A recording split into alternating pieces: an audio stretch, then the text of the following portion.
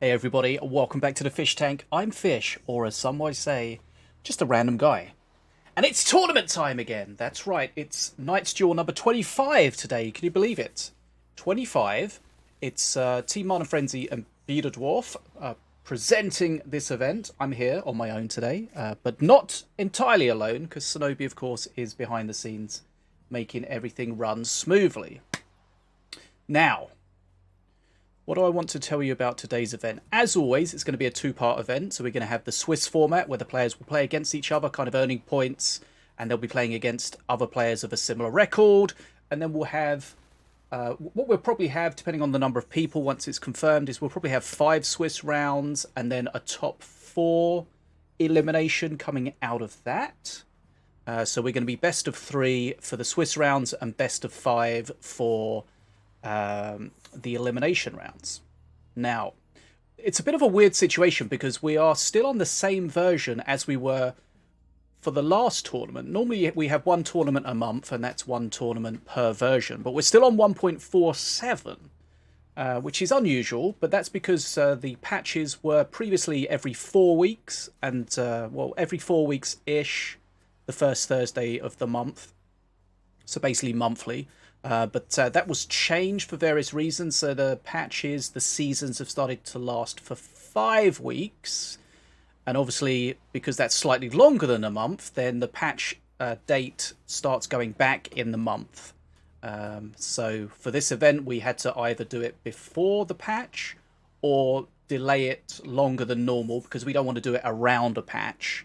So that's why it's been quite a recent repeat of this tournament. So that means the bans are going to be the same as for the last tournament. So no walk-in blind date, that's banned because of a bug. That hasn't been fixed yet, unfortunately, but I do have that on good authority that it will be banned in the next patch. And that will be next week on the 22nd, is it? I think that's when the next patch is dropping. And then also we're going to have the season cards banned for this season, which is still Jezra the Void Mother and Morgrul's Mark. And of course, last season's cards are available. Whether or not we'll see them, it's going to be Rendrath and Ghast. Now, let's have a look. We'll try and get everything done as smoothly as possible. Just to remind you, the players will have ban powers. They can ban a card and a master and 2 cards that prevents their opponent from playing those. And they get that every round. And of course, their opponent has that ban power back to them. Now, we'll try to get some action going as quickly as possible. It's always good, though, to see newer players in these events. We see a lot of familiar names, but we also see newer players coming in as well. So that's great, but that the offshoot of that is sometimes at the start of the event, it's a little bit of a cluster with the new players, just finding their feet, trying to figure out where they should be, what they should be doing, and so forth. But we'll try to get into some gameplay as quickly as possible for you. Now, one notable and exciting thing to mention when we look at the people that are in this event is that the mighty Katt has returned. Katt, one of the best Minion Masters players of all time. We haven't seen him in a tournament for a good while. So that's always great to have him back. He is, although he hasn't been in a tournament for a while, he did take a break from the game, but he has been laddering quite a lot for the last few seasons. And he's always been very high up on the leaderboard. He's currently #1 on the leaderboard, contender. So although he may be a little bit out of tournament practice, he's definitely not out of minion practice. So we'll see how that works out. We've had a few players that have taken breaks from the game, like Memfisto and Duck Westlin, and they've come back, and it's taken them a little while to find their feet in terms of the tournament play. I think because Katt's still been playing quite a lot on the ladder, even though not in the tournaments, I think he might find his feet quicker than some of the other situations we've had. So that's an interesting thing to see here. Katt, is he going to be back to what he used to be? Is this going to be a stepping stone towards that? Let's find out. But always great to see him back. And as I mentioned, a very, very good Minion Masters player.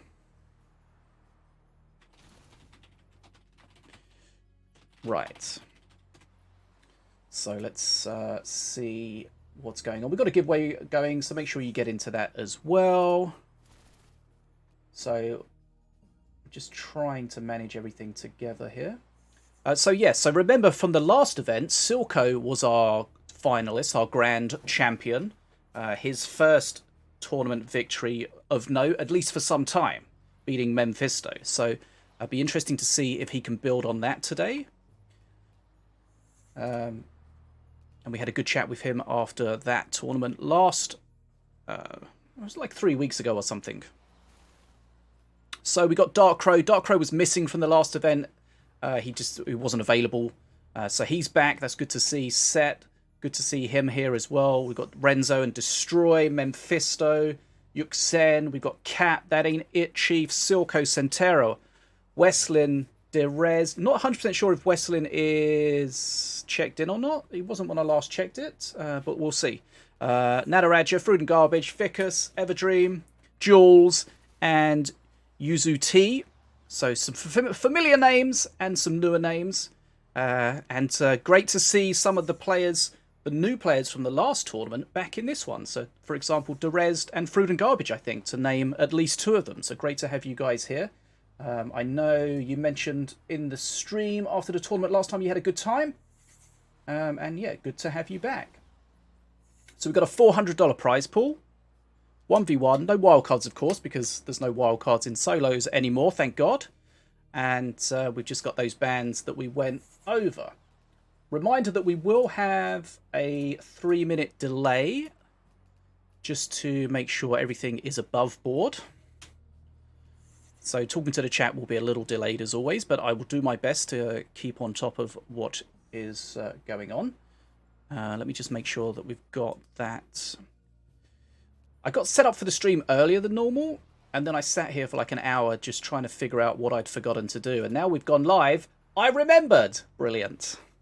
So let's just make sure that we have... Right. Oh, yes. So I need to get you the brackets command. Let's update that. Which is brackets...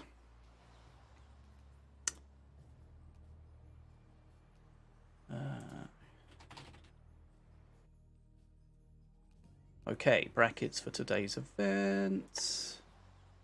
So you can follow along from home if you want to see what's going on. The players are encouraged to keep the matches up to date with the scores as the match progresses, which they generally don't. But, you know, wishful thinking. So let's try that command in the chat, make sure that's working. So if you want to bring that up on your side of on your screen, you can see the brackets, and of course you can see the players' points overall. So as we're working through the Swiss part of the event, the first 5 rounds, the players, as mentioned, are earning the points, and then we can look at the points as we go through to see who's likely to make it to the top 4. Now, based on previous experience, if somebody loses 1 game, there's still a reasonable chance of them getting into the top 4. If somebody loses 2 games, then it's probably curtains for them. But we'll see how that goes as it progresses. Right.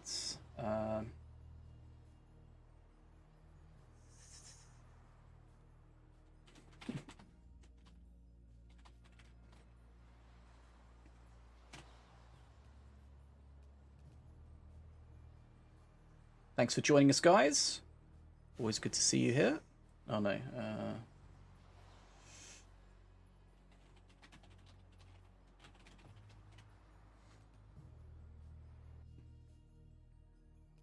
Okay, yep. Let me just tweet that we're here.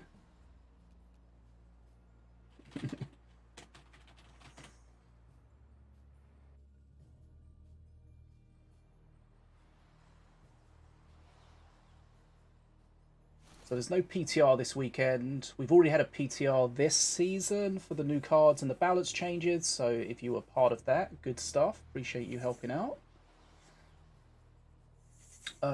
Cape says, why do people play 2v2? Isn't 1v1 a lot more fun? I mean, see, the thing is, I really used to love 1v1 and hated 2v2. But then that's kind of changed for me. I'm not sure why. I have to be in a certain mood for 1v1, whereas 2v2, especially randoms is just my favourite mode. It's so good and so bad at the same time.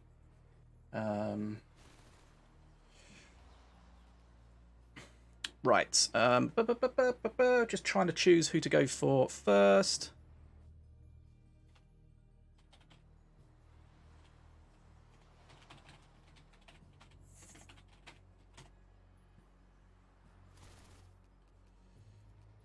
Some people like only play 1v1. Some people only play pre-made. Some people only play randoms. Others mix and match. Some people play all the modes. It's just down to players' preference, really.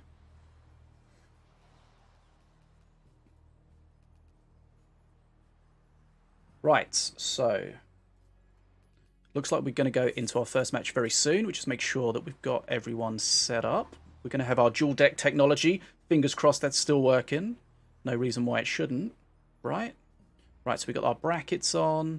Just want to make sure the timer's on for the delay. Yep, okay. All right, I think we're okay. I think we're good. Right. So, I think what we're going to do, there's a lot of stacked matches to go with in the first round, but I think we're going to jump in and see the reigning champion Silco to start with. Silco winning the last event against Memfisto in the grand final. I've been playing some pre-mates recently with Silco, so that was a fun time. He does... How do I say this? I feel like this is quite respectful. From my experience playing pre-mates with him, he does feel like a player that plays a lot of solos. Pre-mates is a bit of a different beast. You've got to, like, especially in pre-mates, you've got to trust your teammate to do things, not handle it all yourself. And he was playing Blood Imps as well, which we know Blood Imps are very strong. Maybe getting nerfed in the next patch. I'm not sure. I haven't seen the final patch notes yet. But Blood Imps in duos, I don't know. They just don't seem to work out too well. There's just, like, in solos you can always sort of play around the punishment for the Blood Imps, whereas in duos there's always something to punish them. So yeah, that was good to play some duos with him. And I think it just goes to show that there's a bit of a different mindset when it comes to duos compared to solos. But not throwing any shade, of course. Very good player. Okay, so it's going to be Silco against Sentera. The first thing we need to do is get their bans in.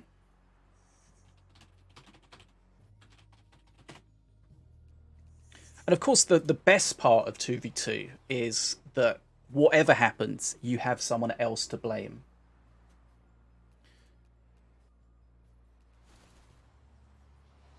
I want to know the different popularity of the different game modes. Like, I feel... I don't know. Do you think, like, randoms is the most popular game mode? And then solos? And then lastly pre-mates? I feel like that might be right. But I don't know. I've never seen stats to suggest it.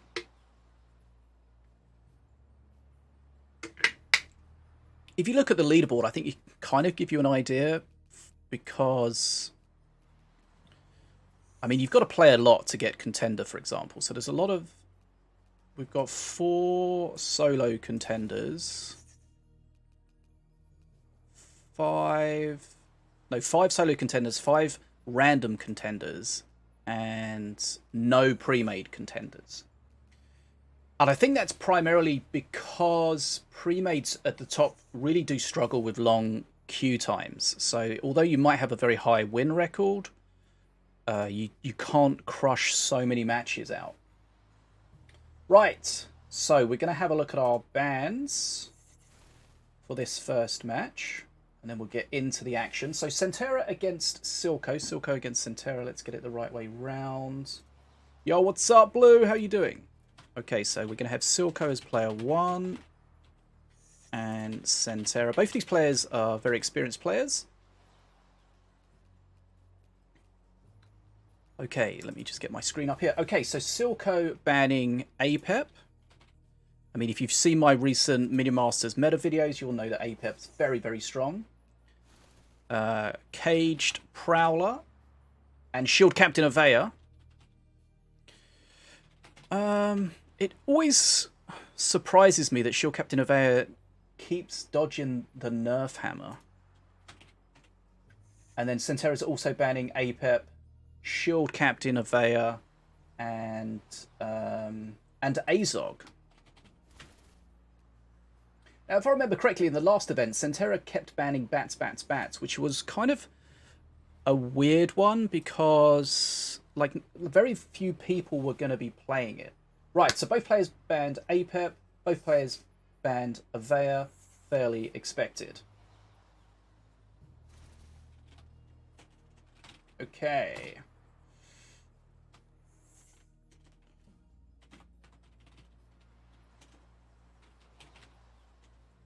Somebody asked me this the other day, actually, how long these tournaments last. The last 4 or 5 events have finished at about 5.5 hours, including the chatting at the end that we sometimes have, the unofficial fish cast. Unofficial. It's really nice and warm here in London today. A little, well, I mean, it feels hot and sticky. Maybe outside it's probably a bit cooler. It's not too sunny, but it does feel hot and sticky. Right. I think we're ready.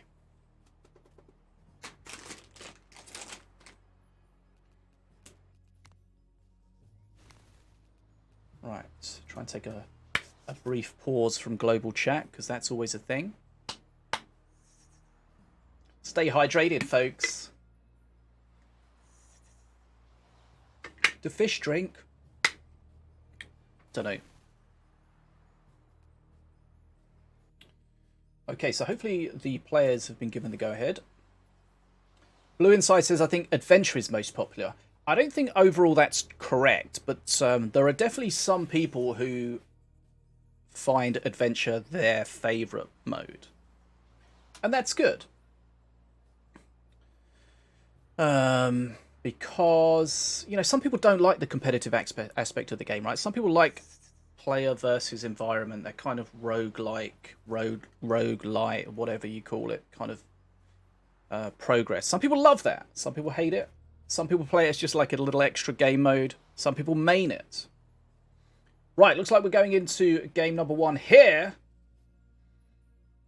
Knight's Duel number 25.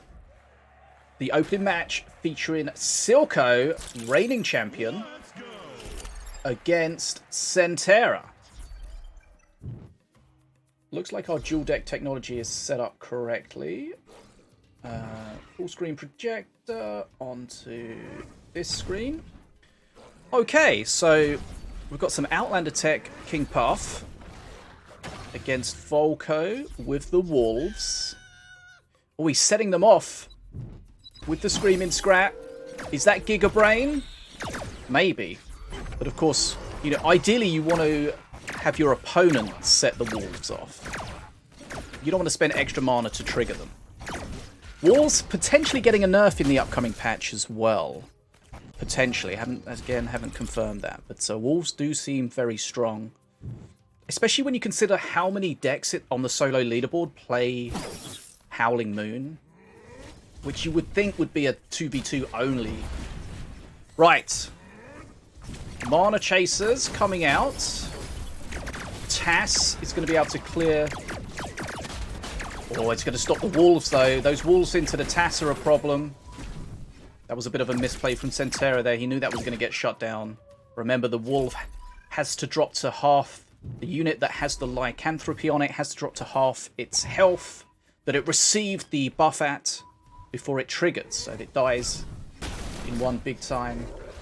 Manixia says, will we see blood puffs today? If you mean blood imps, then yes, we've seen them from both sides. And we do see them a lot in solos. 2v2s. I mean, you see them more often than you want in 2v2s, because they generally just get punished. Okay, so again, triggering the wolves, but the bottom is a bit of a problem. Not sure about that swap. Didn't seem to achieve too much. But we're definitely seeing a lot more Siegebreaker on the leaderboard decks. Remember, when it came out, it was kind of terrible, but since it got that extra health, I think it's up to like 625 HP now, since it's like super tanky. Silco taken a lot of damage from those Blood Imps, though. But remember, health is a resource. Silco does have a big XP lead to start with here. And again, the wolves getting denied. That tower looks pretty roughed up. And I think that's you see how powerful the wolves are, because when Sentera gets the wolves activated, he gets a good push and gets some good trading going on. When the wolves get denied, it's a completely different kettle of fish. It just goes to show you how powerful they are and how important it is to deny them if you can. Okay, so the Siegebreaker doesn't hit air. It does have an AoE attack on the ground. Only a small AoE attack. But here we see the wolves coming in. Volko is more popular now since they changed the perks round. And there's the tank being an actual tank. That's what you want from it. The perk 3 available now for Silco. And the TAS coming in. Clutch, but this is just going to get shut down by either the range or the TAS, I would imagine.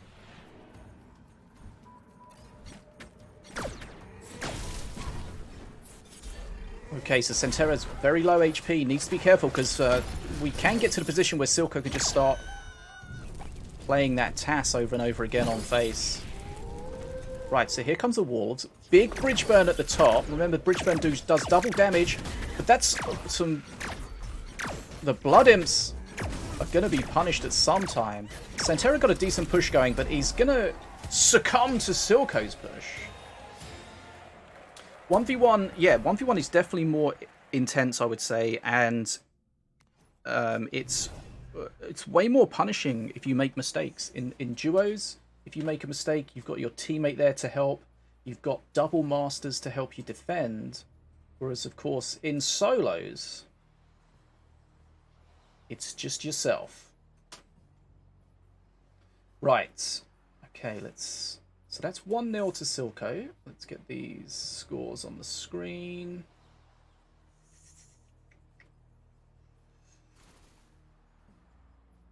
So it's best of 3 at the moment. Right. So let's just make sure I've got my... notes up to date. Sentera, so it was KP. King Puff. I think King Puff might be getting a buff in the next patch. Watch this space. Silco was KP and Sentera was Volko. Right. Okay, so that's the first game of the day. Silco 1-0 up. Reigning champion as mentioned. So just to remind you of the bans, probably bans that we're going to see quite a lot, and it's kind of it's frustrating when you just see the same stuff banned over and over again. It's more interesting with when a lot of different strats are viable. But we know Apep's very strong, probably getting nerfed coming up in the next patch. Cage Prowler did get a nerf recently, but still seems strong.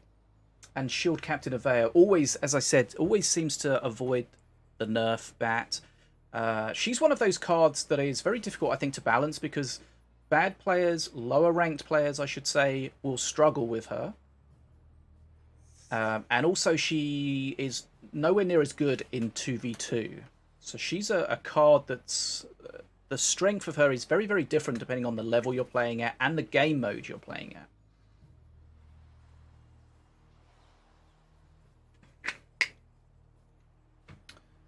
I was wondering that. Does the Siegebreaker one-shot the Siege. How do we spell siege? Has he got a? I don't know how we say it. Siege. I don't. Okay, no. How do we spell it? It's got some numbers in there somewhere, right? Is it a 1? Yes, I got it. Let's go. It looks wrong, but somehow we got it. It does 100 damage, yeah. So it's pretty strong. Okay. Minion Masters. Here we go. Game number 2. Silco leading 1-0. Can Sentera fight back? To turn from the light. Right. So Valorian against Volko. Blood Imps again. Did I say Volko? I mean Setsu. I knew it was wrong. I just rolled with it.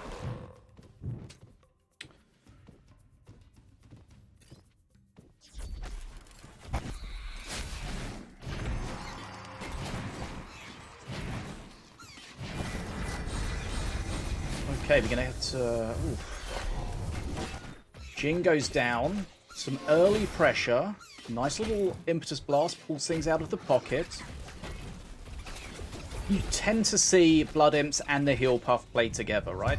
The Blood Imps, you get cheap value from them, but you lose HP. And the heal puff, of course, can make up for that. But not always. A lot of new players, as we've always said, really look at the Blood Imps and think, why would I ever want to play that? But you're paying 1 mana for 5 units. So that means you can take both bridges with them. And they do a lot of DPS. I can't remember their stats. It's like not combined 90 DPS or something. Like, it's a lot of damage. And this is a lot of damage coming out onto Sentera's face. Nice stun there. Oof. The Whirly just getting an attack off. This is going to be too much damage here.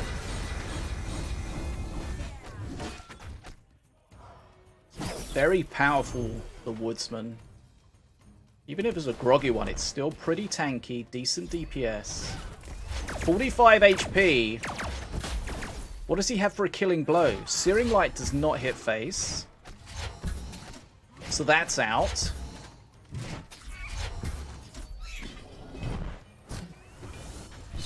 He does have the impetus, which does, what, 25 damage to face, maybe? Not sure. Oh, I think it may have been a combination of the impetus. But there we see Silco, as mentioned, reigning champion, taking that by 2-0. Azog is banned, Nina, because Sentera chose to ban Azog. He did ban that in the last one. Not sure why. I mean, his bans in the last one, I spoke to him after the tournament. They were kind of weird because he kept banning the Bats, and Azog. Azog I can kind of see. Bats is an annoying strat, but it's very rare to see it. Haven't seen it in the meta much. So it's kind of weird.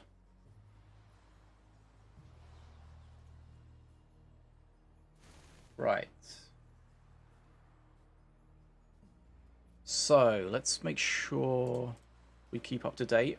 We may be able to dive into a different game. We get a second here.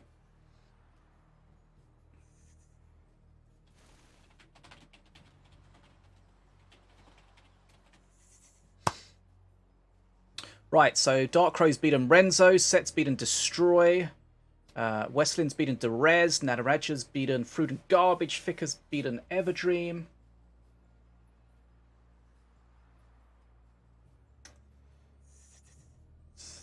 I can show you this. I've even got dark mode enabled just for your viewing pleasure.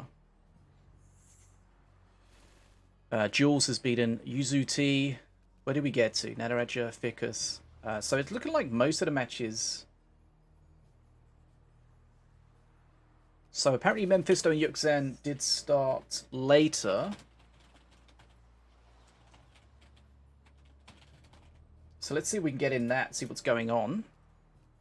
I don't know exactly what the score is yet. We'll have to confirm that. I feel like YkZen's got some weird characters in their name that make it hard to find.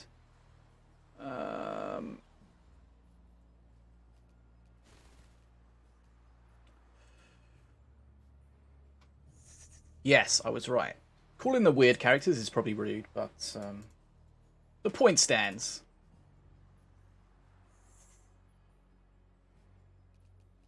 Right, so I'll try to get confirmation of the score. I think they may have just finished.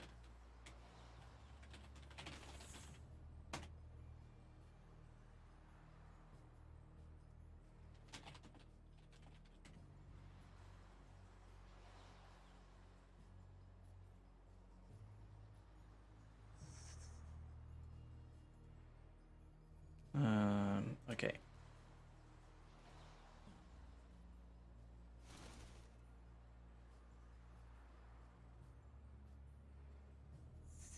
Right, so let's have a look at the bans. So we may see... it looks like Memfisto's taken the first game. Okay. Right, let's just see if we can update this all quickly before they start the game. So who's on my first screen? Right, Memfisto here. Right, Memfisto. Memfisto was beaten in the last tournament in the final, but it has won multiple events before. So he's 1-0 up in this one.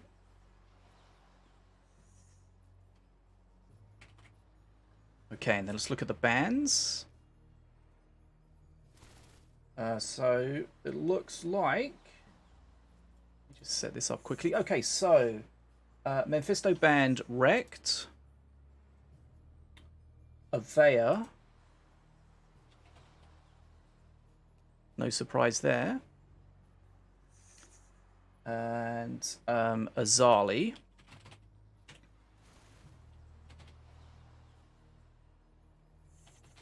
Commander Azali, okay. I'm not sure if that's a targeted ban or something they just really don't want to play against. And then we've got Zen banning Diona. Also Shield Captain Avea. Azali. I'm thinking about maybe just banning Avea from the tournaments because it kind of feels bad if she just sucks up someone's ban every time. Wait, not Azali. No, I'm looking at the wrong ones. God damn it. Lightning Bolt and Laser Turret. I did that all wrong. Lightning Bolt, Laser Turret. Sorry. Okay, there we go. I fixed it quick. I want to show you... Is it going to update? Is it going to update? Going to update? Yeah, it'll update. Okay, right. Let's get to the game. Right, sorry, I confused everyone there. Memfisto banned Wrecked, Avea, Azali, YkZen, Diona, Lightning Bolt, and Laser Turret. So that suggests that Zen's going to be playing a deck with big units that are fearful of those removal options. And we see a Troubadour in there, so that kind of tracks. So, Ratbo. Always good to see Ratbo. One of my favourite masters. Frustrating auto attack, of course, against Morelia.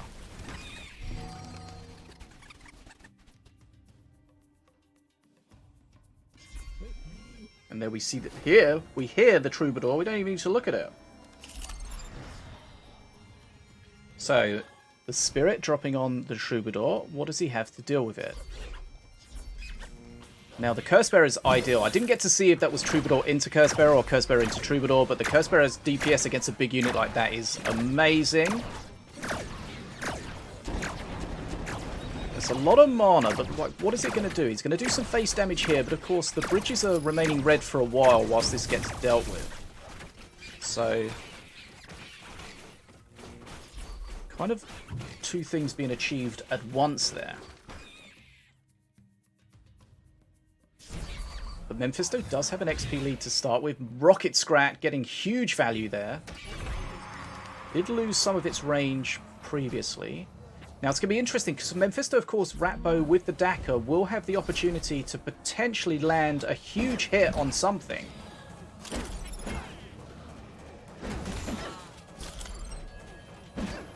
Ratbo's Daka, his perk 2, can sometimes just be mostly irrelevant, but in this matchup, it's going to be probably pretty useful.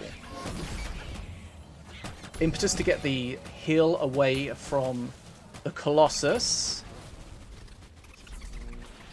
Always nice to see the flyby in the Ratbo decks. Of course, the flyby does count as units for the Daka. Gives it that extra damage.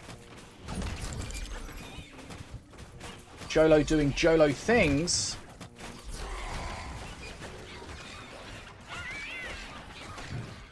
So Memfisto seems quite comfortable at the moment.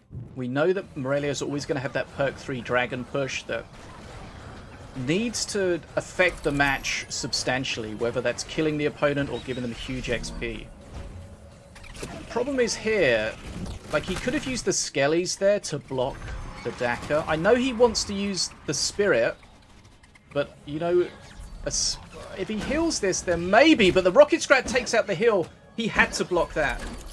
You've got to, if you're playing against Ratbo and you've got big units, you've got to somehow figure out how to block that Daka, or you're just going to get your units deleted for just basically nothing.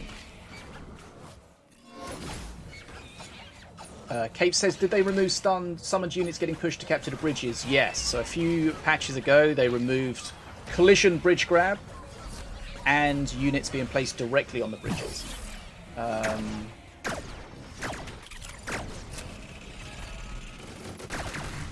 That could have been blocked by the Scrats. You can still kind of collision bridge grab with some units in some situations, but not overall. Why are we getting an ad? Ads should be turned off. Let me check.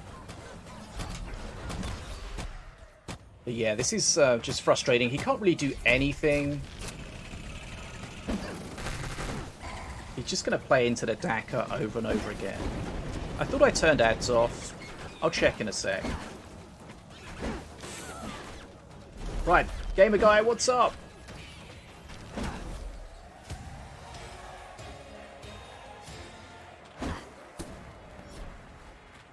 Okay. So that looks like Memfisto's closed that out. Let me just check the ads. Excuse me. How do we turn ads off? Auto schedule on, auto schedule off. Right.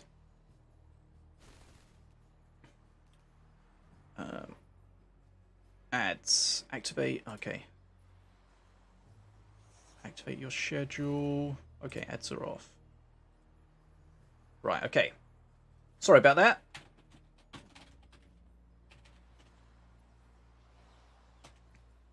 We should be good. Right. What did you miss? Daka. That's what you missed.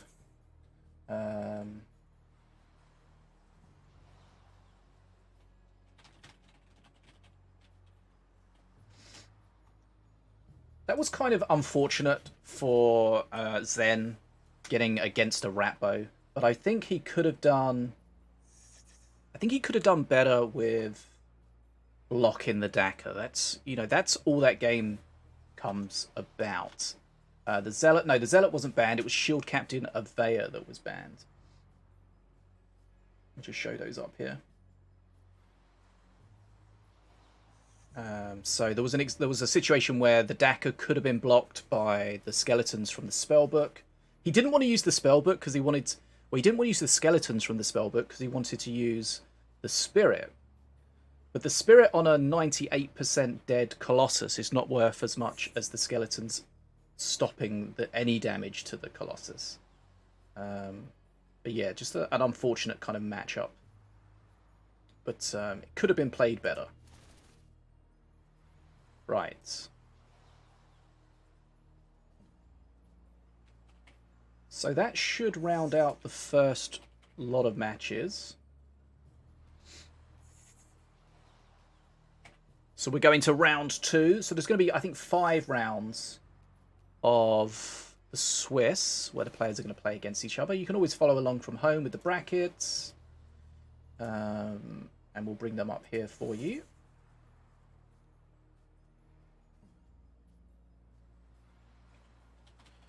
Okay, so looks like we're going to see Katt against Dark Crow in this one. Wowzers. Very top players. Very familiar with winning events, although Dark Crow's won more recently. Katt has won more prolifically. I think that's how we would say that. Thanks for the follows. Good to have you guys here with us today. This is Night's Duel number 25. It's a $400 1v1 Minion Masters tournament. BetaDwarf, the developers, and Team Mono Frenzy are presenting. Gamer Guy is YkZen. What's up? Welcome, my friend. Welcome. Good to have you here. Right.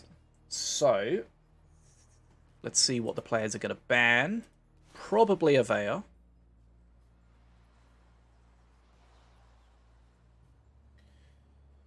Let's find out. Normally we run ads, but I don't like them for the tournament. And I did turn them off, but I didn't turn them off entirely. So that was my fault. Sorry. But they should be off now. But if you want to make sure you don't get any ads, you can always hit that sub button to support the event. Well, and by the event, I mean me. You got any primers in the chat? Right, so the second round, as we said, we're going to watch Katt against Dark Crow, but we've also got Ficus against Memfisto, Westlin against Nataraja, Jules against Silco, Sentera against Fruit and Garbage, Derez against Set, Renzo against Destroy, Everdream against YkZen, and YkZen against That Ain't It, Chief. So, let's await the bans. So, as mentioned before, with the 5 rounds of Swiss, the players will... If you've got a 4-1 record, you've got a very good chance of getting through to the top 4. If you lose 2 games, then you're probably not going to get through.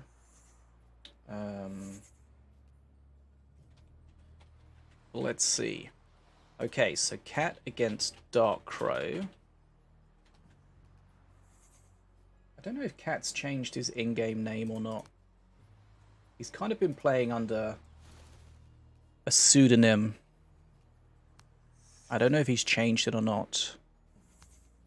Oh, yes! One thing about Katt to remember is he always likes to restart his game before a match, which is fucking annoying when you've set up your tournament spectate and then he resets it and then you miss half the game.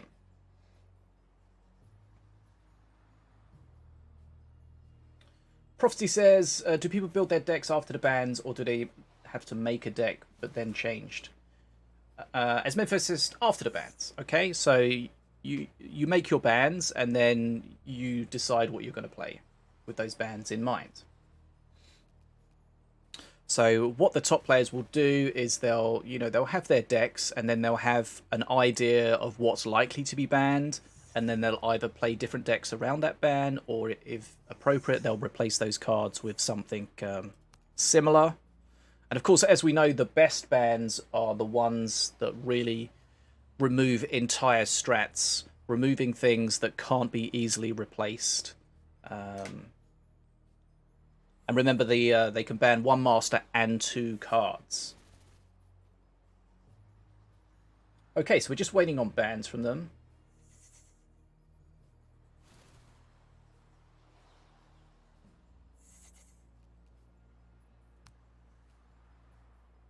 Oh yeah, we were checking to see if they were online.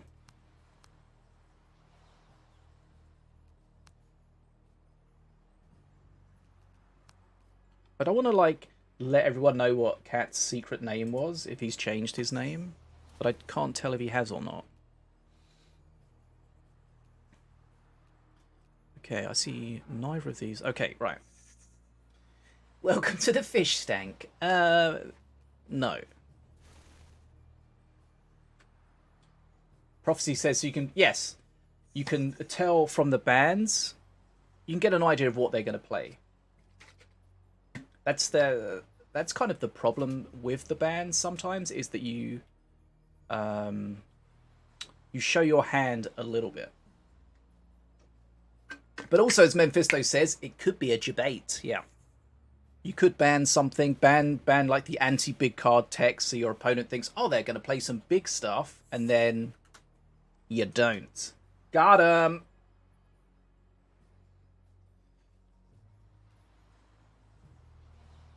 So that's all part and parcel of the ban. Of course, the players are banning things based on what's really good against their deck, what they really struggle against, what's really strong in the meta, and if they're very, very familiar with their opponent, like what does their opponent like to play. Hey, EBJ Specials, what's going on? So, Sinobii says only one loss is guaranteed top 4. Guaranteed top 4. I didn't want to say it without doing the maths behind it, but Sinobii did the maths. But 2 losses may or may not bubble into the top 4. That's a technical term. You're going to have a massage, underling? Okay. Have fun.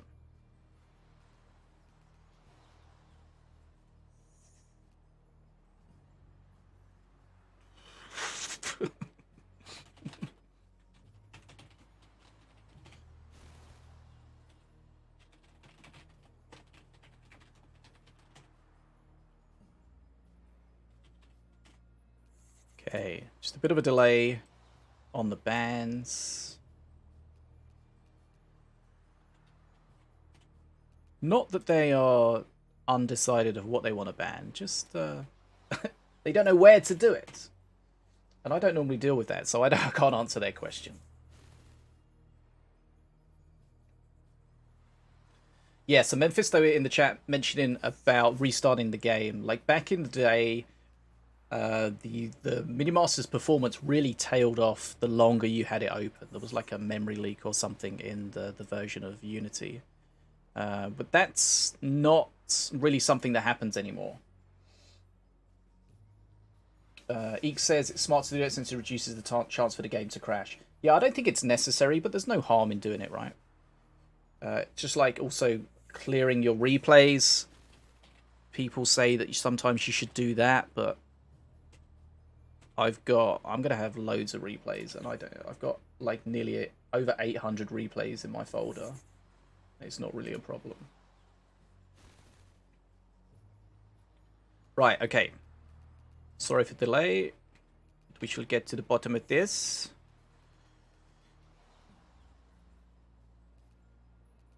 What do you guys think of the new Steam? Like a new Steam layout. Do we like it? Is it the same? Does it just look different? Is the functionality any different? He did change his name.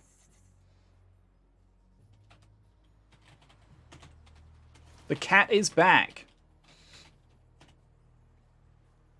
The secret name shown on the top. I didn't say that. You said that.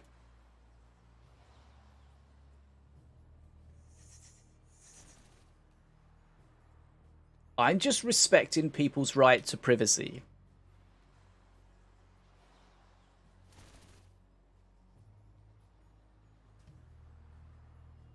But both these players very high up on the leaderboard. Both contenders, I think, in solos this season. Which means they'll have a good grasp on not only what is meta, but also what is meta for their opponent. Like what are they used to playing? They're playing chess while their opponent is playing checkers. Sometimes it feels like that. Right, sorry for the little delay here. Hopefully we'll get it done as soon as possible. So generally what happens with the bans is the players will ban in private, in secret, so nobody gets the benefit of banning after they've seen their opponent's bans. So they will both do it in secret, and then the admin will go, ta-da! And reveal the bans. So we've got players from all over the globe today. This match is going to be Sweden against China.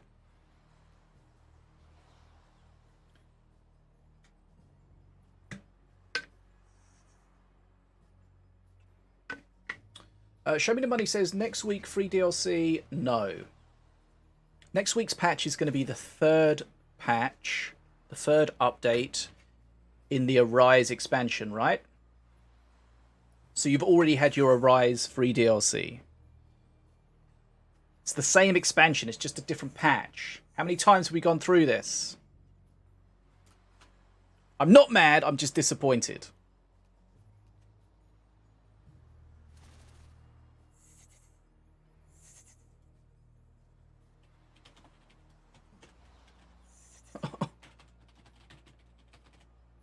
Okay, they have banned it, sorry. I was waiting for them, and they were waiting for me. Just so professional. Okay. So, the bans. Right. Katt banning APEP. APEP. Shield Captain Avea. And... High Inquisitor Ardera, that's it. Had to remember her whole name. And Dark Crow banning Morelia. Okay, that's a little off meta. But we've seen Morelia pretty strong. We've also seen Accursed been pretty strong, even in solos this season. Okay, so Armoon. What's Armoon's name?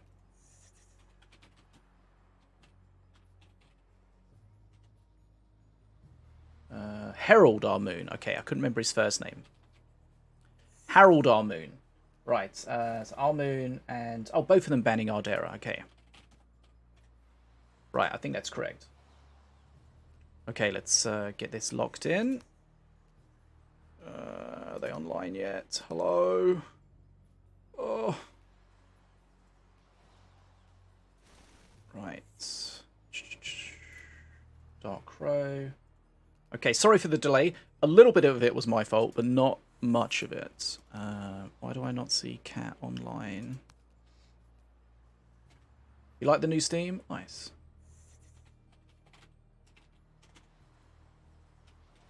Okay, he's gone online. Okay. That was weird. I was just typing to tell him to go online, and he went online. It's like he knew. Okay, we're ready. The mighty Katt against the mighty Dark Crow.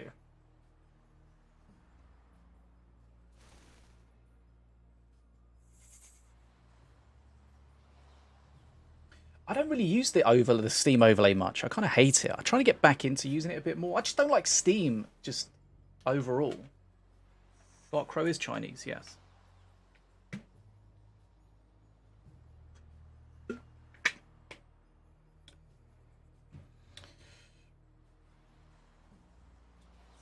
Right, so let's just remind ourselves. Katt's banning APEP, Avea, Ardera. And Dark Crow banning Morelia, Armoon, and Ardera.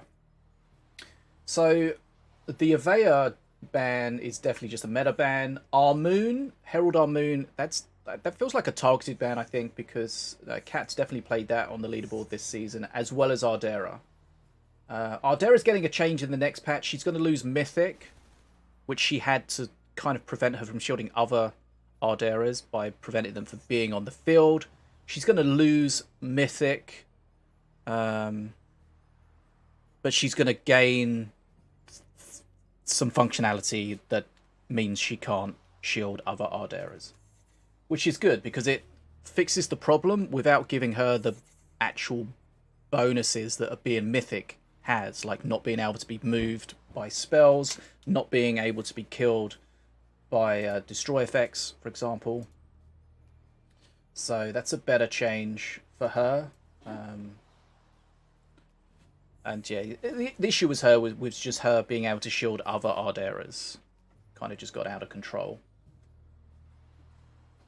Prophecy says the coolest bug is when you find a match, it opens a replay. Yeah, I had that. That definitely happens. I had a really frustrating bug the other day, but it's kind of interesting because it gave me an idea to make a video. So I'm not going to tell you about it. And it was quite an interesting concept, maybe. So, and of course, so speaking of videos, check out my YouTube. We recently hit 2,000 subscribers on there, which is awesome. And the VOD for this will be up on YouTube. So if you missed it, check it out. Right, I'm ready. We're just waiting on the players. Okay, looks like we're going into our first game here. Second round. Katt is back. Give me those viewers, masters. Get dueling. But how back is he? Right, Apep against Diona. Katt against Darkrow. So it looks like we got some Outlander tech from Katt. We got the aimbot in there that obviously wants to get that 60 tech to get the nats and the range.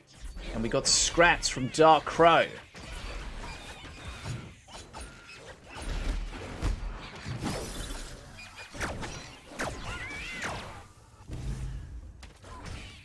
Okay, so Katt playing Avea. Remember, that wasn't banned by Darkrow, so that's allowed. Scrat Tank's going to be worth its weight in gold there. A little bit of mana being burnt. Not the best Scritillery. Here comes the double Zeppelin with the Scrat Swarm bonus. The Beam of Doom comes in, but unfortunately the Scrat Tank survives most of it. Remember, when it's closed like that, not in melee combat, then it will really just stay alive for ages.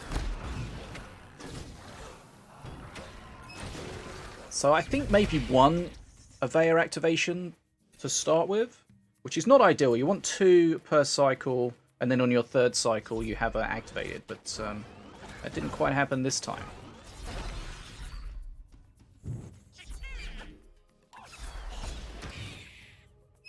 Oof. Okay, there was a boomer down there in the corner. There's Avea getting, I think, the 2nd activation. And if you're not really familiar with Avea, watch the way these top players play her. They'll play her defensively to get basically 1 guaranteed activation. And then now you can see she's activated again, and they'll kind of hope to get a 2nd activation. It can be denied, but it's difficult. So I think that Avea is on 3, so there's still going to be another cycle to go. Slight XP for Dark XP lead for Darkrow. Scritillery is going to be good against the activated Avea.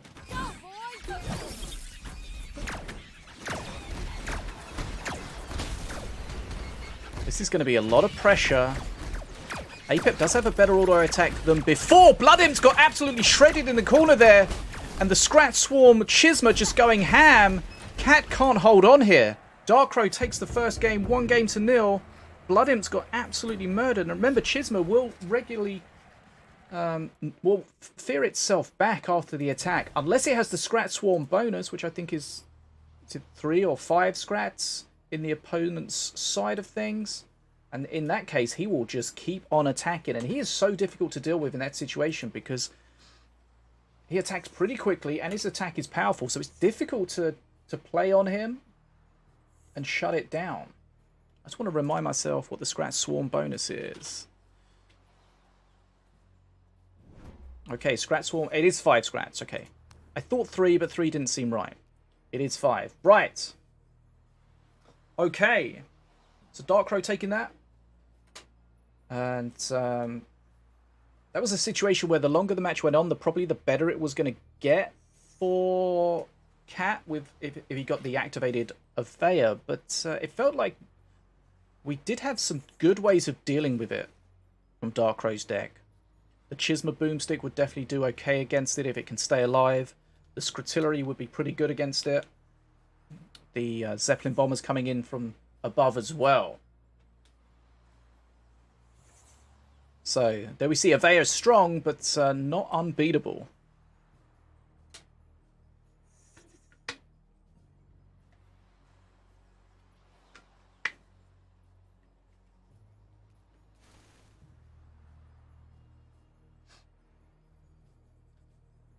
So that may have been two different sort of options there, where Katt banned Avea, whereas perhaps Dark Crow left a Veil on the table, but teched in a way, or chose a deck that he knew had a decent way of dealing with it, or multiple ways of dealing with it.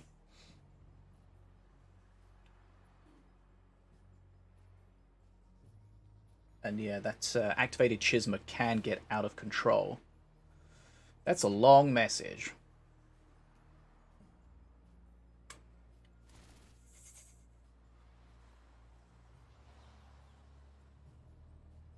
Okay, I'm not sure what's going on there. Let's get rid of that guy for a while. I haven't got time to read all that. Sinobii wants to be a mod. I'll allow it.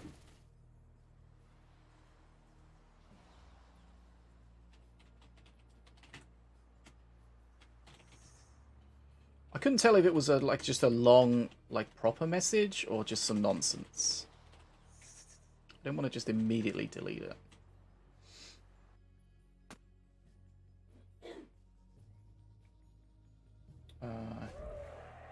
Oh yeah. Okay, let's ban that. Actually, that was kind of shitty. Right. Let the fight commence. Right. Game number 2. You want to see it? I'll allow it. Apep against Diona. Looks like different decks though. We got some Slither tech coming out from Dark Crow.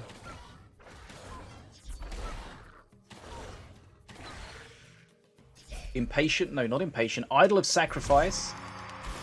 Needs to be triggered with a sacrifice. For example, the Rabid Prowler. That Reboom is kind of a problem though. He really wants to push with it, but he doesn't want to... Okay, that's worked out.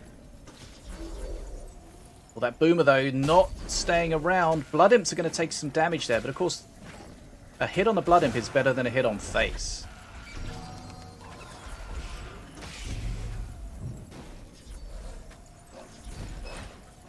So an XP lead to start from with Katt, and Dark Crow's deck is just going to be about this setup that he wants. The Idol of Sacrifice, triggering it. Not sure why it's got its base plate surrounding it, but it's still there.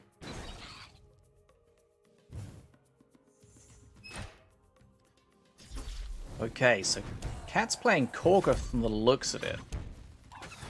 I feel like I have Korgoth blindness. I never see people using the seal. And then he spawns and I'm like, oh, how did I not see that? So what Katt wants to do, if possible, is prevent the sacrifice. That's how you really can shut these decks down, if you can prevent the sacrifice. But that's difficult, because Dark Crow's a good enough player that he knows that that's how to counter him. And he's waiting, maybe even trying to bait out that spell to shut the sacrifice or kill the Slither Bounds. That's how you prevent the sacrifice, right? You prevent the Slither Bounds from existing. That Reboomer, though, is looking kind of scary, especially with those Blood Imps, but most of them are going to die. I'm not sure why the base is still on that statue. I've always wondered why that statue hovers as well, like when it seems kind of weird, but...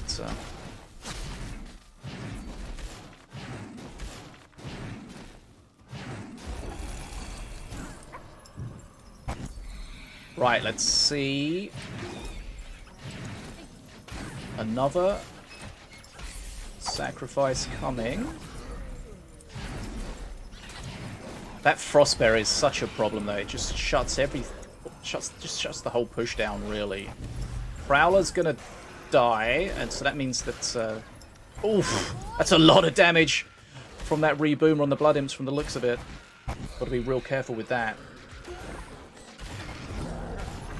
Okay, and there we have Korgoth is out on the field.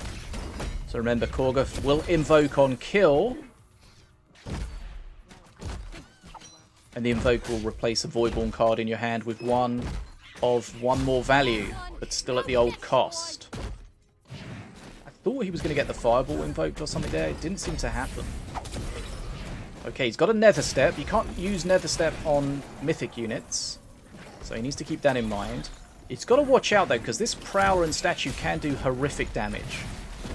Oh, that freeze on the dog as it was about to kill the reboomer. My goodness, that was... The timing of it worked out really well. Katt in a strong position, I would say, here. Oh, that reboom... that just regular boomer gets shut down by the cleaver. Katt got a massive XP lead here. Oof. Dark Crow was not ready for that. I mean, you kind of wouldn't be. You wouldn't expect the nether step. Unless you're really sort of thinking outside the box. And there goes Katt, making it 1 game all. The power of Korgoth. And we've seen quite a lot of Korgoth on the ladder. Both this season. I think, yeah, this season. Early season, there was a lot of him. Kind of went off the boil a little bit. But we've seen a lot more of him. And he can be very, very strong to deal with. Very, very strong. Very, very difficult to deal with. Katt brings it back to 1 game all. Game on.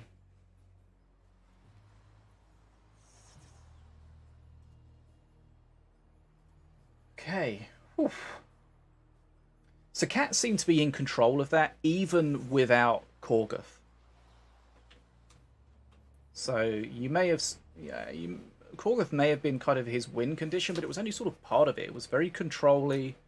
And the Frostbearer really did help out. Those pushes with the statue and the Rabid Prowler can do substantial face damage. And that's, if you watch one of my recent videos on YouTube about the deck building, that's kind of one of the... It's not a full aggro deck, but it's a very offensive deck. So it's designed to do these multiple pushes and do damage each push, and eventually your opponent runs out of HP and you win. But he just really wasn't able to get to face. The Reboomer, the Frostbearer, was a huge pain, as well as, of course, Apep with the shield. Am I colorblind? No. But apparently I said something wrong. Right. So Katt won, Dark Crow won.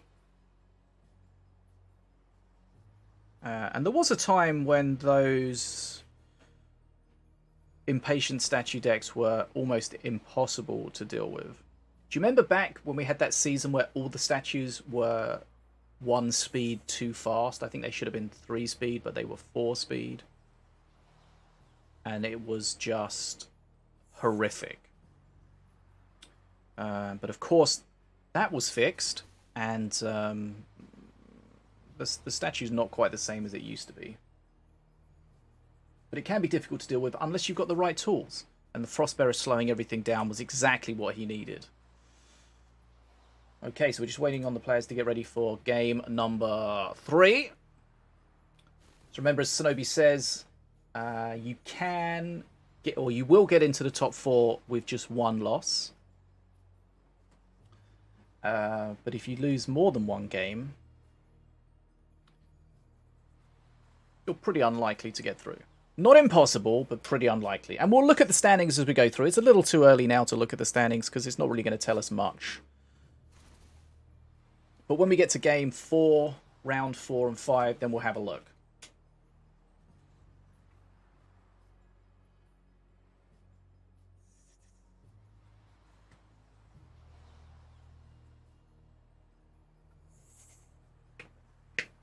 Hydrate! I just hydrated. You'll see it in 3 minutes. Nina does not like the cleaver. The cleaver is a strong unit, but it's also, you know, it's a unit with its very specific weaknesses. You've just got to handle it correctly, right?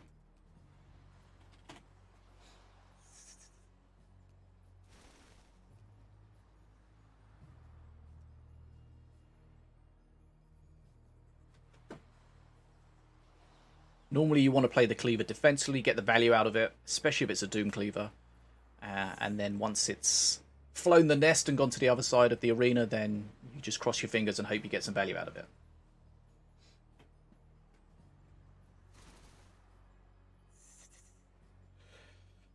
But often you'll see a cleaver played just raw-dogged, just gets absolutely shut down by a Jolo or some kind of horde or something.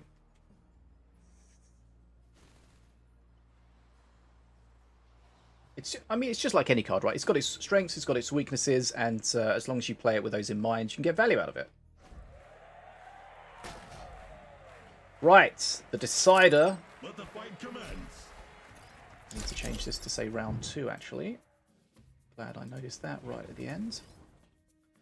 Right, so Katt, Apep again against Darkrai playing Mordor.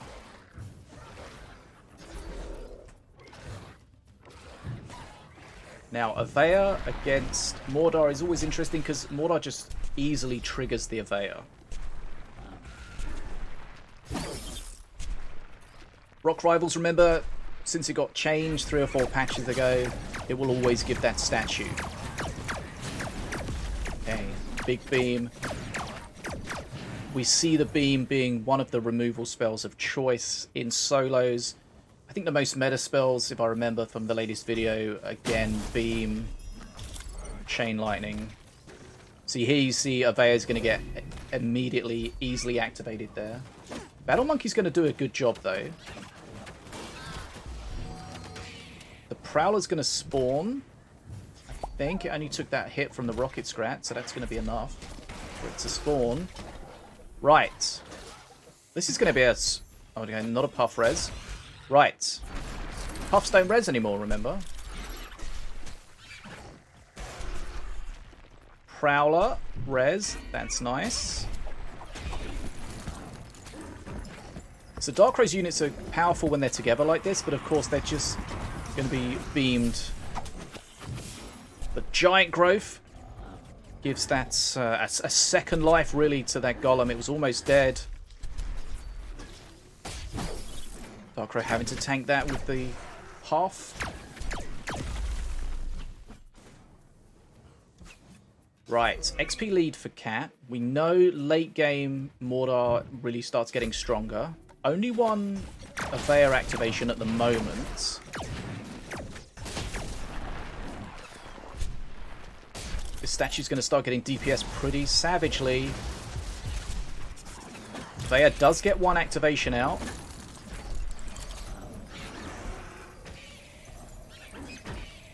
Okay, the freeze shutting that statue down for a while.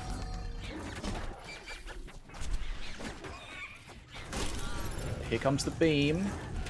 I think Avea may have just died before the activation. We'll have to see when she comes round again. Looks like the tombstone is not going to revive anymore. The heal, the cursed hill monkey's always kind of a little frustrating since it just kind of hangs around when it's out of combat, just taking damage and healing itself. Right. There we see the Avea proc again.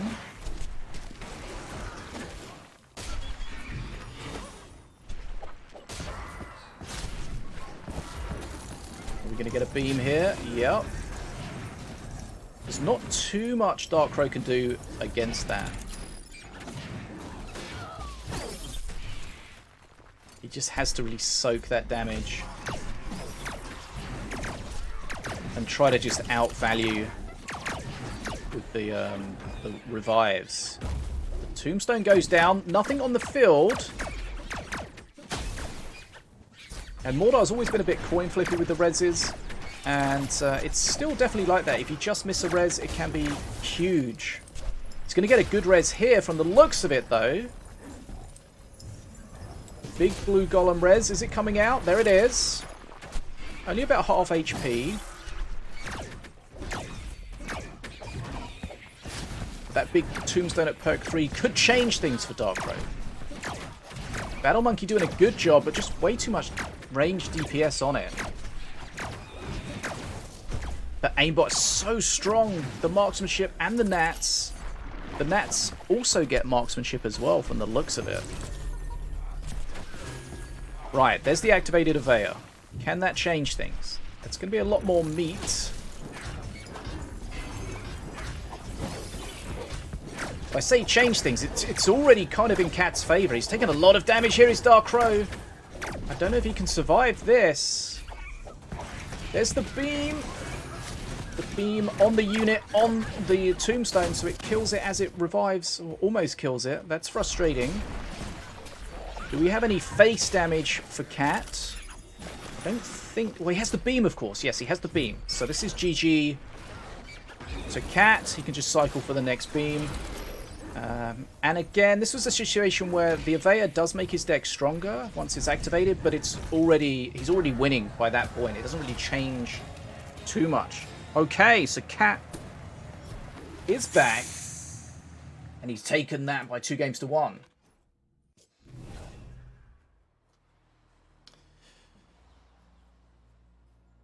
And yeah, sometimes if your deck's going to get heavily punished by the beam or removal spell, sometimes you got to run a black hole, like Kiki says. But we tend to not see too much black hole. What annoys me in randoms is when people play black holes, or they have it in their deck, but they never bloody play it. I've got time to look at their deck, see their black holes available, see the thing that's about to get nuked by the spells, ping it, and they still don't do it. Just random things, right? Okay, so Katt takes up by 2-1. We'll see how much that loss is going to hurt Dark Crow.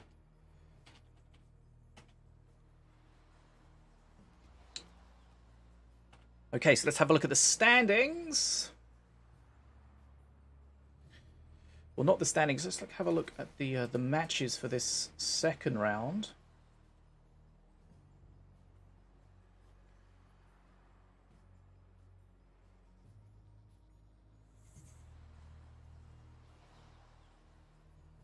Okay, so Katt against Dark Crow was the last match that needs to be locked in. Memfisto's beating Ficus. Nataraja beating Weslin. Silco. Reigning champion beating Jules. Sentera beating Fruit and Garbage. Derez losing to Set. Renzo beating Destroy. And YkZen beating Everdream. And That Ain't It Chief beating Yuzu T.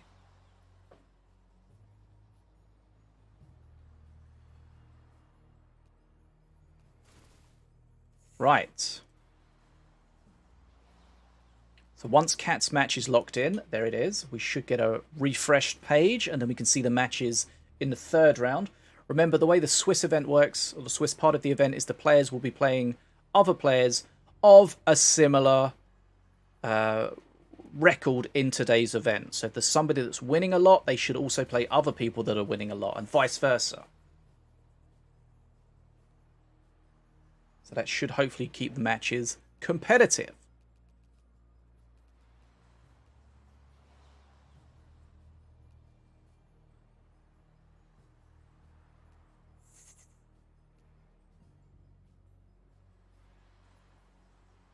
Right, here we go.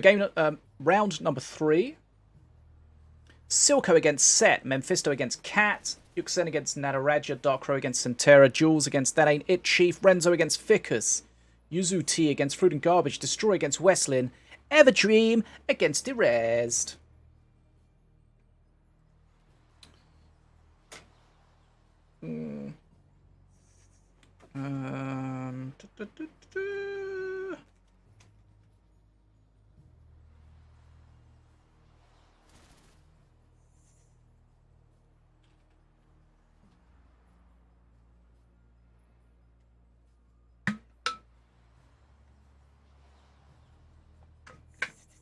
I mean, if you're in the Minion Masters Discord, it's a bit of a meme that Nina thinks that the Cleaver is OP as F.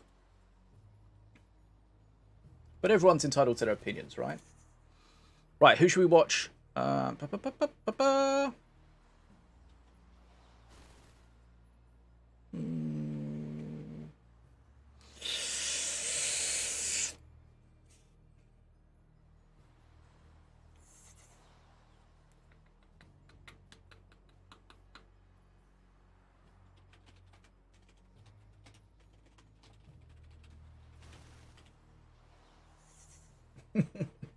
Ruby is 8 gigs alone. I feel like it's not as big on disc as it suggests. Hey, thanks for the raid, Kryptonius Rex. I know it's not skins.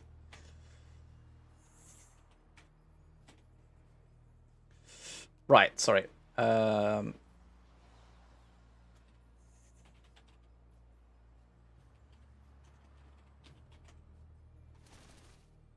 Just selecting the match based on no particular criteria.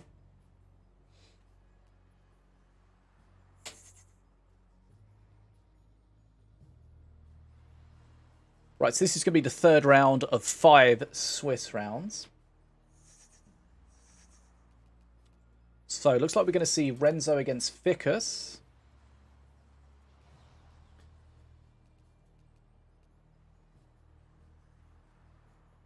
Yeah, I seem to recall that the Steam says it's twice as big as it should be.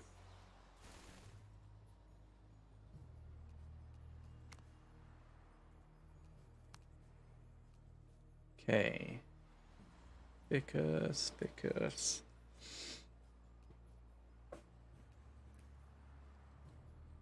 Right, Renzo. It's Renzo on this one. Right, Renzo. And Ficus. Right, okay, so Renzo against Ficus. Did Renzo get to a final recently, or am I just, like, dreaming of that?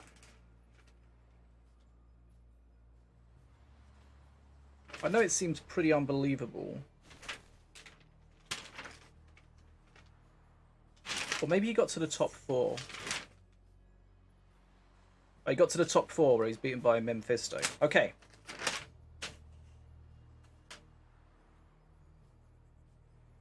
signed up for a closed tourney? What do you mean? Right, so we're going to get the bans in. I don't know. I don't understand what that means. And let's see if these bans are going to follow what we've seen before.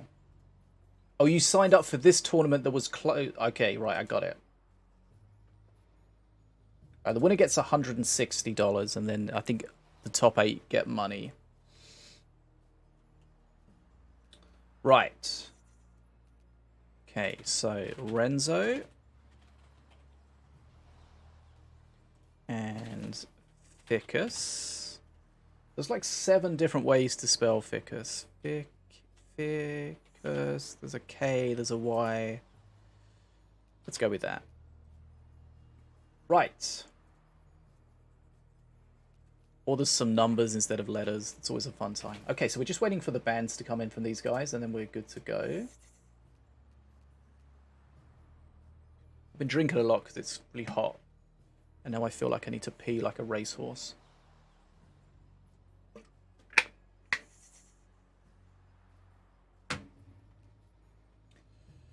Why does there have to be a large delay? Just to make sure there's no stream sniping or anything like that.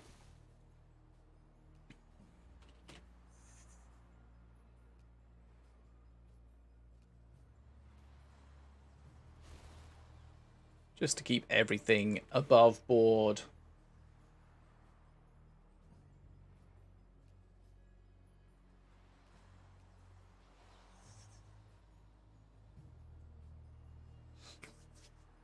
To prevent cheating, yes. Okay, so we got a little delay while we're just waiting on the players to make their bans.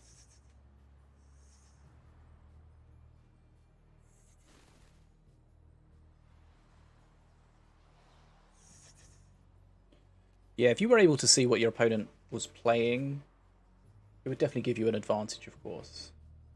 Even if you just, like, you get an idea of maybe they're hiding a red golem or something. Right, bans are here. Let's lock them in. Renzo bans R3, KT, Herald. Okay, I think that's a very... We saw Herald banned against Katt, but I think that Ficus also likes to play Herald Armoon as well. So that seems like a targeted ban. And Shield Captain Avea. Standard. And Ficus, on the other hand, has banned Apep, Caged Prowler, and Ardera. So fairly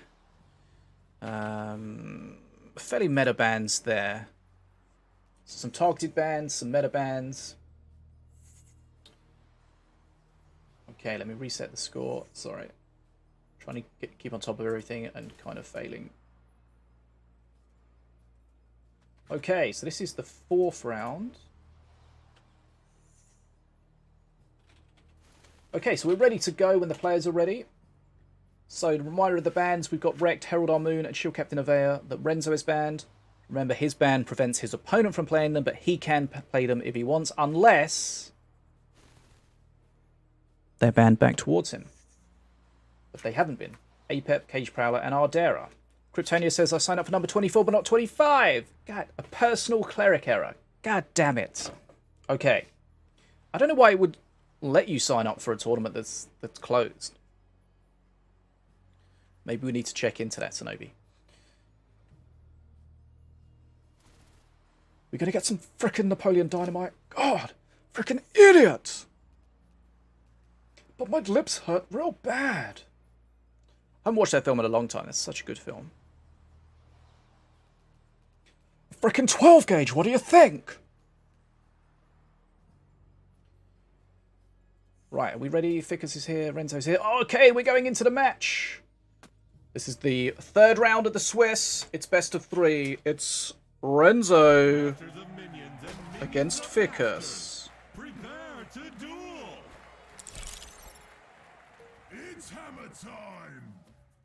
Okay, what do we got? Volko against Morelia.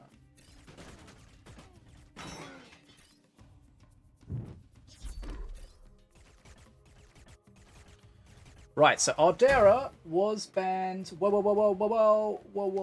Herald. Okay, who's playing Ardera? Ficus banned Ardera, but Renzo didn't. So he's taking advantage of that.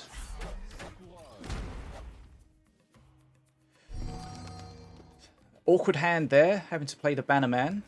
If you watch my deck building video, like most recently on YouTube, one of the things that we spoke about is trying not to have, as Memfisto described it, brick hands, where you just got this really awkward hand. You really can't do anything that's just efficient in any way. Okay, so Ficus getting a decent XP lead to start with here.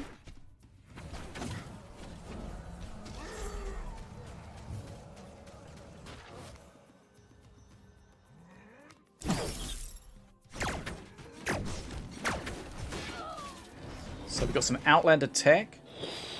I mean, is that heal worth it? I mean, it doesn't heal him because it's on a shield, but it does remove the shield so he can smite it or something else. Do we like that? Not sure. But these raged units, remember Volker gets rage at perk 1 now.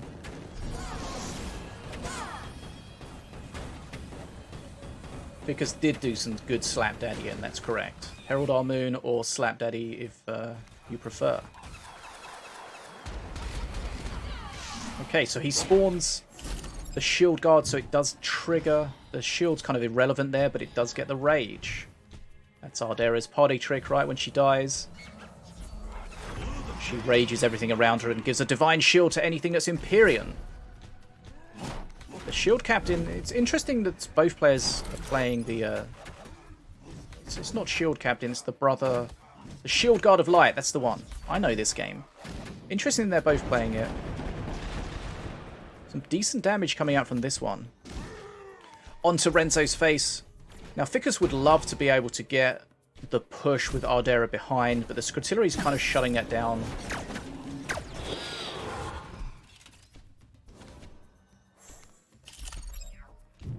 Okay. Perk 3 is going to be strong if Ficus can get there. Good DPS from Ardera. 60 DPS, by the way. Same as a Cleaver. How do you feel about Ardera, Nina? But that's some big face damage coming out.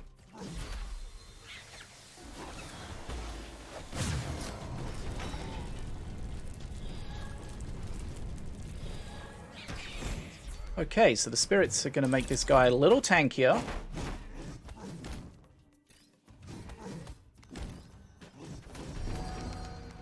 Right, perk 3 now.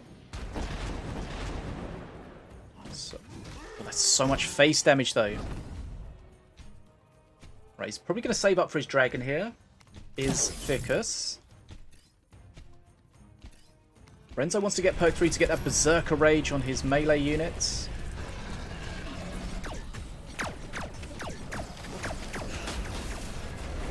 If you're redeeming dwarf packs and things, I will handle those at the end of the stream, don't worry. Right, so what value can Ficus get from the dragon? He's spawned it defensively, so he's going to lose some XP here. It has taken a lot of damage as well. Ardera does live, but of course Ardera does do self-damage when she's attacking, so she won't last very long. Although Ardent Aegis will heal her. I think I say that wrong. Ardent Aegis. Right. Renzo's got very little HP left. Needs to handle this with care.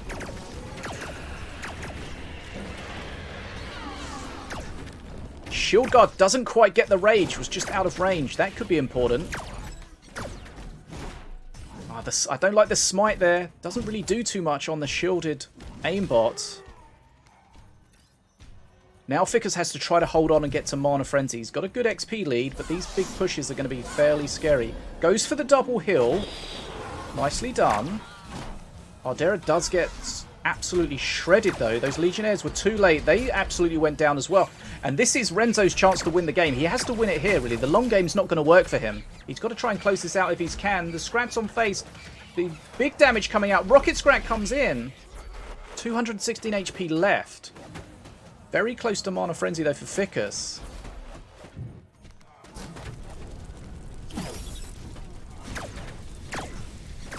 Ardent Aegis is just going to pop here just in time. He goes for the heal. He's going to get no heal. Okay, no heal. I don't think that's that important though, because there's not much face damage that Renzo can do to him. And this looks like... I mean, Ficus does have the face damage potential as well. I mean, the Scrotillery, how much damage is that Scrotillery going to do? Not enough yet, but it's very close. The next Scrotillery will kill him. He does have the heal, goes for the double heal. He's going to get the double heal. That's going to be huge. That's probably going to be all she wrote. Mana Frenzy now for Ficus. That double heal puts him away from lethal. Chain Lightning is only going to do 100 damage to face. So he doesn't really want to use that unless he really has to. This is going to be too much. Chain Lightning was coming in. Unnecessary. Okay, Ficus takes the first game. 1-0.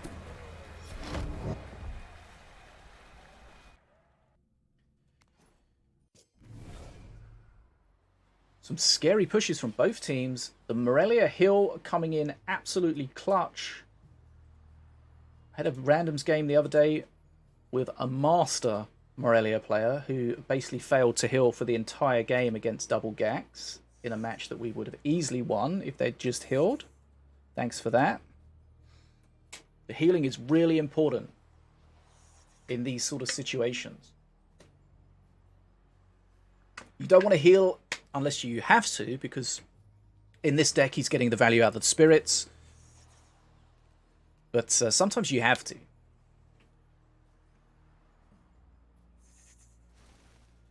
Okay, so Ficus taking the first game. Interesting to see both players playing the Shield Guard of Light. There was a time when we used to always see the Brother of the Burning Fist. One of my favourite cards, but we don't tend to see him so much anymore at all.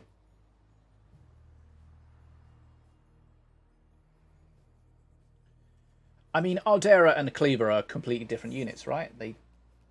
One has an ability, the other doesn't. One is ranged, the other isn't. One is melee, one is tanky, one is not. They're just like two completely different two completely different things. But they do the same DPS, just in very different ways. Right! Masters. Game number 2. Can Renzo fight back? I don't know what that ping is. I don't see it. I think Renzo's just trying to annoy me. Mission complete. Are we in the 3rd round or the 4th round? This is the 3rd round, right? I put 4, and I felt it was wrong. But I didn't do anything about it. Okay. Don't worry, I know what's going on. Right, Ratbo again. Flyby, as we saw earlier. So if you're playing Ratbo, you're looking to see what your target of choice is going to be.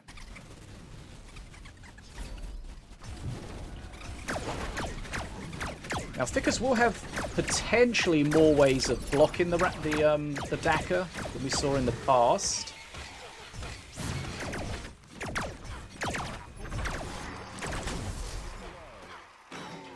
Oh, that Bannerman was a bit of a waste. But a good XP lead to start with from Ficus. We have seen a bit of a Empyrean revival, to be honest, the last season.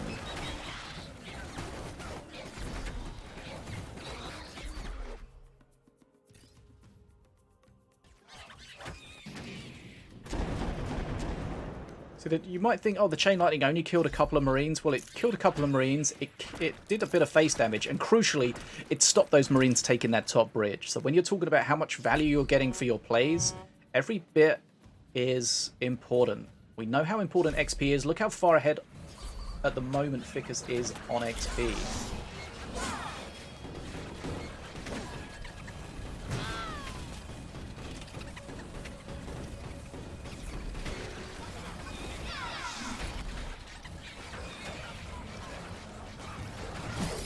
Using the skeletons from the spellbook, I think, that time.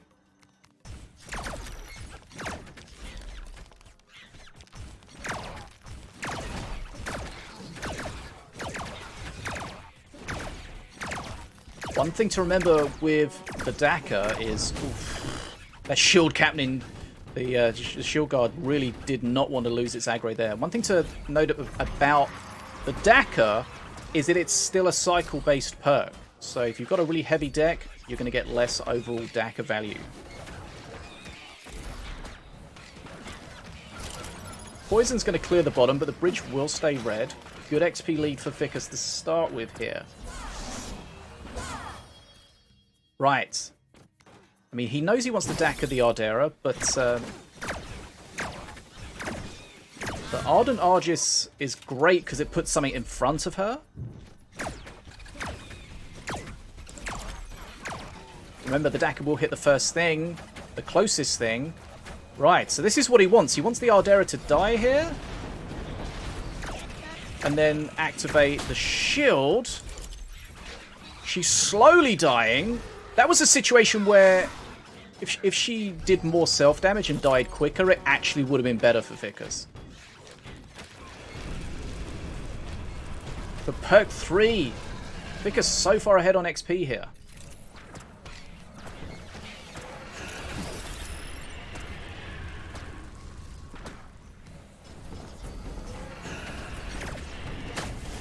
Dragon's going to kind of melt everything. We saw his dragon in the last game get kind of shredded deep in his own pocket, but this time it looks like it's going to do a lot better. Ardera could rage it as well. A rage dragon is not to be laughed at. But Argus on Ardera keeps her alive, and this is... You don't want Ardera leading the line. You want it to be kind of with it, but behind it. You don't want to be too far behind. Obviously, you'll be too far away to get it. But how does Renzo deal with this? He needs a Daka that hits 8 things, and that's just not something that exists. And ultimately, the Daka was actually pathetic. Not the Daka he needed. Okay. But that was a quick one. Renzo dumped 2 games to 0 there.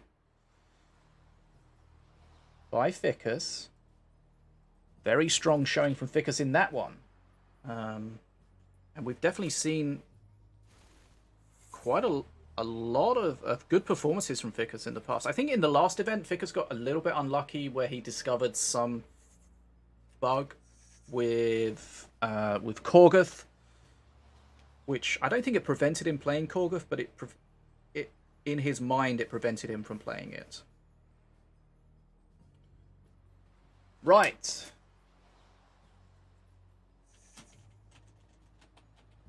No spoilers, please, Renzo.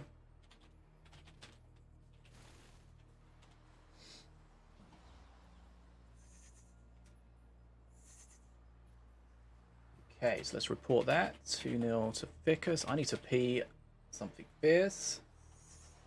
I shall BRB.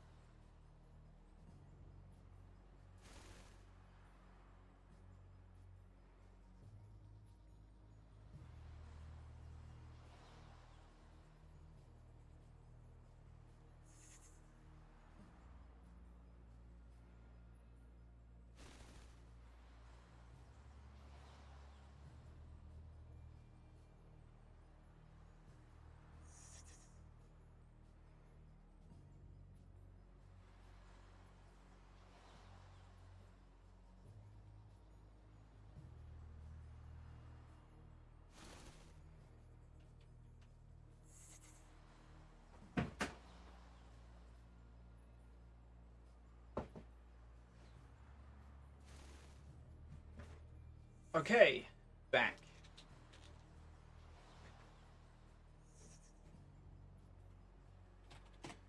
So let's have a look what's going on elsewhere. So we're in the third round of 5 Swiss rounds. Silco's beaten Set. Nataraja beating Zen. Darkrow beating Sentera. Jules beating That Ain't It Chief. Renzo, as we saw, losing to Ficus. Yuzuti beating Fruit and Garbage. Destroy beating Westlin. Everdream beating Derezd. Memfisto and Katt is currently outstanding. Maybe in all senses of the word.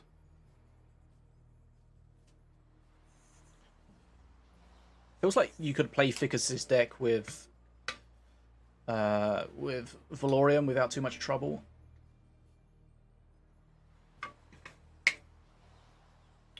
Yes, the Conquest rules, as Jules says, only kicks in to the best of 5, the elimination at the end, so there's no restriction on playing a Master once you've won with a Master yet.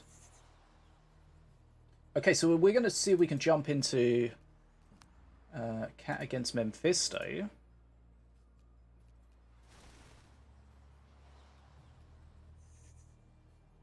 It might be 1-0. No idea what's going on. No idea of the bans. Let's just dive in. The dead care nothing for the troubles of life.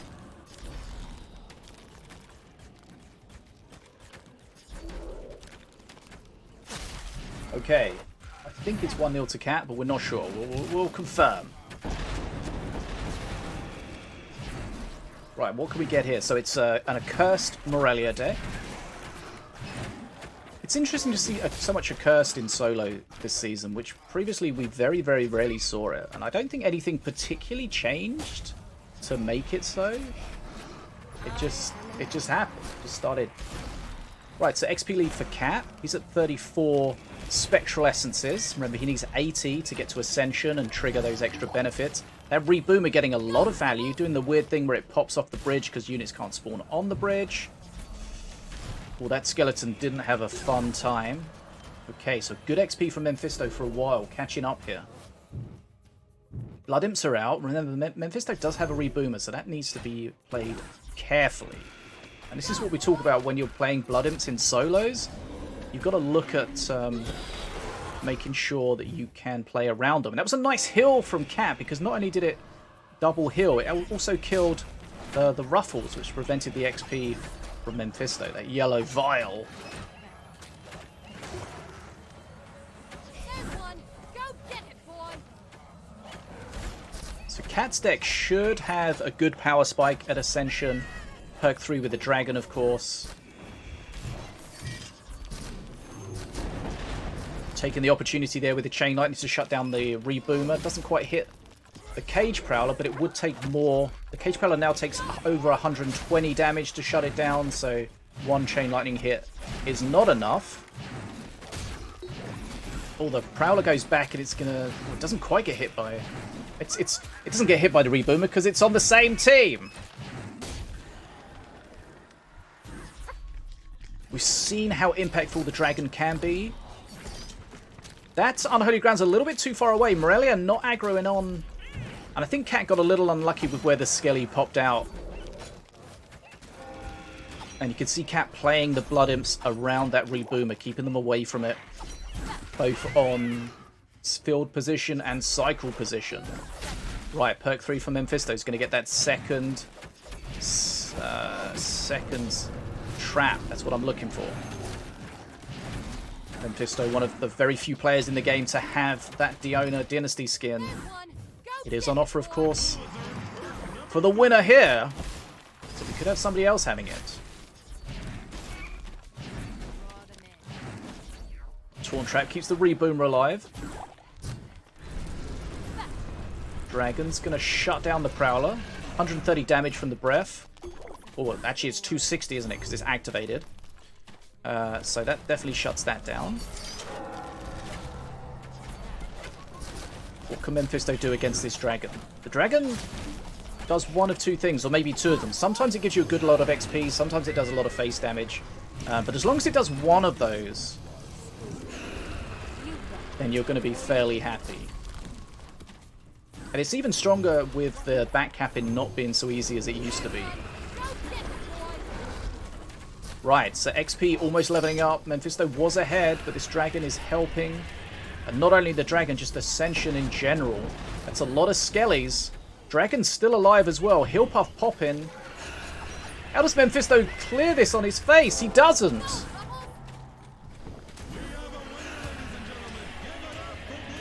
East Jeebus says, I'm so sick of Accursed decks. Well, the thing with Accursed decks is they previously they were only kind of everywhere in duos. But this season they've definitely moved into solos as well. There's going to be some changes, some nerfs to some cards. I think Harmful Souls is getting nerfed. I think Unholy Ground is getting nerfed. I think Undying Skeletons are getting nerfed. Unconfirmed, but there's definitely some nerfs coming.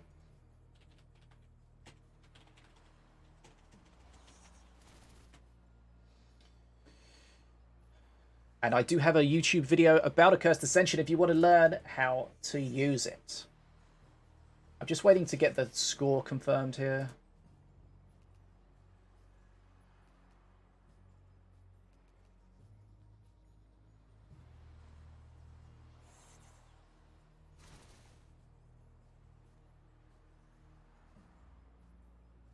Unholy Ground is just disgusting with the just immobilize everything at the moment. That needs to go, and I think it is going to go.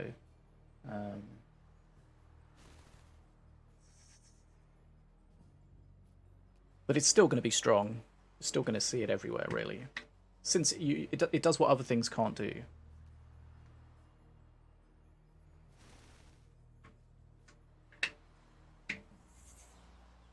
Okay, so it's 1 game all.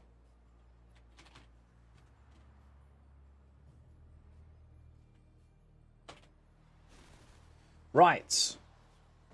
Katt against Memfisto, 1 game all.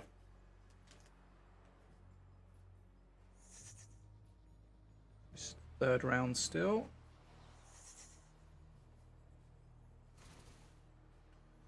If we have a quick second to have a look at the standings. Memfisto has not lost a game. Katt's not lost a game. Okay, so either player losing here is not necessarily GG, but it's not going to help them. Remember, if you want to stay up to date on all the proposed changes, new cards, stuff like that, make sure you join the Minion Masters Discord, give yourself the tester role, check out the PTR section. The PTR for this upcoming season's already closed, but you can see the proposed changes that were tested then, and going forward you can get involved and help test them.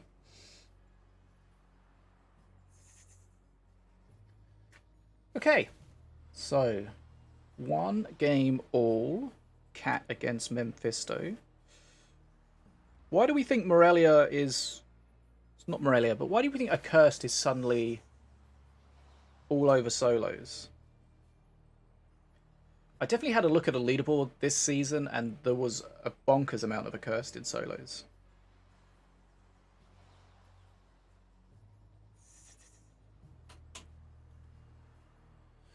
But yeah, that horde, those skeletons everywhere, just too much. And the dragon, of course, the dragon's fairly easy to deal with in a vacuum on its own, but it's everything else. It's dealing with the dragon, not losing too much XP, not taking damage from other stuff as well. So people say how weak the dragon is and how easy it is to deal with, but it's something that requires a specific response, and it takes a lot of your attention. Oh, that's an old Steam giveaway. I think we need to maybe do that soon. We'll do that on the next stream.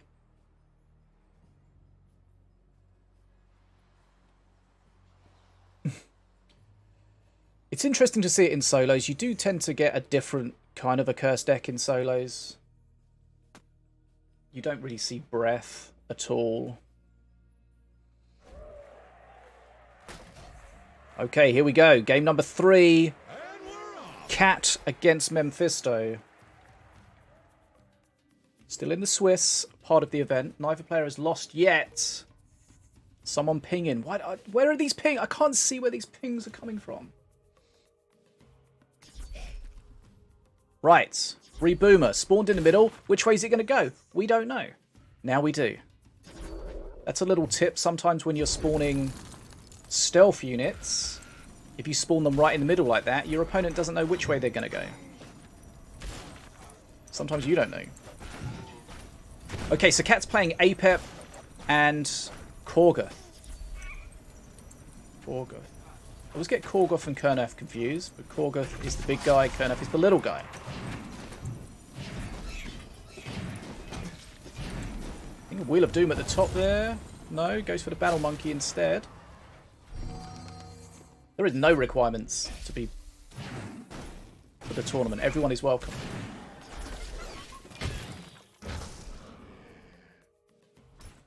Okay, so Memfisto using the skin for Wreck, that is the set SBI winning skin. Okay, that Chain Lightning absolutely murders everything at the top there.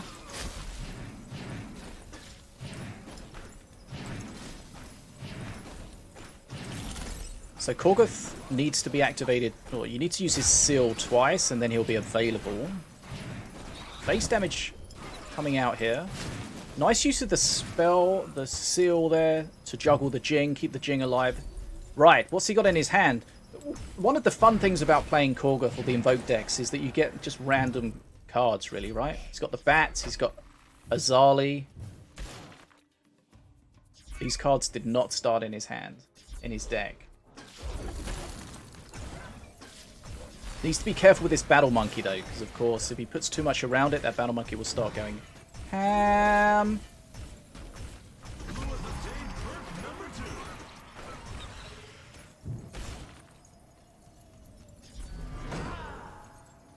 So Korgoth is available. Wants to play him appropriately, though.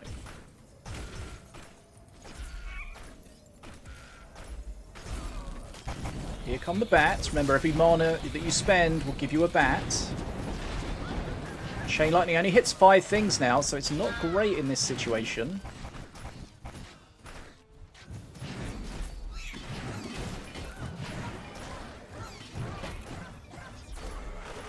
Can we get a shout out for Dark Sun, please? Okay, let's have a look. Does he play Korgoth here in the pocket? Okay.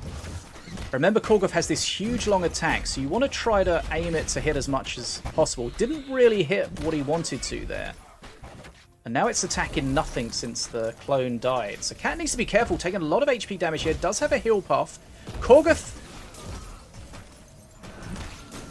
So it looks like YkZen has a super long range, but not necessarily such a long aggro range. Like, he could definitely hit that stuff at the top, but he's not aggroing on it. Question mark?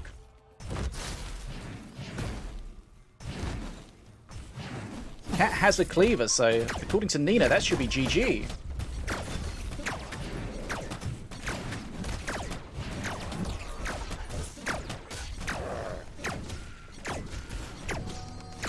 Get the heal puff doing some work. Right, here comes YkZen again.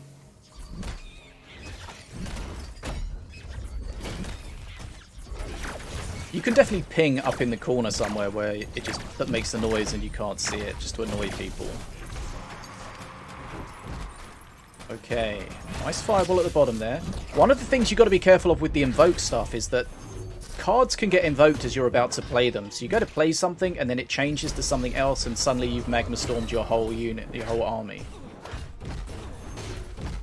Right. The heal puff really keeping Katt just about in it HP-wise. Memfisto knows he needs to shut that down. They can't allow that heal to keep procking off. This is going to be a lot of damage probably on Memfisto's face, though. Rex not at home. Battle Monkey comes in, starts hitting, but Battle Monkey's going to get stunned. Memfisto does have a lot of HP to stay alive for a while, though.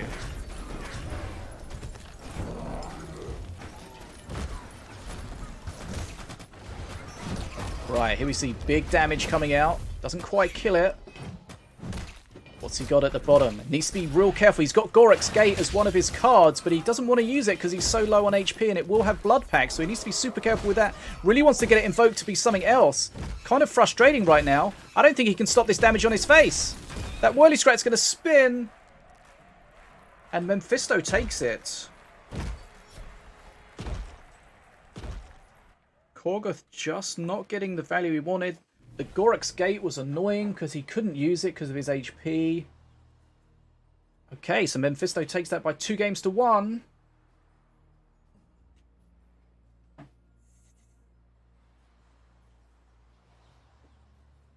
It was very close at the end there. That heal puff really kept Katt in it for a long time. Okay, so let's update this score here. Right, Memfisto takes that, and I think that's the last game in this round. We bring this up here. Should be able to see what's going on. Okay, that's been locked in, so we just need to wait for the admin to press the everything looks okay button. And then we'll drop into the 4th round. So remember we were saying that if you're on 0 or 1 loss, you're probably going to be okay getting to the top 4. 2 losses is very difficult. So if we look at the points so far, we've got Zen, That Ain't It Chief, Sentera, Renzo, Destroy, Westlin, Everdream, Yuzu T, Fruit and Garbage, the Rest, all on 2 or more losses. So those guys are probably not going to make the top 4. But we still have 1, 2, 3, 4, 5, 6, 7, 8. We've got 8 people from the looks of it fighting for places in the top 4.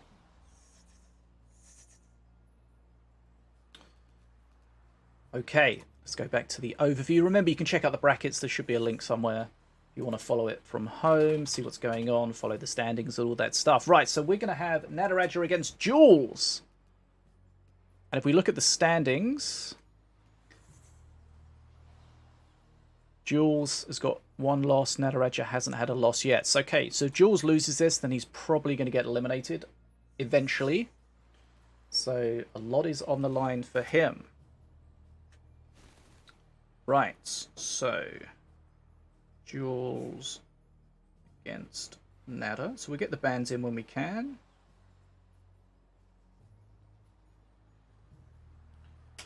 So yeah, we're getting down to the part where it's becoming clear who is still within striking distance of the top 4 and who is not.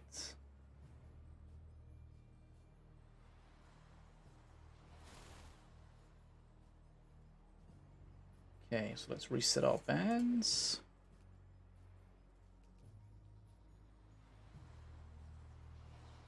Update our player names.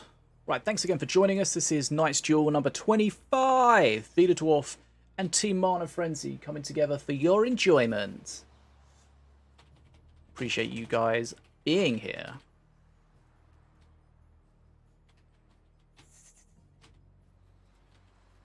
Right. G. Okay.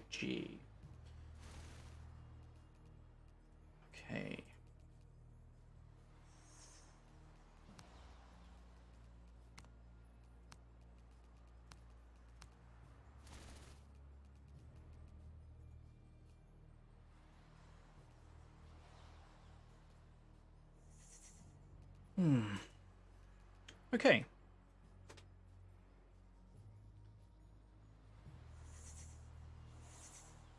Yeah, so I was just thinking, we haven't seen Nataraja in one of these events for a little while. So good to see him back, and looks like he's doing well.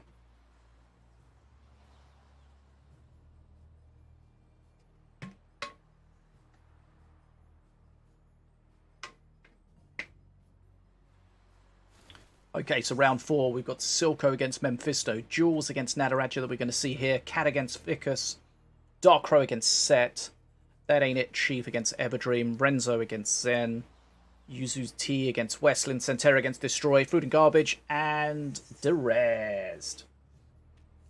Okay, we have the bans. Jules has banned Apep, not a shock. Shield, Captain of Vaya, not a shock. Zealots of the Burning Fist, also not a shock. Nataraja has banned Apep, not a shock. Shield, Captain of Vaya, not a shock. And Beam of Doom, not a complete shock. So, no Apep, no Avaya. Maybe Zealots, maybe a Beam. But not for both.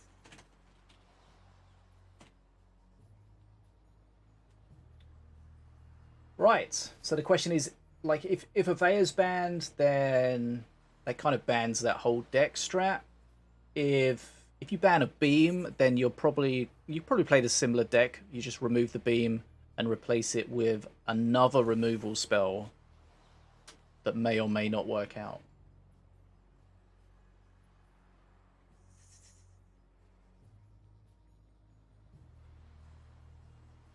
Check the VOD prophecy if you think he made a mistake. The VOD will be up on YouTube tomorrow, of course, for your convenience. We've got a giveaway running, so if you want to get in that, do so.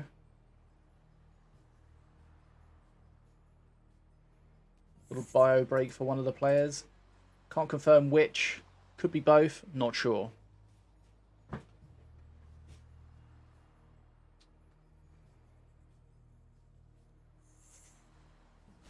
Right, that's set up correctly. That's good. Okay, good. Right. Appreciate you guys joining us today. It's had some good matches so far, and hopefully more to come. We're in the 4th round of 5 for Swiss, and then we'll switch to the top 4 best of 5 single elimination.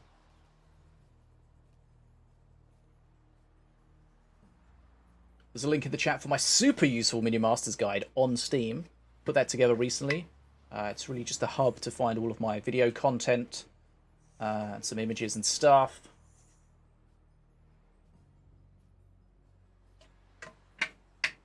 I think the answer to your question is yes. No, this was not invite only. This is available to anyone.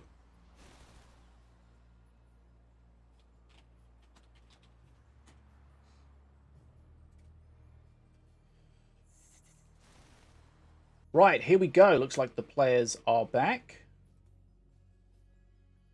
And we're going to be loading in. Reset the score. Duel. Good choice. Let's go crack some skulls. Okay. What do we have? Volko against Diona. Nataraja, again, one of the very few players that does have this Dynasty Diona skin. Slither Diona. Outlander Volko.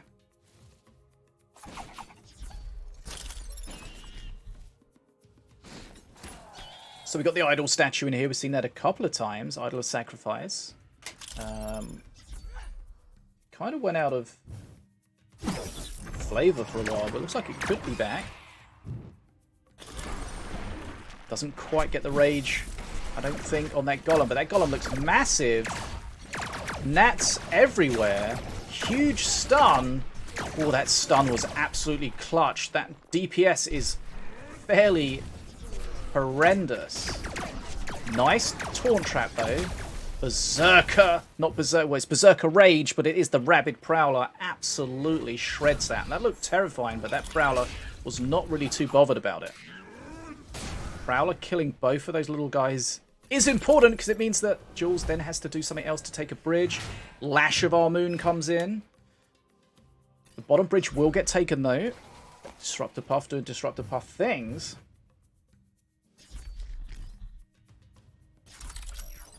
Stint grabs the bottom bridge with its tech mechanic. Again, if you're not sure how Outlander tech works, check out my YouTube. There's all sorts of good stuff on there. Right, XP looks equal. Bounty Sniper could come in clutch. Nataraja really trying to keep that Bounty Sniper alive at the top, but of course the bridge burn will just shut that down all day long. We get the rage just. The toenail rage at the bottom there, and that golem absolutely shreds the living statue. Right. He's decided to push on the opposite lane. Let's see how that works out. Health is a resource, but this is going to hit really hard. Big face damage coming out onto Nataraja from Jules there. But Nataraja hitting back with this statue, shutting down the Prowler as well. No, the Prowler just spawns. That could be huge. Looked like the Prowler was going to get shut down. It is raged. It does need to be handled at the bottom. Musketeer is perfect. Going to riposte back and then shut it down. Again, the stun comes in, and just that rage on that golem just snaps that living statue in half. And remember, that rage is going to become Berserker Rage at perk 3. Right, Bounty Sniper getting some value here. And you feel like Berserker Rage perk 3 is going to be more impactful than a second trap. But let's see how that pans out. Okay, no hit on face that time, so he's going to be fairly happy with that. Oof, Prowler against Prowler. The Herald Armoon, it can be really difficult to deal with, but this range from Jules is just shredding it.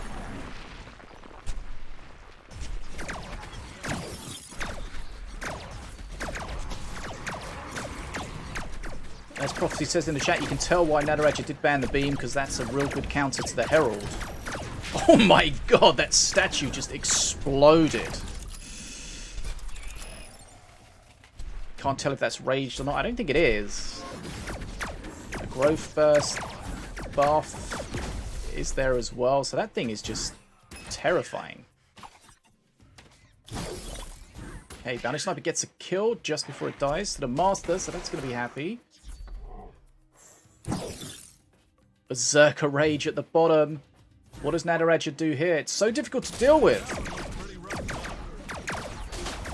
And there you see, using his health as a way of defending. It was his only real way of doing it. But here comes the counter push. You know, health is a resource, right? And this taunt on the golem is going to save him here. That statue would be wailing away on face otherwise. Not over yet, though, and the next statue's coming in. This is a scary looking push.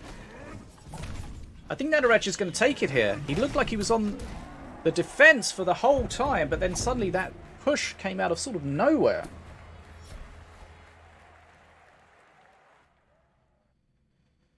Wow. Okay, Nataraja's Slither Diona takes that by 1-0.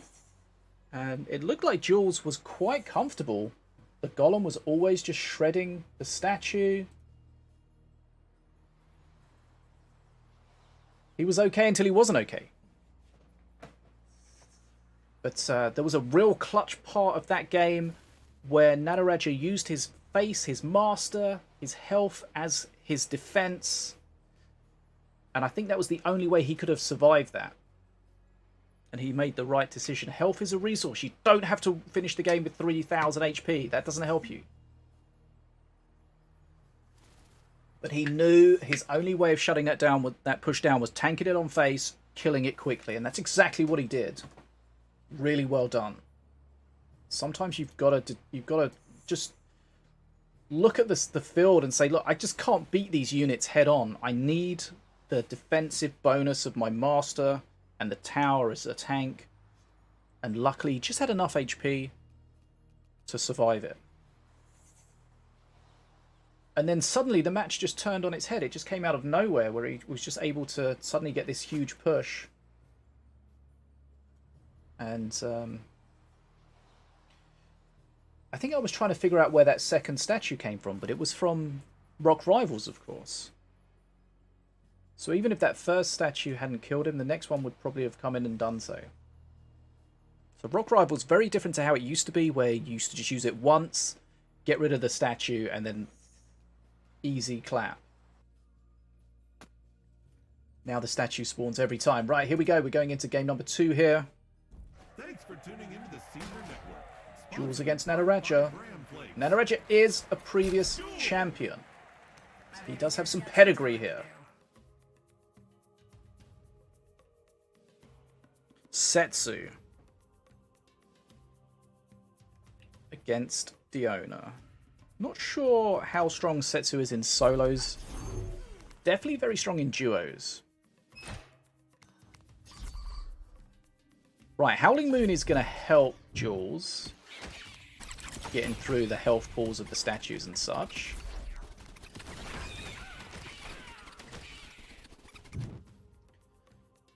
But against the Idol of Sacrifice, you must wait until it's activated before you use it, because it won't affect it if it's in its building state. That's definitely a mistake that people could make.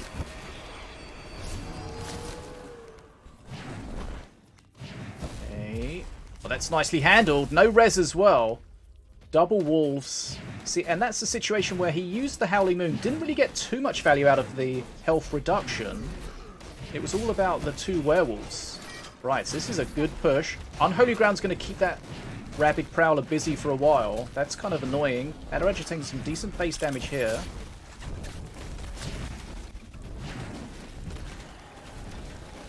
Prowler is slowed. Well, that Prowler just gets ahead, but it looked like it was going to maybe save the Marine. Get that whelp to be removed. Didn't quite pan out. Okay, that was a lot of damage though on Nataraja's face to start with there. I think wolves are getting nerfed in the next patch. Unconfirmed, but we know they are strong.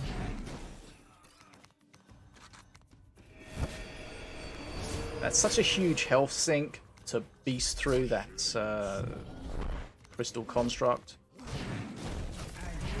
But the Howling Moon really helps on that. Right.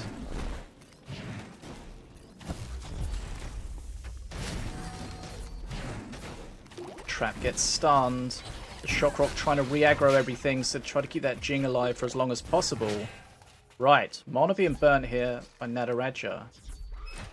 Doesn't really want to play into it, but he has to. You've got to do something. Someone asked on one of my YouTube videos the other day, is burning mana always bad? I mean, the answer is no, but it's not as simple as that. Generally, it's bad. There are a few edge cases where it's required to play around a Gax or set up a push or something, but generally, as a rule, don't burn mana. And if you're burning enough mana to set off... Oh, he's used it too early there, I think.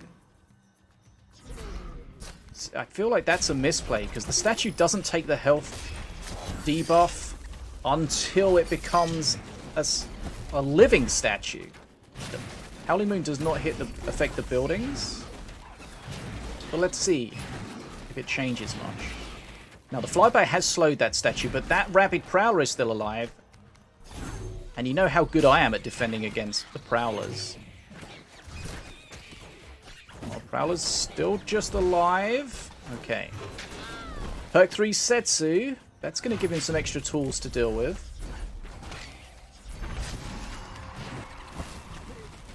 That trap's doing great DPS on him, though. Setsu goes down. Right, Nataraja's low HP, though. Ruffle's going in for some mana, but it's definitely not going to get it.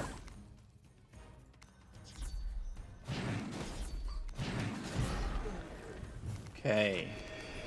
Now, that's exactly what he wants in terms of using the Howling Moon on the statue after it's activated. Maybe a misplay before, not sure. But it looks like it's going to be better this time. He's gone really offensive here. That's pretty brave. He has a lot of support spells. He has a reasonable amount of HP to try to hold on. Looks like it's going to be the correct call. Flyby could have been on face. But remember, we're going to see 50 damage just from Setsu landing. And Nataraja's on 54 HP, so I can't imagine he's going to survive this. Oh, Ruffles! Was that Ruffles that spun the Setsu around? That was kind of insane. Loblaki, welcome to the stream. Good to have you here. We're on a 3-minute delay, so high in 3 minutes. Or high 3 minutes ago, depending on how you look at it. Okay, so Jules, with the power of Setsu, makes it 1 game all. Nicely played. Just those wolves, just that first push did so much damage. Yeah, I think wolves are too much of a complete package. They're too tanky, their DPS is too high, their attack speed is too high, so they're good against big units, they're good against small units. So I think they're going to get an HP nerf in the next patch, but not confirmed. I say not confirmed because we've had the stuff that's come out of the PTR, but some of that stuff changes before it goes live. I do have the list of the changes, but I haven't looked at them yet. Sorry. But don't worry, I have my patch notes video next week on Wednesday, so if you want to see what's coming up in the next patch with the new cards and the balance changes, the new skin and emotes and avatars and all that stuff, you can check that out. Not sure why we're advertising for a mod in the chat. Seems a little random. A mod should be someone you can trust, not just some rando.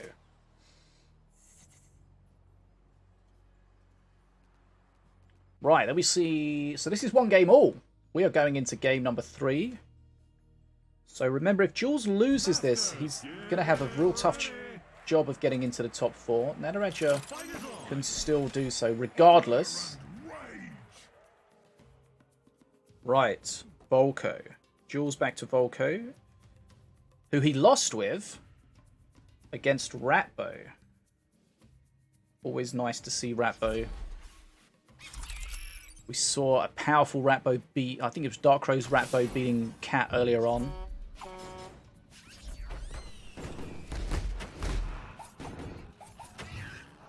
And as always, when you're playing Ratbo, you're just looking at your opponent's deck, what they're playing, and thinking, what do I want to use my Daka on, if possible? Okay. That looks like that's going to shut that down. How much damage does the Zeppelin do? Question mark.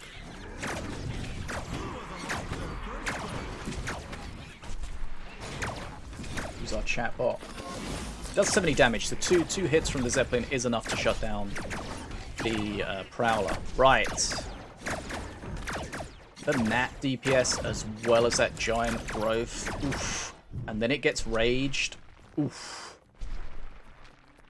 Scary.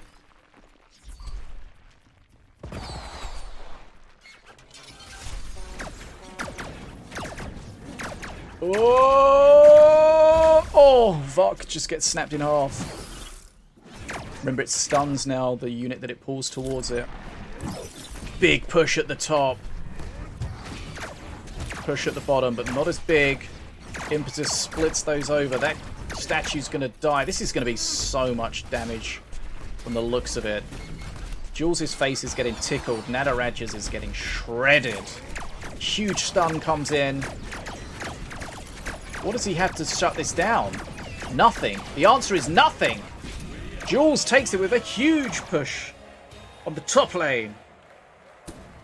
Okay, Jules lives to fight another day.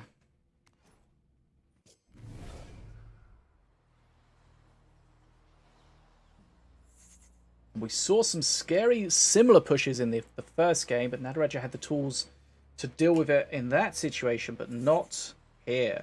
And the blue golem, of course, struggles against Horde, but not when it has the Nats on top of it. Right, so Jules takes that by 2-1. That is, both those players are on 1 loss, I believe, for this event, so still in with a shout.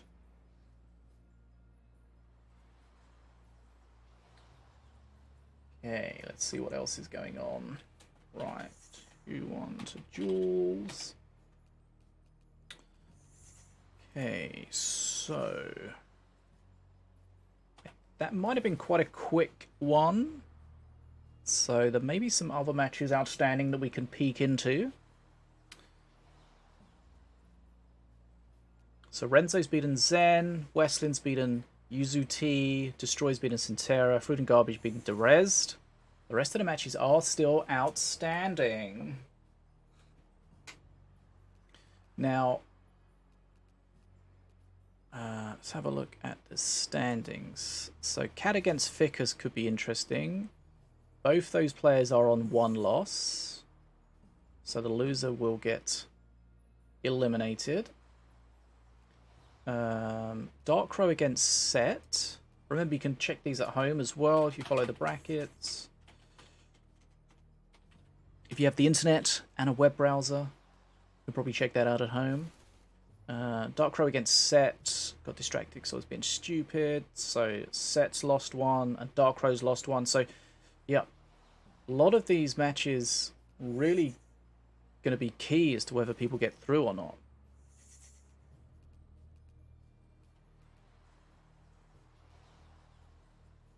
Not sure what the actual outstanding score is, though. Actually, I think if the players have completed the score, then we can see it. Let's check that, and then we'll see if we can get in on one of those games. Website's being slow. Hello? Okay, looks like Set's beaten Dark Crow, so Katt against Ficus might be outstanding. I saw your impetus on the 2 Zeppelin bombers, I think. Only one of them got pushed up to the top.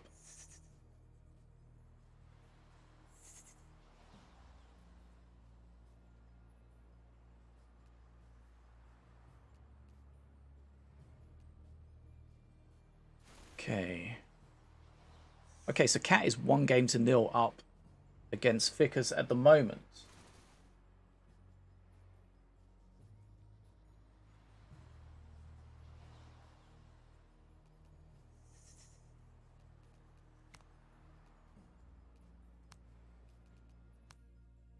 I'm just going to open this quickly, see if we can see what's going on.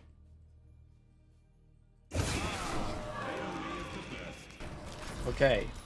Unconfirmed score. I think it's 1-0 to Katt, but currently unconfirmed, so we'll question mark our score for now. Katt playing the Accursed Morelia. Is behind on XP at the moment, though. Oh, against the Wrecked.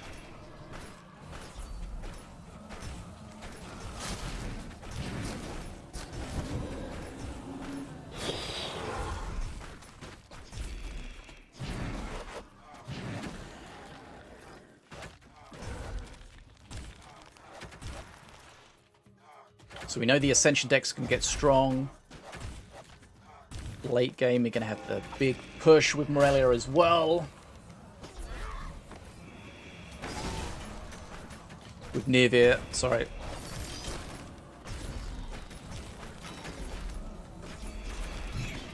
Okay.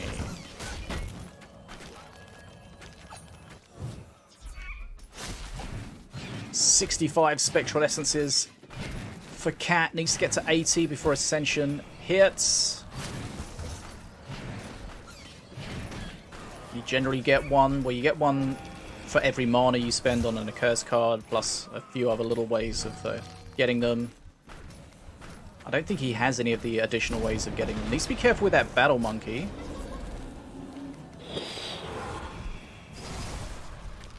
Okay, so Ficus getting an XP lead here. 77 Spectral Essences. Okay, there we see the big bright orb next to Morelia and that sound effect. That means that Ascension has been reached. So the Toll of the Dead now gets extra value.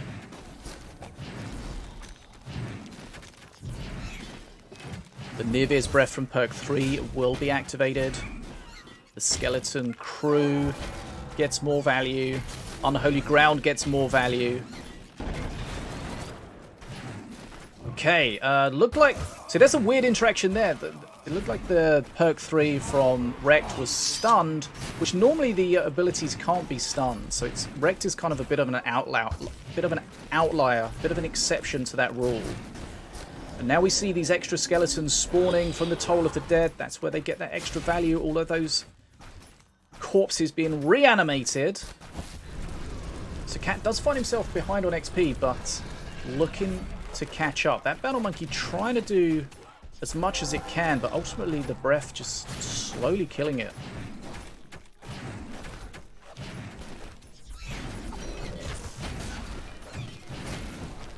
Right. This is going to be crucial how Ficus deals with this Nirvir at the bottom there. He takes too long to kill it. Then Katt's going to get right back into the XP race. It's going to be so difficult for Ficus to get a bridge for the rest of the game, probably, especially while this dragon's alive. He has no real DPS on that dragon at the moment. And the only question really now is Ficus going to lose before Mana Frenzy or not?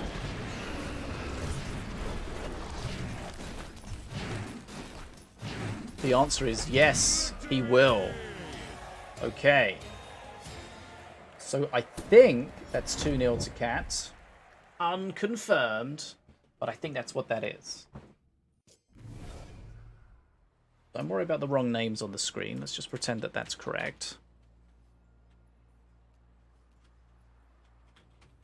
Don't worry, I fixed it. Nobody noticed. Okay. So I think that's 2-0.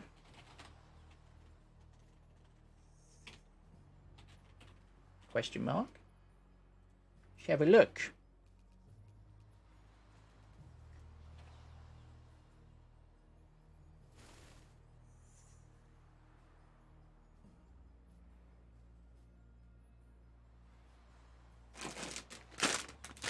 It's time for some jelly babies. Not sponsored.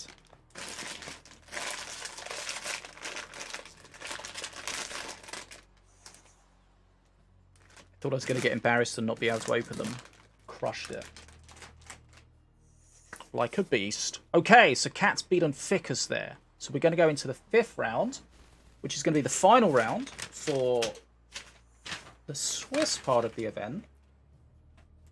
So let's just wait for the system to lock in all of those results, and then we'll look at the standings and see who is still fighting for their place in the top 4.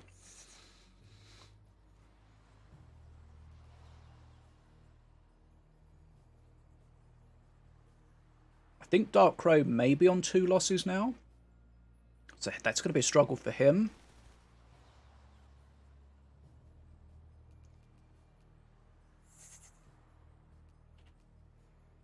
Just waiting for the admin to lock in the results. Okay. I think they're locked in. Right. So let me show you this on the screen so we can share this together. Right, so Memfisto currently unbeaten on 12 points. And following him on 9 points, we've got Silco, Katt, Jules, Set, and Nataraja. So we've basically got 5 people fighting for 3 spots. Memfisto's through whatever. Probably. So Silco, Katt, Jules.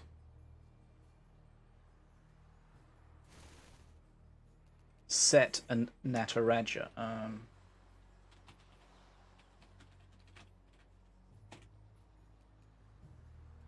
me just bring up the matches on the other screen.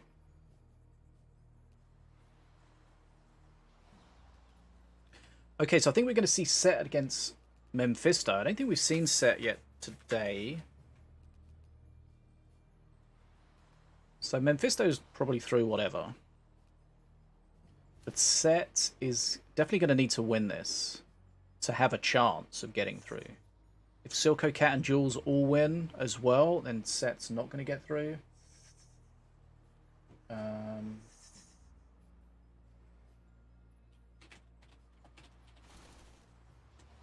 But it might be impossible for all of these players to win because they might be playing against each other. So Katt, yeah, so Katt against Jules. So yeah, they can't all win. Right. Let's get set up. Pun not intended. So there was definitely a number of tournaments where Set was just unbeatable. But he hasn't really been able to follow that up for a while.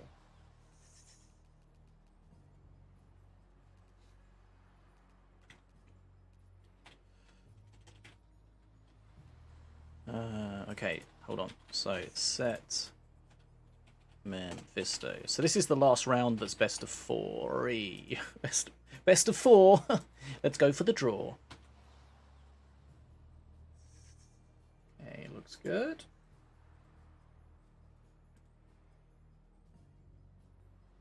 What's your Jelly Babies referral code?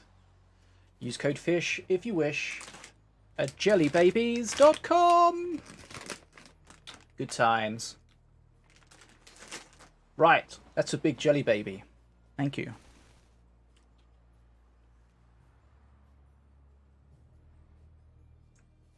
%, sugar, that's why they taste so good. Right. So we just need to wait for the bans to come in from these guys.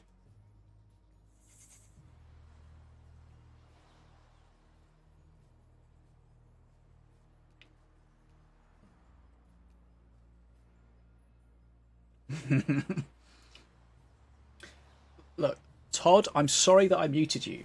We had this situation where when I stream, when I do a tournament with someone, I have them muted in Discord because I listen to them through something else so that their webcam and their voice sync up. And so I did that. I muted Todd on Discord because of that. But I forgot to unmute him. So then, like, the next 2 times he came to the Discord chat when we were just hanging out, I had him muted. I didn't realise, and he just thought I was just completely ignoring him. Awkward. Sorry, Todd. It was probably just an accident. Okay, so we're waiting for the bans from Set and Memfisto. Could have happened to anyone, right? I was wondering why he was being so quiet. He was wondering why I was ignoring him. It was a whole thing.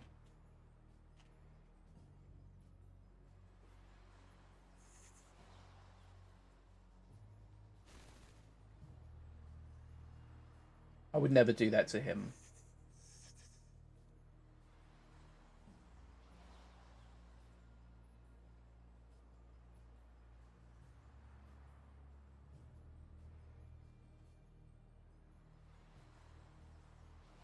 I think the funny thing was that I realised after the first time, but I forgot to unmute him, so it happened again.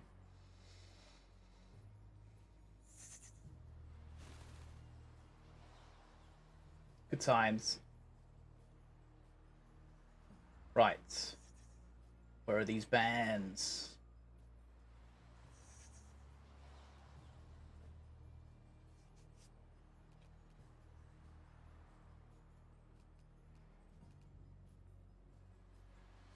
So let's have a think. Set against Memfisto. I mean, Set has a deck that he plays quite commonly, so Memfisto might try to ban something from that, or just tech against it. Okay, the bans are in. So who's our player one? Set is our player one. So Set has banned Wrecked, Zeppelin Bomber. Now that's a targeted ban against Memfisto for sure. And Reboomer. And right back at you, Memfisto has banned Apep, Shield Captain Avea, and Zealots of the Burning Fist. I'm always professional, what do you mean?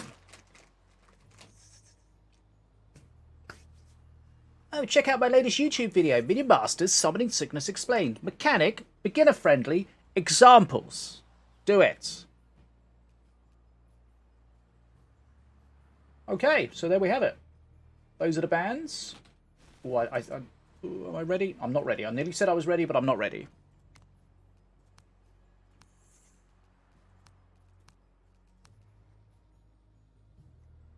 So remember, this match doesn't really mean too much to Memfisto in the grand scheme of the tournament, but it does to Set.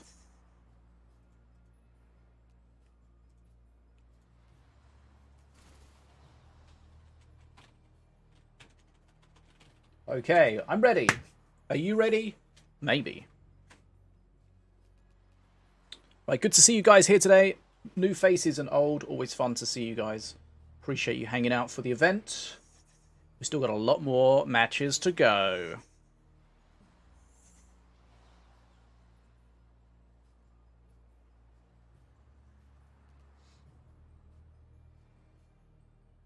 So, if we look at the bans, they're fairly...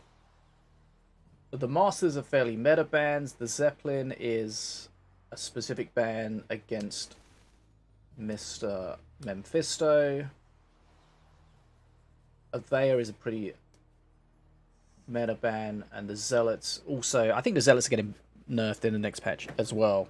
But also a pretty meta ban. But also a card that Set does use a lot. So maybe a targeted ban. A targeted meta ban.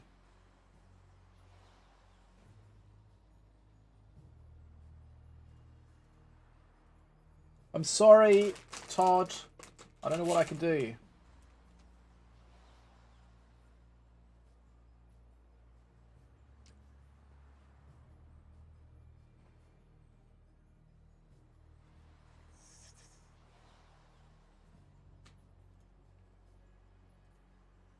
I've given them the ready. The admin's given me the thumbs up. Set's in the menu. Memfisto's in the menu. Who's going to blink first? I don't know why I changed that screen. Kind of unnecessary. Free transition. Right, here we go. So, Memfisto's probably already in the top 4. Set needs to win this or he's going to get eliminated. Set or bust.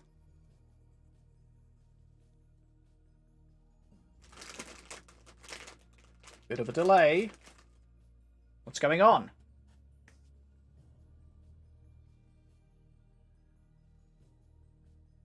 Someone's going to get booted out. The bans do not affect both sides. No, you can ban a card that prevents your opponent from playing it, but you can still play it unless they ban it back at you. I'm not sure what's happening.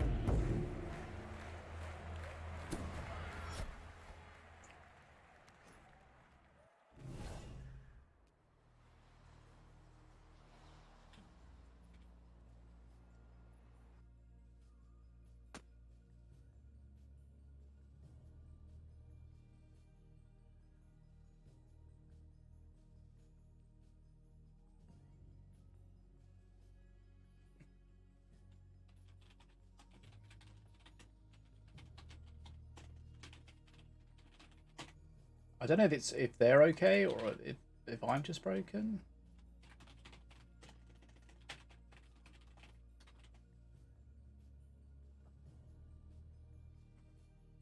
What's happening?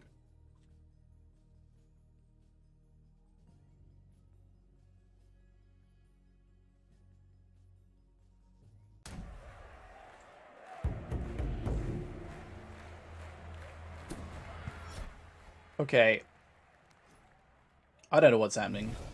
I don't know if I'm broken or if they're broken. I think Set might have gone offline or something. He has an error.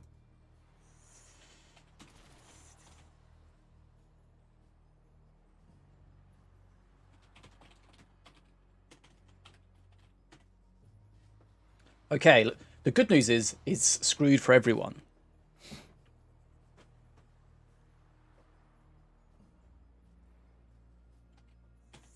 Right.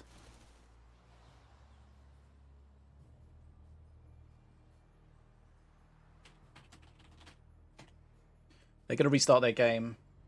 Shall I restart mine?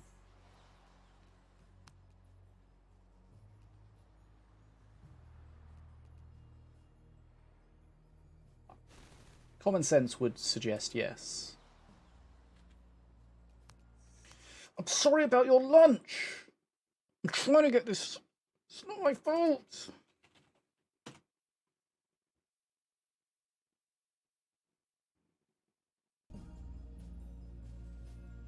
Okay, we've got to...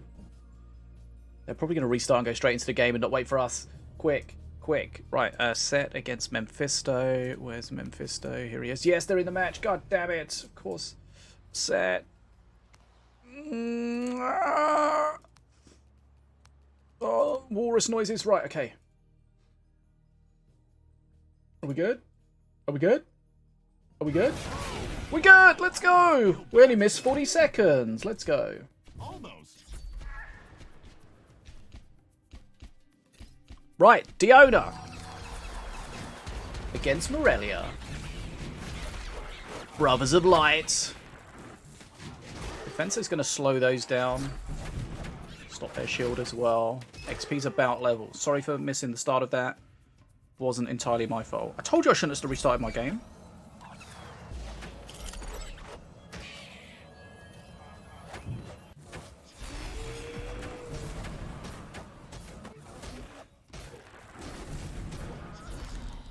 Right, that raged wolf, hasted.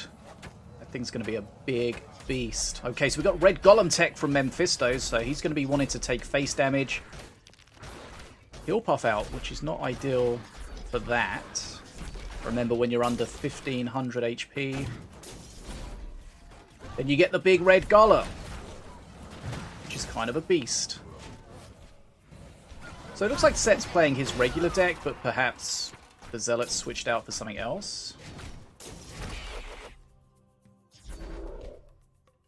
Okay, so the Blood Imps are okay here, because obviously he wants the Blood Imps to get somewhat punished, so that red golem can be out.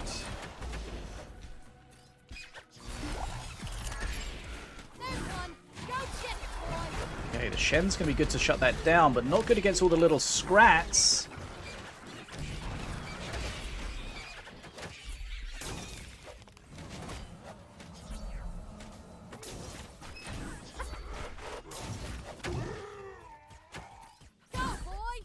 Don't worry, guys, we're okay. Okay. So Set will probably not be aware that there's a red golem here. Okay, that's a big beam. Good value. Doesn't quite kill both of them, though. It's frustrating.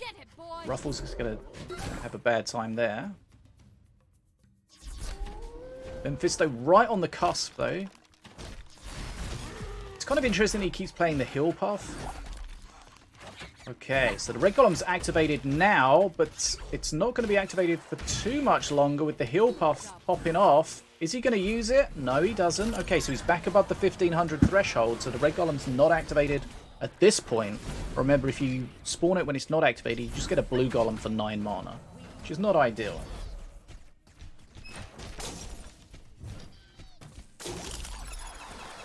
Okay, we know he's going to beam there at the bottom. I feel like they could have been targeted slightly better to kill both of them at the expense of not killing some of the skellies. Right, perk 3 arriving slightly later for Memfisto. Again, the Blood Imps are out. Not going to get punished. The heal puff's there as well.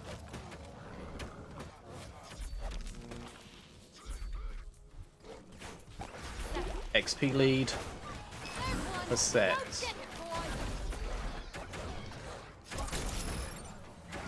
Oh, he's going to beam those for sure. That taunt trap to pull them together. And the beam really is shutting this deck down pretty substantially at the moment. He did have an opportunity. Okay, he's got the Red Golem opportunity now. There it is. He's probably going to put a Spirit on it. He might wait to try to get a double Spirit on the Dragon as well. But he's... No, okay. He's gone for the Skellies that time.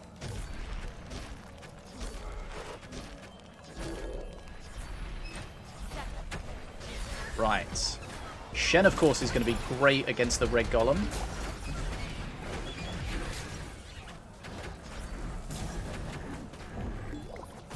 Yep, Shen worth its weight in gold with his stun up there. Big XP lead for Set. Looks like he's going to probably take this first game. The Dragon, can the Dragon change? I mean, Set's just 14 XP away from Mana Frenzy. How can he not get to Mana Frenzy and close this game out? He could use a trap to hold up that Dragon if he wanted to. There's the Red Golem. Okay, so Mana Frenzy coming for Set. Not quite yet, but this could be a scary looking push. That Dragon is thick.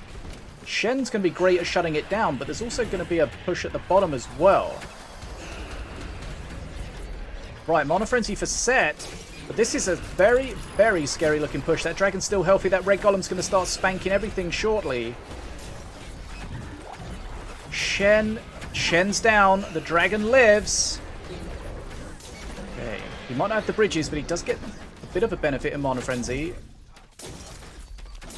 Even without the bridges. Okay, Memfisto's suddenly starting to fight back, but he's a long way down. Set really did deal with that push pretty damn well, to be honest. Didn't really take any face damage from it.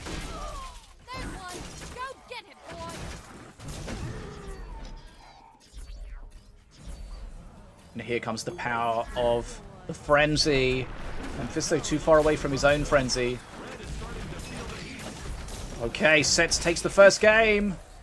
Remember, Set needs to win this to stay in the tournament. And he started in exactly the form that he needs to. The big push with the Red Golem and the Morelia Dragon near there did look kind of scary for a while, but Set did a really good job of shutting it down. Shen was absolutely exactly what he needed in the pocket, keeping the Dragon mostly stunned. With the presence, but he was just so far ahead on XP. That was really the killer for Memfisto. Okay. So remember, Memfisto is pretty much in the top 4, right? Whatever happens, Set needs to win this. So does that change how Memfisto approaches the match? Don't know.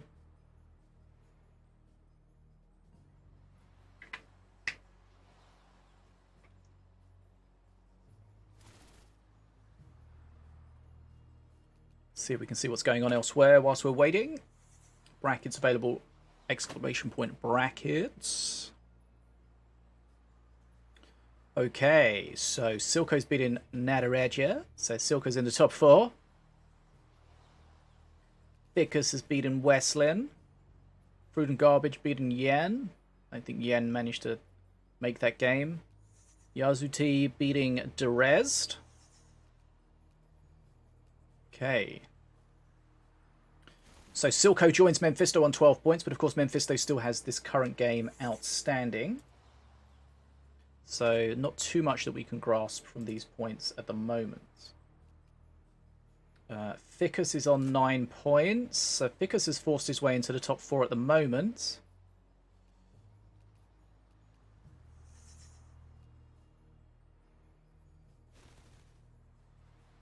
So Katt needing to beat Jules. So whoever wins from Katt and Jules will be on 12 points. So that's really close. Katt's leading that by 1-0. So Katt's got 1 paw in the final 4.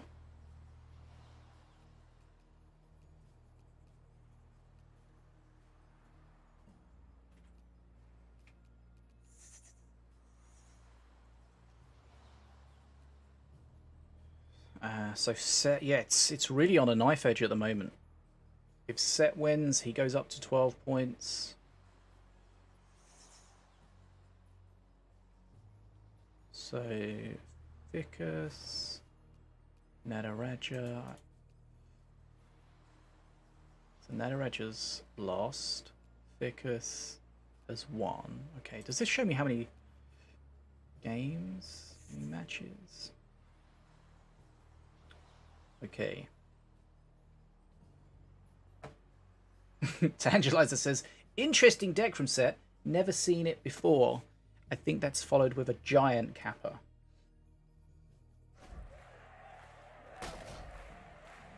Right. Game 2.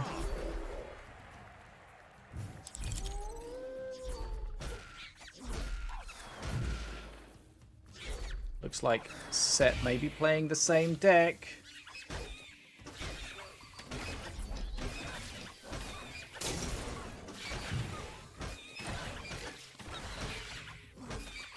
Apep for Memfisto. Look at that wolf. Like, he just trades, like, even against all those scrats, just trades pretty well.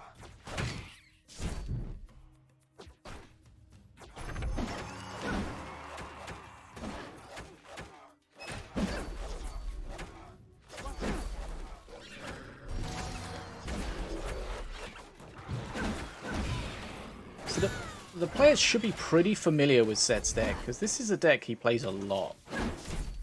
He's had to change it a little bit with the Zealots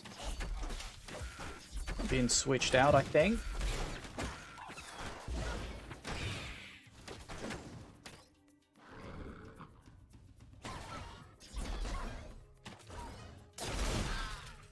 Bring the trap. Nice trap at the bottom, keeps the bridge blue.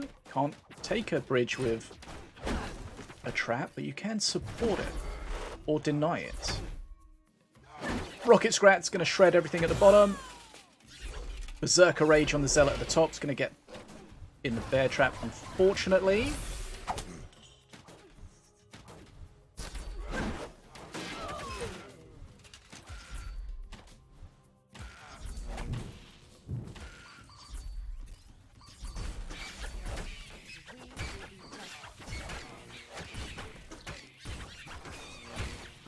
Okay, so the defensive chopper's so tanky and slow that it really gives you a lot of XP when it's on the bridges like that. Or just holding a bridge. Grenadier's going to start killing everything. XP's still about the same.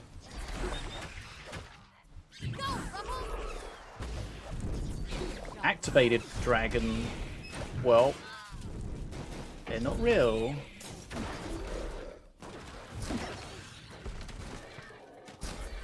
Three fake ones for no mana. Nice. Ruffles just gets a heal.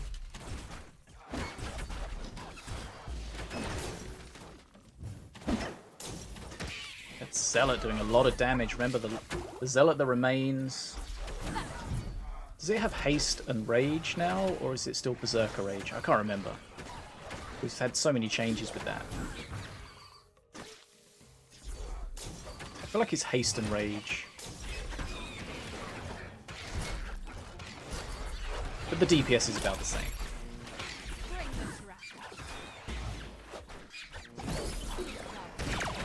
Okay, remember the Rocket Scrat can't take the bridge on its second jump. That's why the bottom bridge was neutral after that.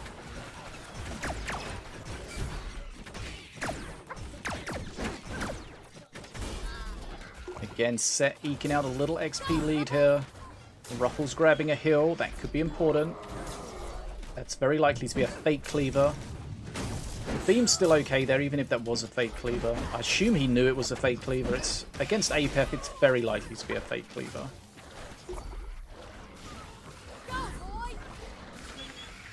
Okay, Memfisto looking for his perk 3. Perk 3 for Memfisto. APEP is likely to be more impactful, I would have thought, depending on what cards he gets. Okay, he's going to get a Skeleton Horde. Let's see, he doesn't really want to play the Skeleton Horde on either lane. One's got a Grenadier, one's got a Defenso Chopper. Right, Defenso Chopper goes down at the top. Zealots come in. Oh, that trap at the top, keeping everything off the bridge. Nice play from Set. These Zealots, though, we've seen how much damage they can do if they're left uncontested. That Wolf's going to get fully shut down. Set taking a lot of face damage here. Memfisto starting to get into the game. His perk 3 is potentially starting to change this in his favour. He's going to get a Bounty Sniper. What does Set have to do? Have to kill the Bounty Sniper? Nothing really apart from his traps. And the traps can be defended. Okay, Memfisto getting a good XP lead at the moment here. Set has taken a lot of face damage as well. He does need to be careful. Remember, the perks that you get from APEP now are different each cycle, so that Bounty Sniper's come and gone. He won't get another one of those, at least for another, like, 5 minutes or something.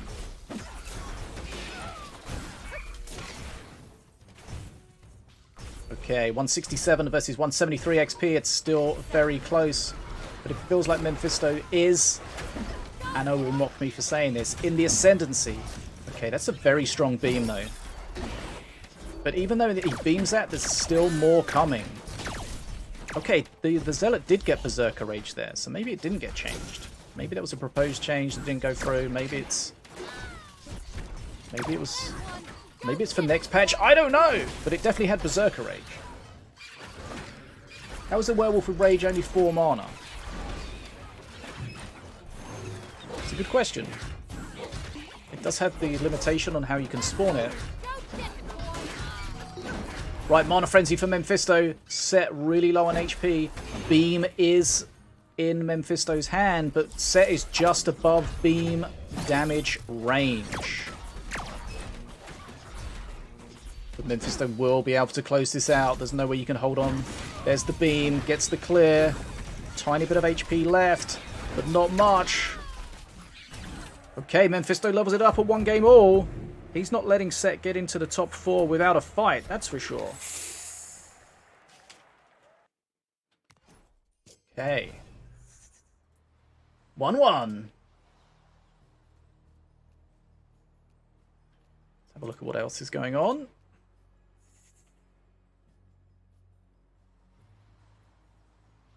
Okay, so Katt and Jules, looks like it's still going. That's 1 game all. Jules fighting back.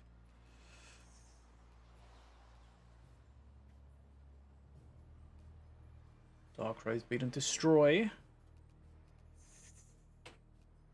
Okay, so looks like there may be only a few matches that really of importance with regards to the top 4 that need completing.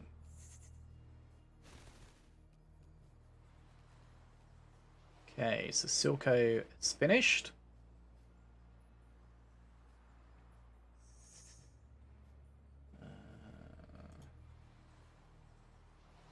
Okay, so this is not the final score. We still have a few matches to come in. We're looking here at the set count. If they've played 5 sets, then that means they've completed their round. So Silco's completed his. Memfisto, as we know, is playing here, but he's already on 12 points, so he's through. So these people... So Katt and Jules, we're still waiting on the result there. So whoever wins on that will go up to 12 points, and they will leapfrog up here. And again, also Set here, if Set is able to win against Memfisto, he will go up to 12 points. So it looks like the top 4 is all going to be on 12 points, if that happens. But so if Memfisto wins, he'll be on 15 points. And I think if Memfisto wins, then Ficus can squeak in. if Set wins, then Ficus is going to get eliminated because Set and one of Katt or Jules will replace him. I think. You can check my work in, that'll be great.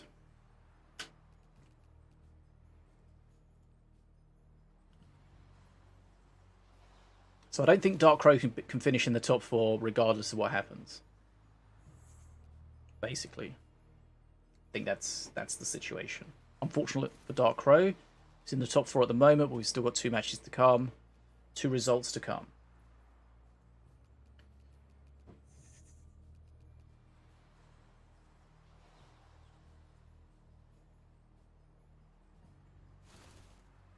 Okay. Trying to keep my eye on everything. Right, why are these guys waiting so long? This always worries me because it makes me think the match is finished and I got the score wrong.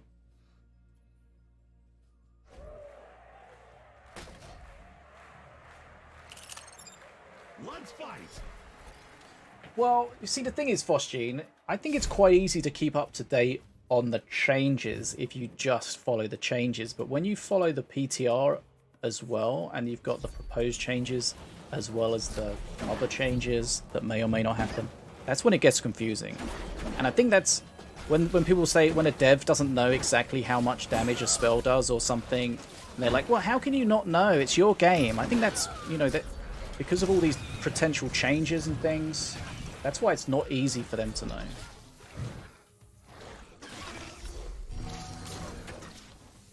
Right. So Set just playing the same deck again. Looks very similar. With Morelia, though. It's different. Thanks for the raid, G-Town. Okay, Aper... Maybe the same deck from Memfisto as well. Same master as well. Happy Sunday! What's up, guys?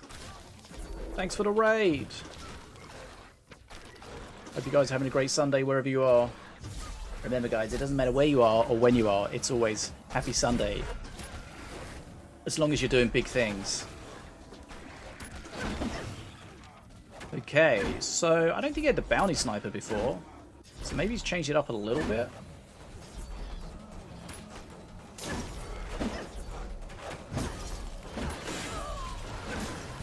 Not seeing good bounty sniper range removals from Memfisto at the moment.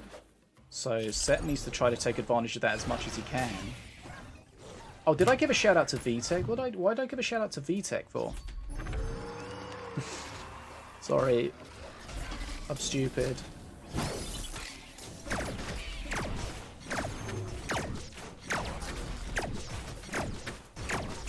Oh, look at the power of that aimbot. Very strong card. Right. Back 2 for both teams. Shield available from Memfisto. Empowered Spellbook for Set. That bounty sniper could really be crucial because Memfisto really doesn't have a good removal for it. He'll beam it if there's stuff near it, but on its own, I'm not sure he can justify that.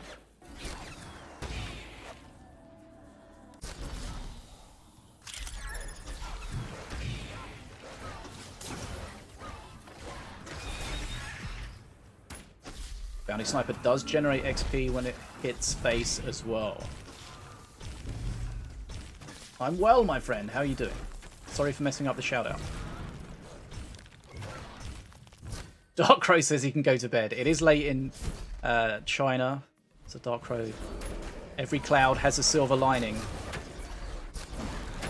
Okay, so Set needs to be careful, though. He has taken quite a lot of face damage. He does, of course, have the possibility to heal. It's not really using the spirit, it's not using the spell reduction, so it's either skellies or healing, really. But I think that bounty sniper is the difference at the moment. And just like not having any way of dealing with it is huge. Did he mess up that pincer? Did he hit a gnat instead? I'm not sure. It's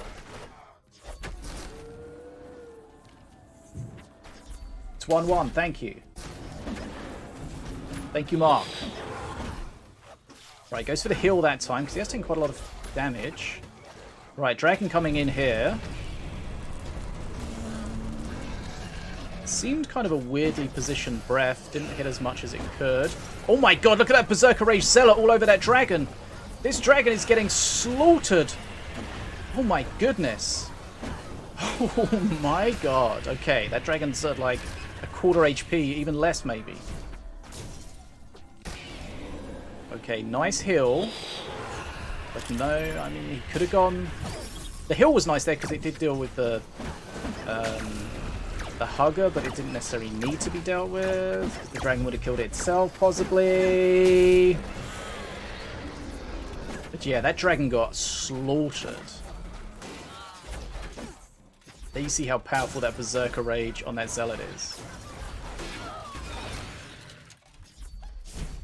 Okay, so I think now that the Dragons had very little impact on the game, you start to feel like Memfisto's probably going to get the better of this. The Bounty Sniper's still going to be a thorn in his side, though.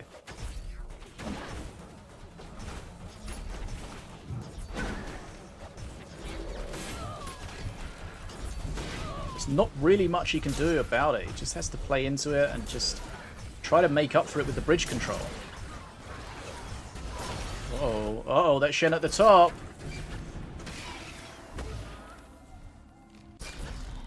Right.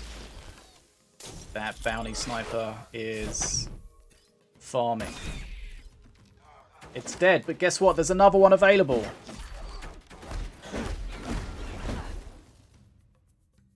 Set just needs to play the Bounty Sniper in the pocket, just defend, and then push out and grab the bridges.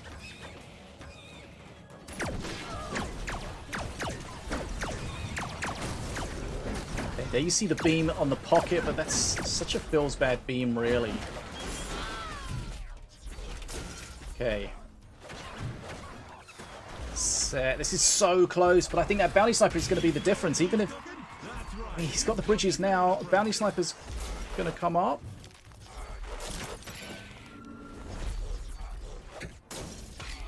Mana Frenzy for both teams. Okay, that range, though, is going to be quite devastating. Oof. Looks like Memfisto might be getting back into this, you know. Remember, once the Dragon's dead for Morelia, she basically has no perk 3. So in the long game, you've got Morelia with no perk 3, and you've got Apep with arguably the strongest, well, one of the strongest perk 3s in the game. So that Dragon not really doing anything for Set was a huge problem. Nice play with the Elite Swarm. We're getting the bridge neutralized at the top there. This really does feel like it's going back and forth here. That Ghost is not going to be the 4-mana card of free 4-mana card of choice for sure. Bounty Sniper's on face. It looked like Memfisto was getting back into it, but I mean, maybe that Bounty Sniper's just too punishing. Now he's got 2 Bounty Snipers out. This is kind of his win condition, but of course, as soon as they get on the bridge, they're just going to get punished by something.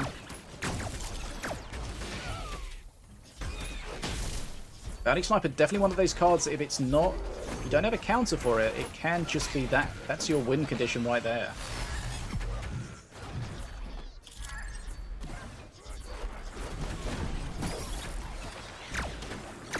Two Bounty Snipers up. Memfisto doing a good job holding, but he's got lots of small things that the Bounty Snipers just farm off of. Even the bigger things, the Moldy Bounty Snipers are shredding.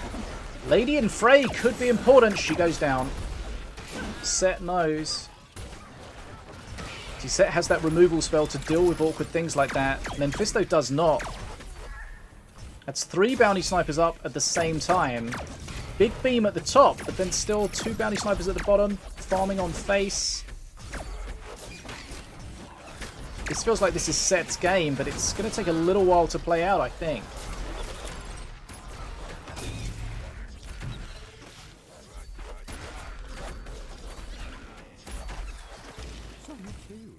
Rocket Scrap farming.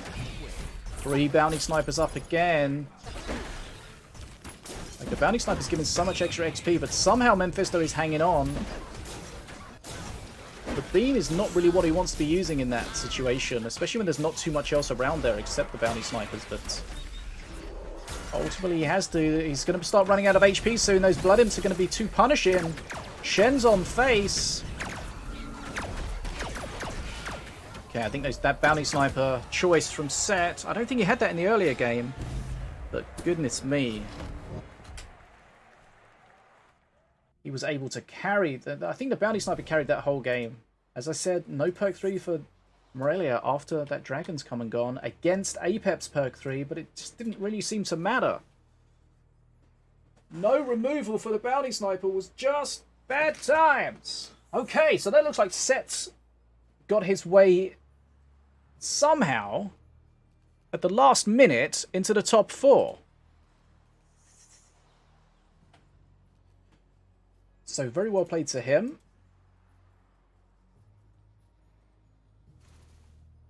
Let's see if we've got an updated score page. Right. So Katt did beat Jules by 2-1 in that closing game. So Katt should join Set, Memfisto, and Silco in the top 4. Okay, so Katt is back, and he's back with a bang. He is leading the way. So those top 4 players all with a 4-1 win-loss record, and then with some various other stats involved to figure out who was better placed. So our semi-finals are going to be Katt against Set, Memfisto against Silco. So very well played to everyone. Jules getting super close, just being beaten by Katt at the end there, 2-1. So very well played to him. Darkrow not quite making it, but he's happy he's going to get an early night.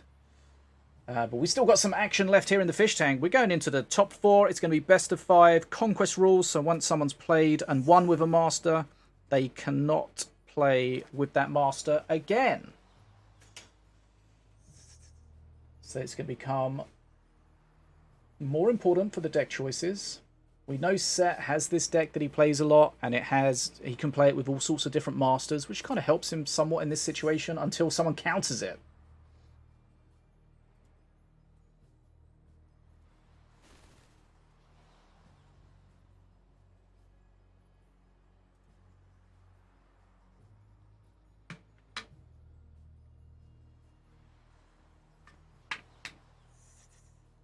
Right, I'm going to get a drink and pee. Hey, I got a Discord message request from someone saying, hey, how are you doing? Probably important, right? Ignore. If you've got something important to say, lead with it, or you get ignored. Right. I'm going to take a pee and get a drink.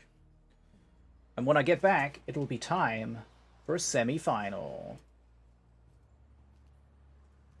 Memfisto did a great job hanging on. But those bounty snipers, just too valuable. Right. BRB.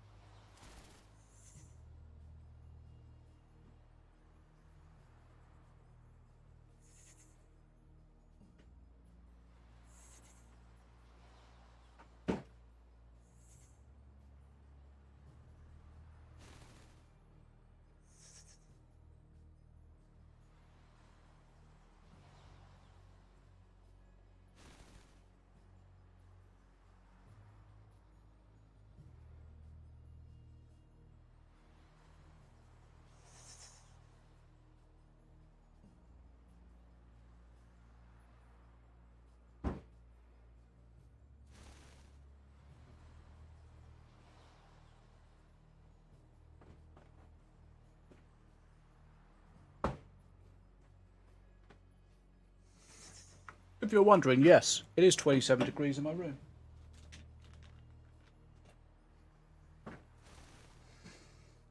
Okay, do we have... Can one of the... Oh, I can't do this.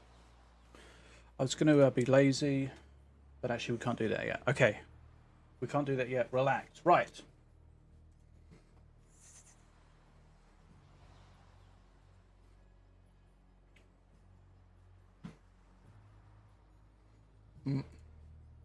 I love your stream. It's great to watch. Don't lie.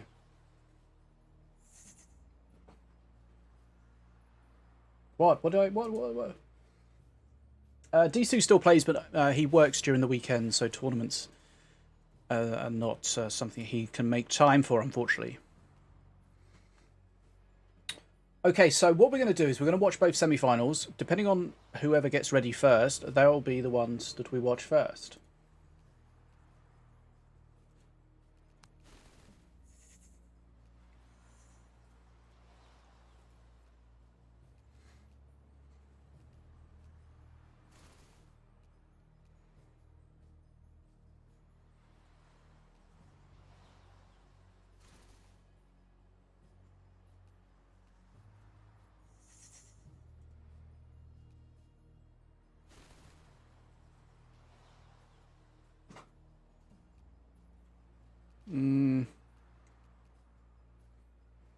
Disu plays when Doug allows him, that's true. Which apparently is not very often. Wait, I thought... Didn't Doug... I thought Doug left. Did Doug leave? Maybe not. But I thought Disu was the new Doug. Who let the dogs out? Who? I feel like he left, Doug left, and Disu is now the Doug. Doug shot. It's so stupid, it's funny. I'll just be here amusing myself if you need anything. Okay. We're just waiting on the players to figure out what's going on.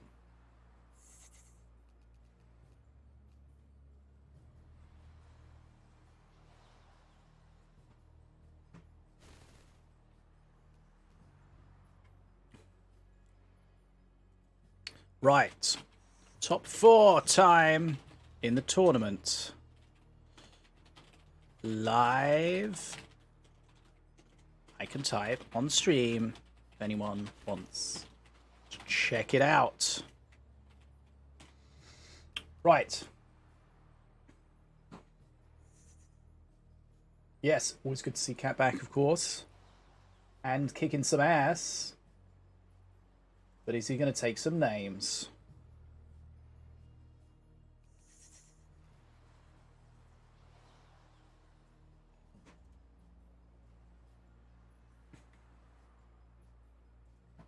I want to see how this website works behind the scenes, but I don't really know what I click on to see what's going on.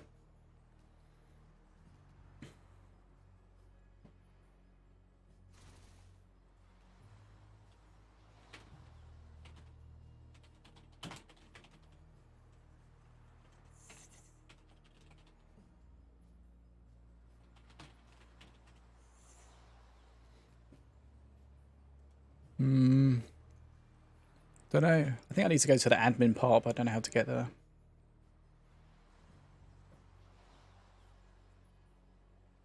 View match? No, that's...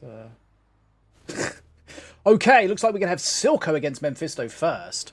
So that is second against third.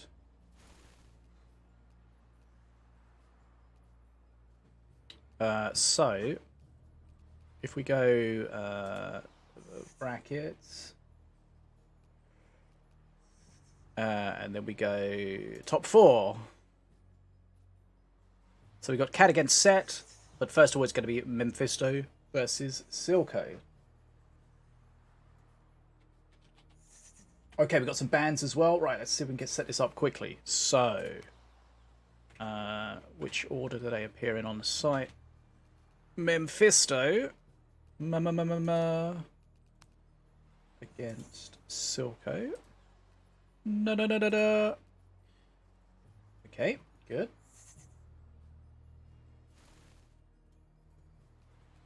And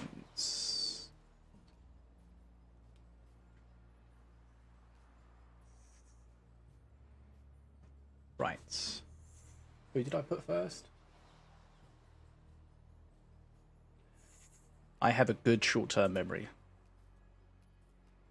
Right, Memfisto is first. Memfisto. Silco. Right, we've got the bands. I'm going to show you the bands, show them and share them in just a second. We'll just update the score, 0-0. This is semi-final 1. We'll do the giveaways at the end of the stream, don't worry. You can enter. Okay.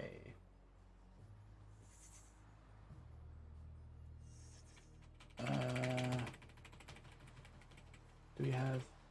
Yeah, you can, the giveaway's open. Stop complaining. Okay, we can look at the bands. Right. Memfisto against Silco. Memfisto is banned. R3KT. Ardera. And Azali. High Inquisitor Ardera and Shield. Commander Azali. Commander Azali. Wrecked. Ardera Azali. Okay. Boom. Locked in. Thanks for the follow. And then Silco is banned also. Wrecked. Zeppelin Bombers. They get banned quite a lot against Memfisto. And Red Golem. Okay.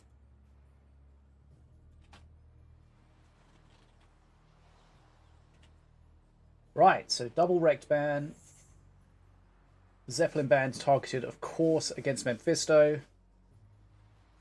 Did Silco play Red Golem earlier? Maybe. Ardera is very strong. And Azali can be a pain in the arse. So, fairly expected bans there.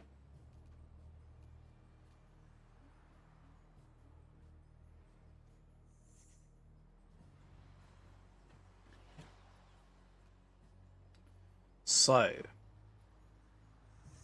this is technically the second semi-final, but it's going to be the first one we watch. This is match B, whereas Katt against Zed is match A. Hopefully that makes sense. Right. Semi-final, Memfisto versus Silco.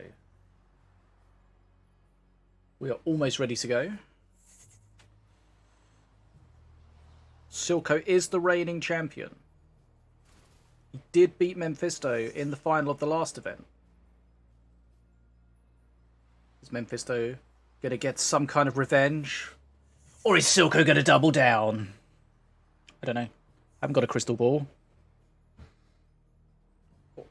Or have I? Keep going!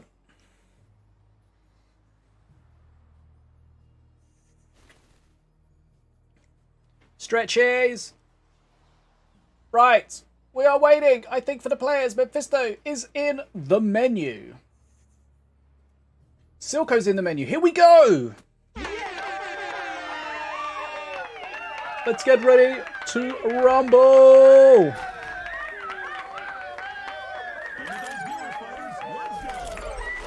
Valorian versus Volko! Game on! What, I wonder, is yours? This looks like a very setty deck from Memfisto. We've seen the shield guard of light a few times today, pretty successfully. Oh, there's a beam. Early pressure from Memfisto. Face damage clearing the DPS defense. Does over 1,000 damage. That Berserker Rage Zealot. We saw how it just murdered Nirvir in the one of the previous matches. Doing a lot of face damage there off the bat. Okay. Silco really is a bit of a Siege Breaker lover. We see him play the Siege Breaker a good amount. Gonna pick up the Rage. I thought he was gonna play ahead of it.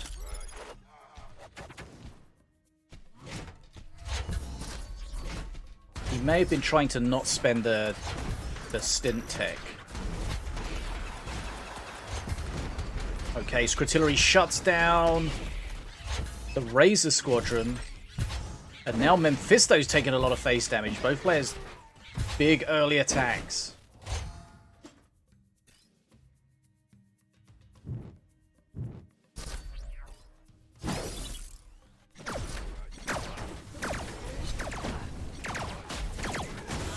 Okay, using the Scotty there to tank some of the hits from the Searing Light. Remember Volvo, Valorian, gets the Searing Light removal at perk 1 now. Your end draws closer.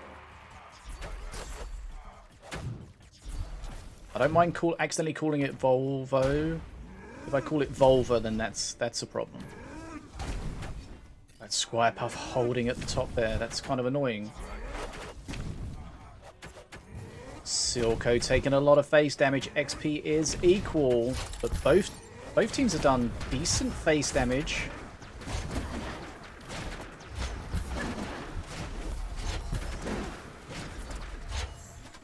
These are both aggressive decks, trying to end the game before it goes too deep. Okay, Silco needs to watch out for that Berserker Rage Zealot on face. Huge hit. Does he get another one? It does. No third one, though. Needs to be careful. He's dropping very low HP there. We're only 90 XP in, but these players have been trading blows.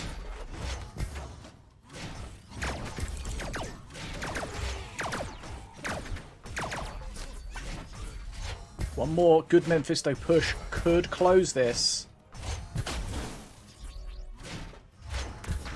Oh yes, the prediction. Yeah. I was going to set up predictions, but then I couldn't because I didn't have the players ready yet, and then now I forgot about it. God damn it.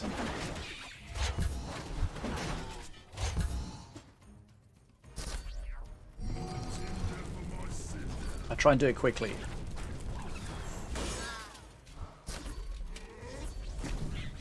Okay, Silco needs to be super careful. He does have perk 3 now. He's going to have that Berserker Rage, which is definitely going to help him out.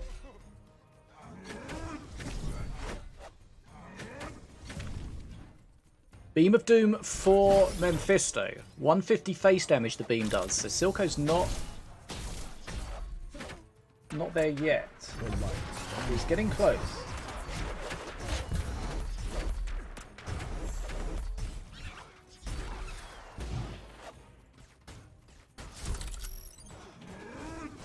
Okay, I'm just trying to set up the prediction.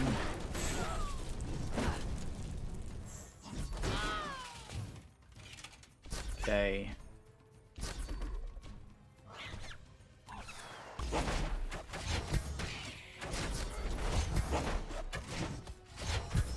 Both players low HP. Either of them could die in a blink of an eye. Especially with the Berserker Rage available to Silco. Needs to be careful with these razors though, because Volko cannot hit air. Dying like that would be sad times.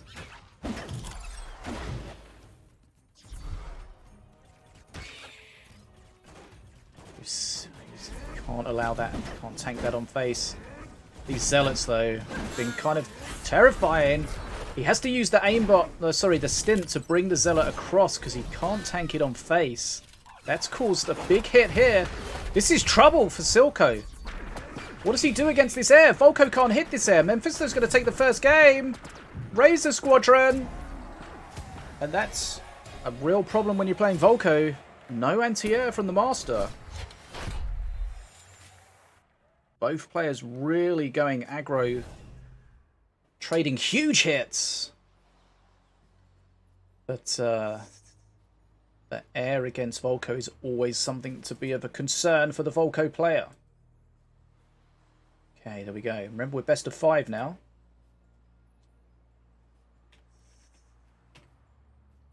Right, so Memfisto strikes first. But it's not who strikes first that's most important, it's who strikes last.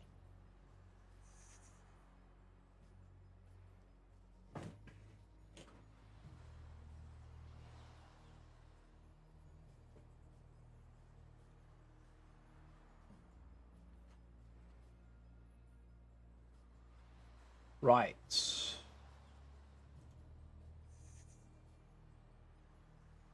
Okay, so Valorian is now off of the cards from Memfisto. He's won with Valorian, no more Valorian. I remember both players banned Wrecked, so no Wrecked for either players either. Let me put the bans back up on the screen if you're interested in reminding yourself. Definitely not for my own purpose.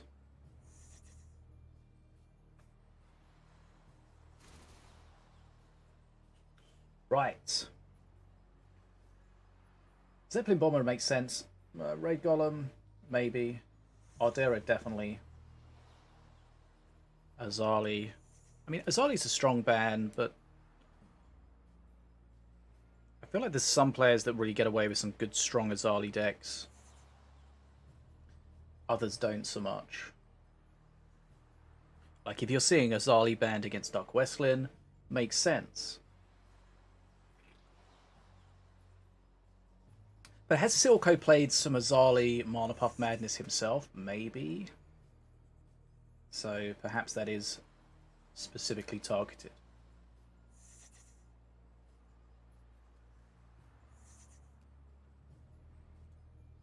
Okay, I think I started a prediction.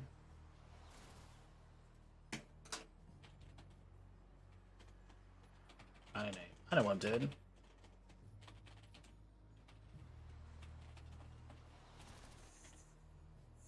I don't see anyone having things next to their name. Okay. Sorry it was a bit late. I thought about doing it and then I forgot about doing it. I almost did the right thing.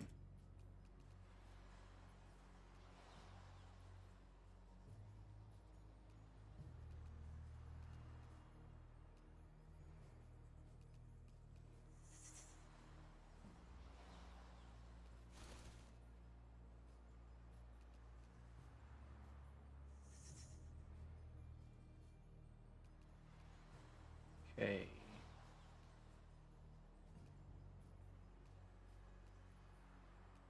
Right. Okay. What's the delay? I don't know.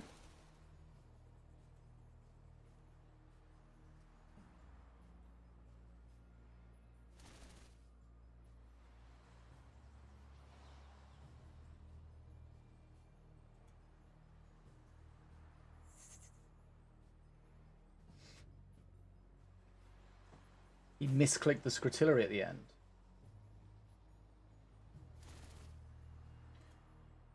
You mean a misinput? Misinput! It was a misinput!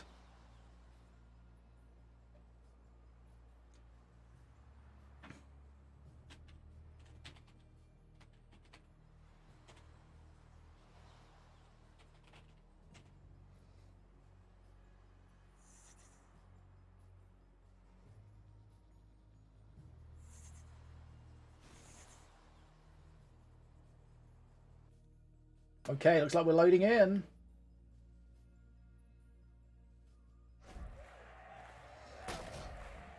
Silco recently joined the Fish Tank. Top 5 guild. Good job everyone in the Fish Tank is crushing it this season.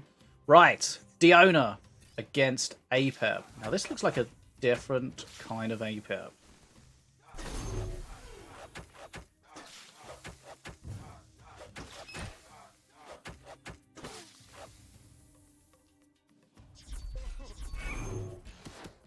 Right, what have we got? Border Patrol. You don't see the Spirit Dancer in solos too much. Oh, Nina screamed as that cleaver was spawned.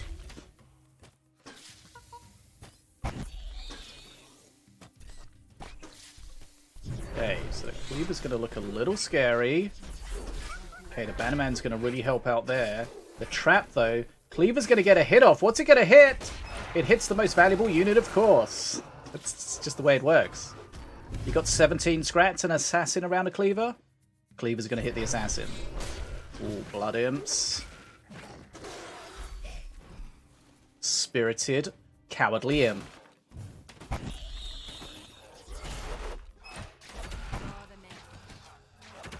Okay, so there's some potential spirits to be grabbed here, but not really much for them to go on. Does get one. It did drop kind of nice, but that reboom is going to be a problem. Does this go on Scotty? Oh, they would have loved that on Scotty. Scotty does get one at the end there. Scotty does know. Okay. Cleaver comes in. Scotty's going to get up and attack the Cleaver for a little bit. Oof. Okay. You can see the Cleaver's going to struggle here. Multiple units, ranged units. It's going to get supported, though, with the trap. Puff gets absolutely spanked. XP slightly in Silco's favour at the moment. If you just joined us, this is the semi-final of Night's Duel number 25.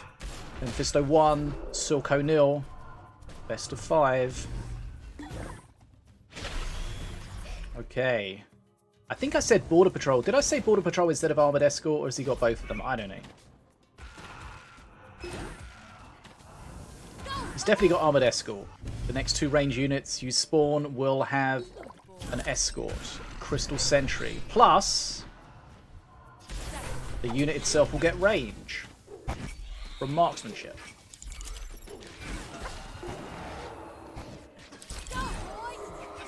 Okay, the Cleaver hits the wrong thing there. That's kind of frustrating. It's difficult sometimes against ranged units to make it hit the right thing. Oh, the shield didn't quite work out. I think maybe the Marine popped the shield. Oh, the jump from the dog! Right, XP slightly in Silco's favour at the moment. We know perk 3 Apex is going to be very strong. Reboomer on these Blood Imps is going to suck a little bit, but there's only 3 of them, so it's not going to be the end of the world. He does have a heal puff as well.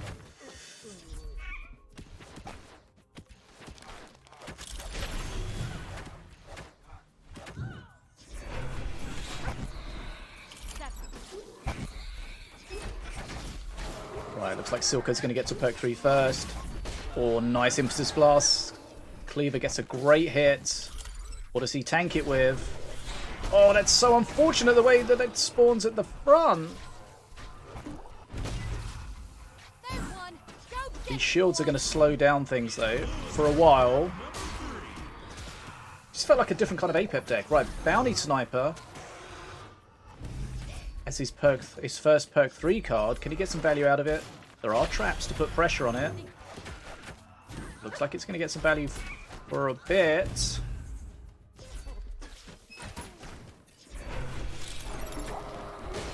Good few kills from this Bounty Sniper could change a lot here.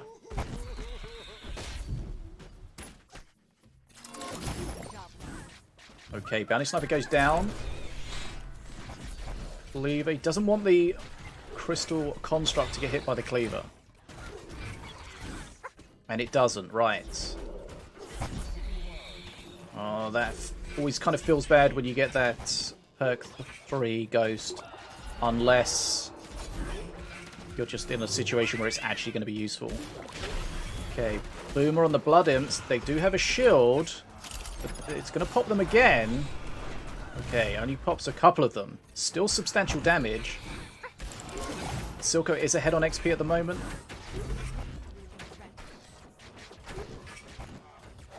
Counter push coming from Memfisto, though. Reboomer and Cleaver's pretty terrifying. How does Silco deal with this? Again, the Crystal Sentry gets hit first. Cleaver's getting a lot of value. Reboomer's not close enough to hit face. Thank God. Says Silco. Okay, Memfisto slightly ahead on XP at this particular moment.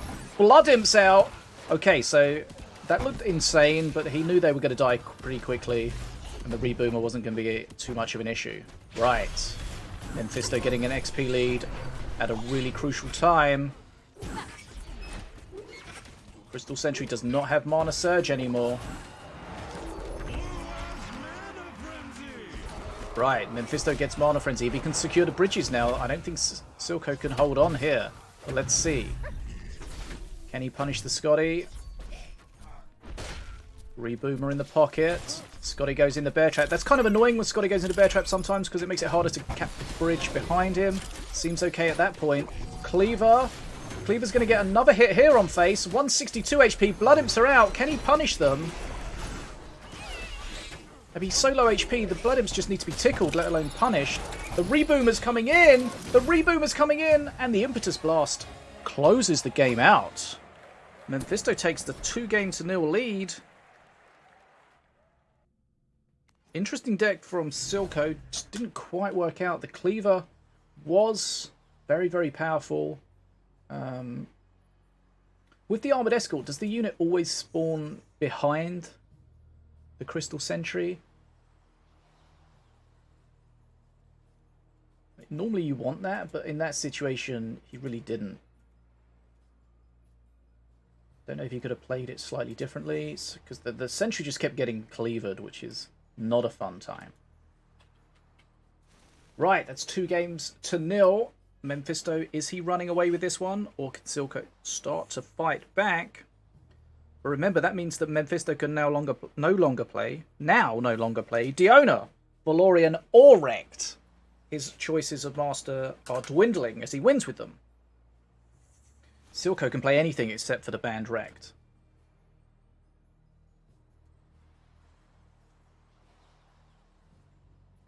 We'll do the giveaways and the dwarf packs and stuff at the end of the stream. Don't worry. Definitely not a scam.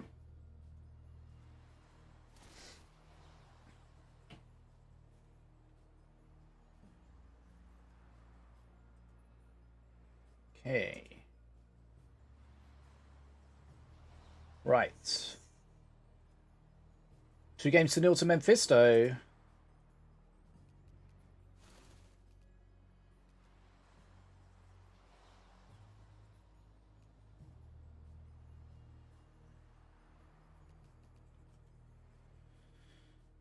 Okay.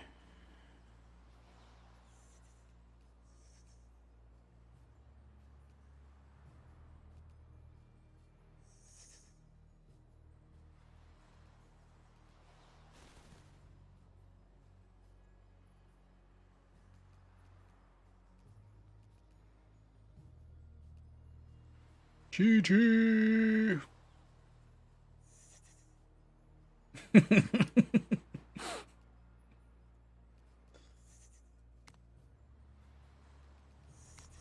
Okay, right.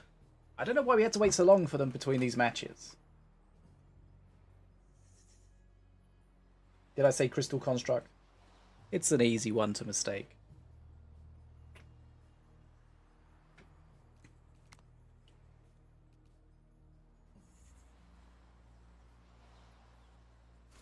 Okay, so we've got a patch next week on Thursday. My video will be up on Wednesday as always, so make sure you follow my YouTube, subscribe, put that bell on, ding ding, make sure you don't miss out on any of the updates.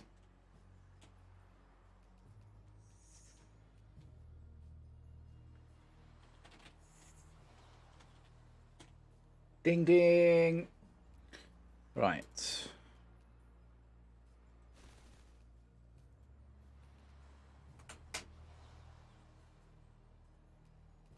Can I yell at these guys for being slow?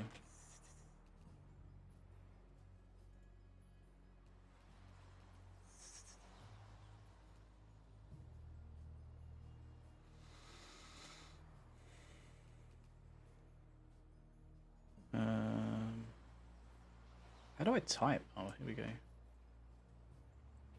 Y'all are a little slow between matches. Okay.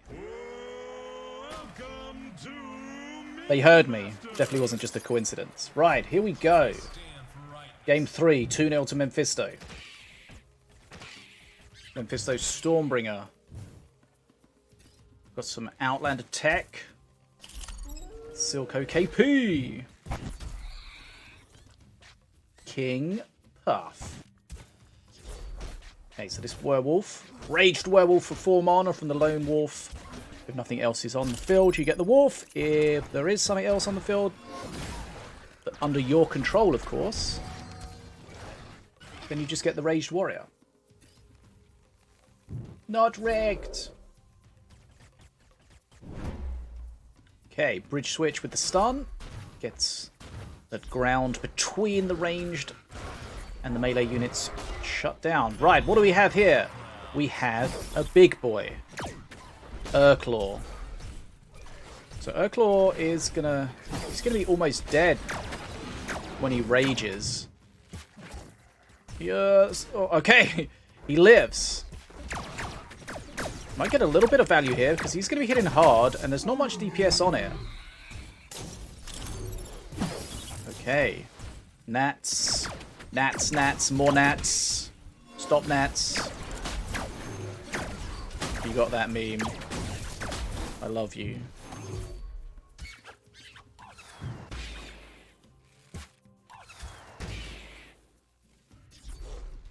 Okay, so Silco did a lot of face damage to Memfisto there and got an XP lead. And is already through his deck for his next push. Oof, okay. This Tass holding it against... oh, okay, nice switch there. Okay. Blood Imps are going to get punished a little bit here, but you know, that's what Blood Imps are for, right? You're trading mana for HP. Cleaver! Oof. That was a little bit late. The range got on to the range. Silco still ahead on XP. Looks like Claw. He does have Gnats available to put on them. There we go.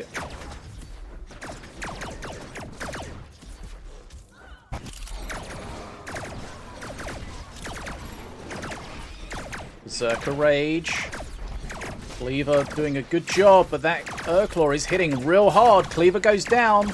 Nat's still clearing everything. Pulls it out of the pocket with the Impetus Blast. This is a lot of face damage coming out here. This bear is going to hit very hard. Goes for the Glen's Brew as well to keep it alive. How does Memfisto shut this down? I don't think he does. Really well played from Silco. Silco's back in this. 2-1. That Glen's Brew, I think he got lucky with that Glen's Brew. I think that was from perk 2. King Puff, and it was kind of the perfect spell for him at that situation. Just RNG things. Remember, as Apep says, luck is a skill.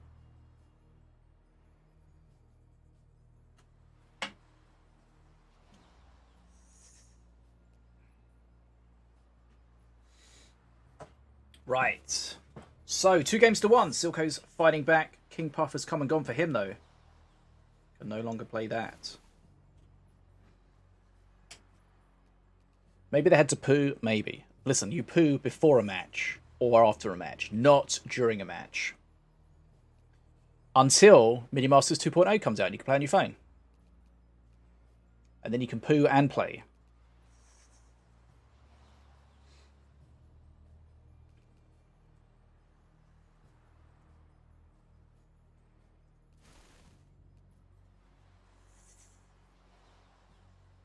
I hate it when Steam gives you a notification that there's a new comment on a post and you go to check it and the new comment is not a new comment, it's just the post has been deleted. You're like, oh, interesting, what they said. Deleted. Okay, good job. But they don't tell you what post was deleted, so you don't know which one it was. Luckily, it doesn't bother me at all. Right, game number 4. Can Silco bring this back to 2 games all, or can Memfisto close out a 3-1 victory? It's Memfisto playing Apep and Silco playing Apep. But it looks like it may be the same deck that Silco's playing. No lucky Glen's Brew this time.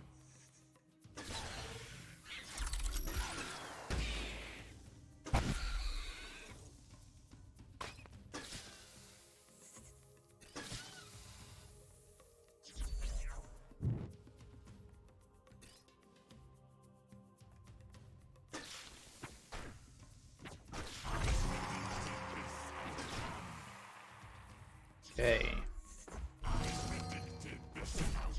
Slowly building his push at the cost of XP. Okay. The impetus kills the gnats.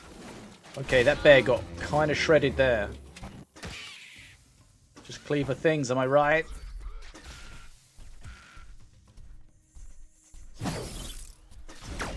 Yeah, you might have had your heart in your mouth there, but that's what shields are for, right? Taking a hit.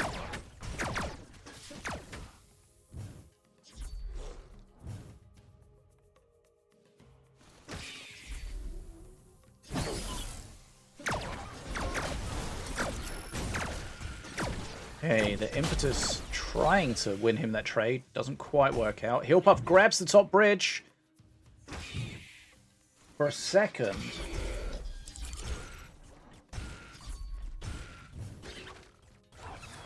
Blood Imp's just been used as a meat shield there and working out pretty well. That's really being used as the same thing there. Right, perk 2 from Memfisto first.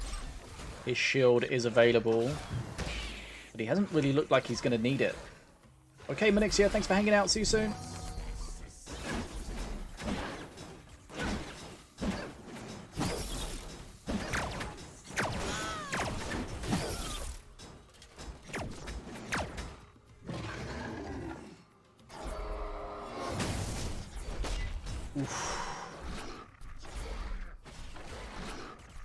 Okay, Urclaw getting kind of shredded by that cleaver. Still an XP lead for Memfisto.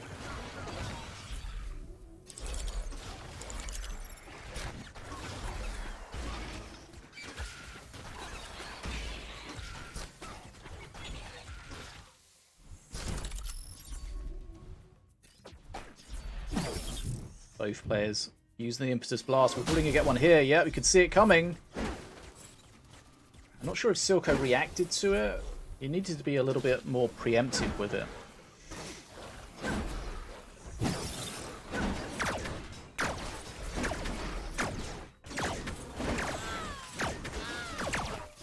Right. Can he get anything done with Urclaw here? The cleaver and the Impetus Blast shutting everything down has been a problem. We traded a little bit better that time, killing the range.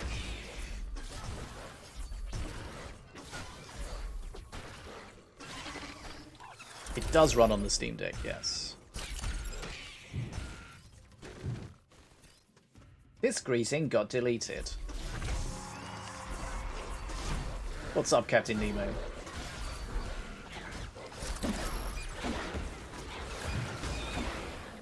I think most things run on the Steam Deck, just some things are like certified to run at a minimum performance level.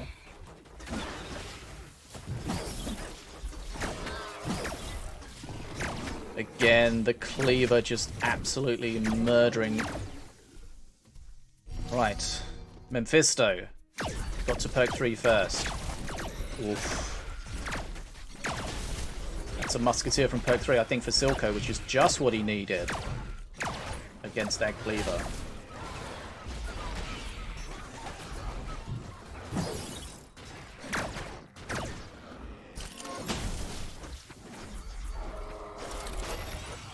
Okay, again, the cleaver taking huge hits. The thick hide doesn't do too much to prevent those cleaver hits from absolutely destroying him. He needs a stone hide for that.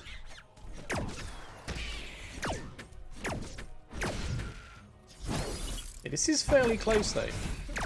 Oh, he went in. I think that might have been a mistake for Silco. He saw the opportunity to kill that cleaver. He played the range, but then Memfisto did react quickly. I mean, did that work out? It kind of worked out for Silco somehow.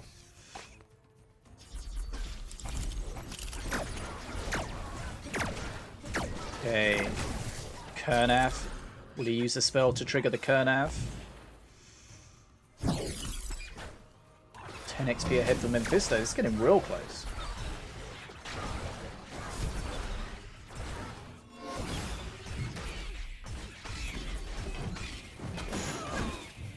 Gotta watch out for that Zealot at the top. We know that thing is gonna shred. He's gonna have to use... Oh! I don't like this!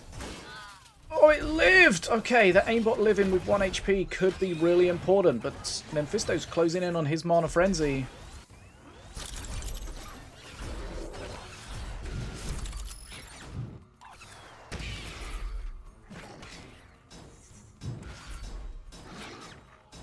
Okay, looks like Memfisto's going to get this. He's got the bridges at a good time. His Mana Frenzy's about to tick over. Urklaw's going to get murdered by this Cleaver again at the bottom, but it didn't matter. We were distracted. Well, I was distracted a little bit. Okay, Memfisto takes the set, the match, the game, the round, however you want to describe it, by 3 games to 1. Urklaw really was powerful in the earlier one, but not in this one. That Cleaver really shunning it down. Neocon gifted a sub to Espenoboy. Thank you, Neocon. Good to see you, my friend. Right. It's 3 games to 1. That means Memfisto is in the grand final.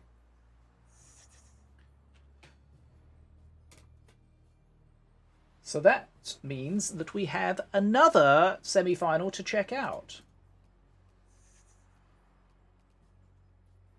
Which is going to be Katt against Set. Katt is back.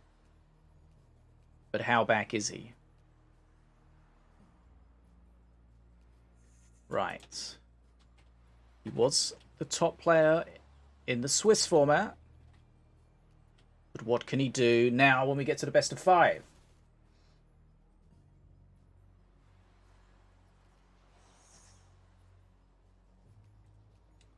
So, let's have a look at our bans.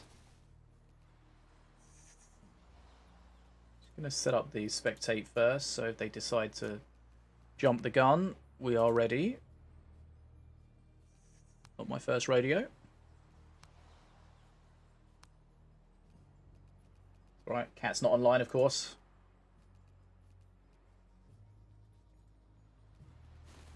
Okay, Set's online. Right, so bans. Let's do the bans. So many things to do when I do this on my own. Let's set up a... Hold on. So, Memfisto won this.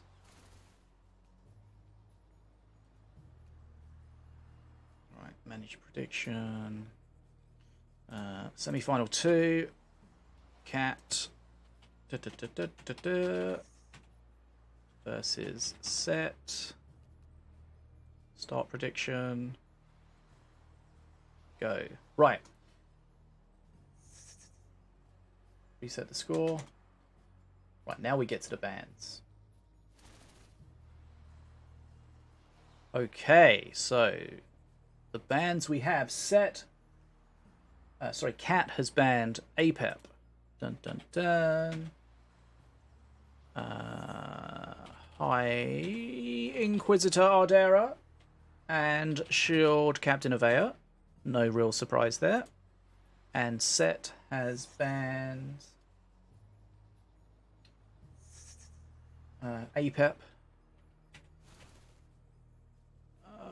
High Inquisitor Ardera, and Korgoth. Okay.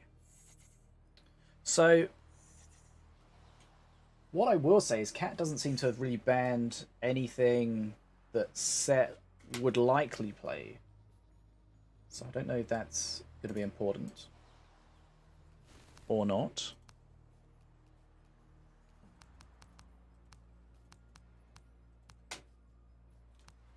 Okay, hold on. Why can't I see Katt? Hello? Where are you?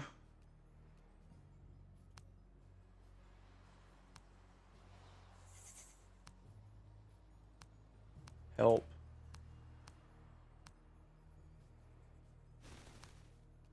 Is he offline again? I yell at him. Oh, he's not in game. Okay, now he's starting up.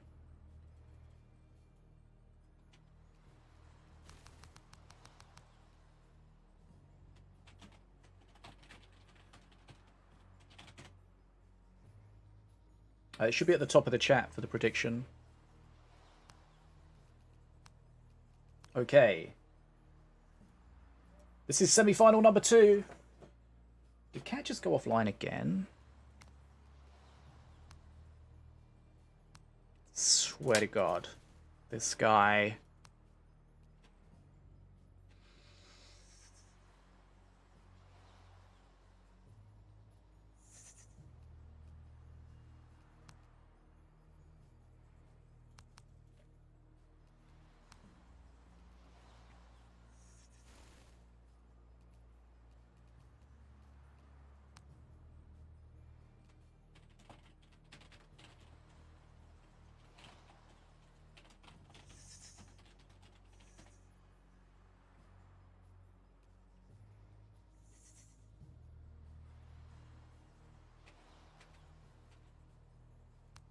Okay, I think we're good. Right, so who is going to face Memfisto in the grand final? Is it going to be the returning Katt, or is it going to be Set?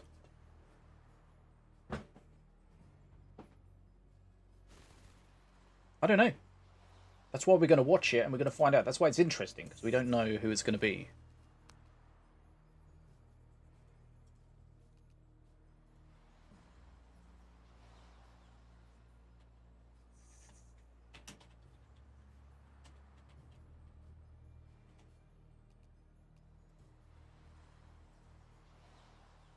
Okay. I think I'm ready. Are you ready? Let's get ready to rumble.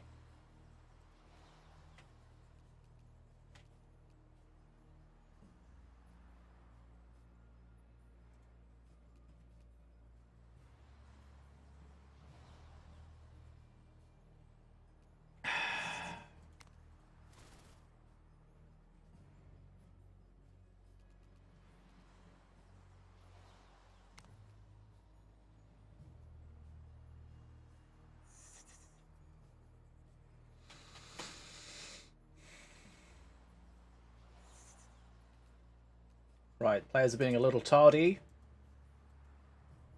That's a word, right?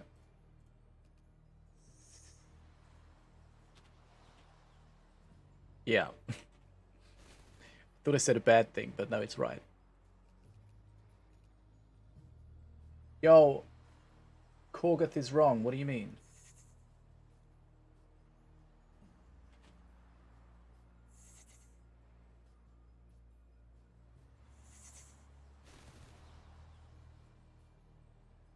Oh, you just said he's spelt wrong?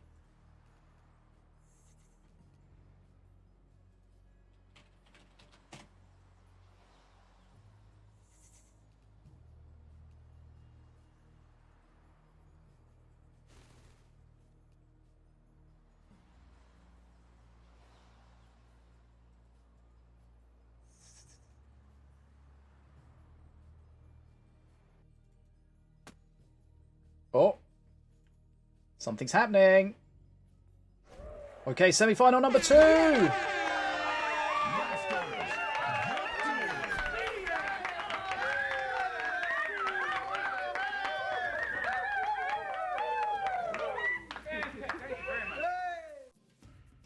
Okay.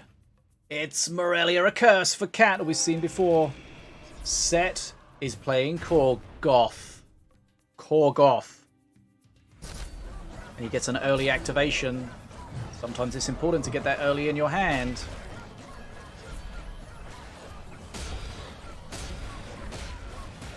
Morelia against Morelia.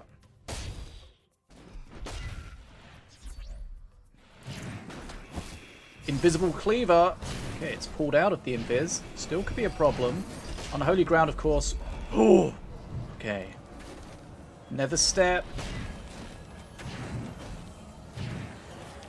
I mean, when you're trying to cycle Korgoth as quickly as possible, often you just want to use the cheapest cards you have. Like that Nether Step, even if they suck.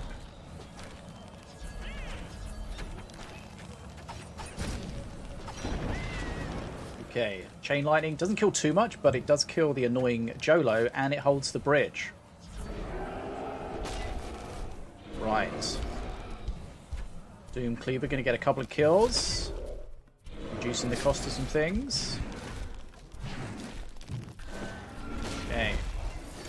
cleavers are going to be really good at clearing the big skellies, but the little skellies are going to be a bit of a pain. Fireball comes in. It kind of looks weird, but I think the Unholy Ground Immobilized lasts for a little bit longer than the Vigil. I think that's why it looks kind of weird. Right. Under 2 minutes and Korgoth is available for set.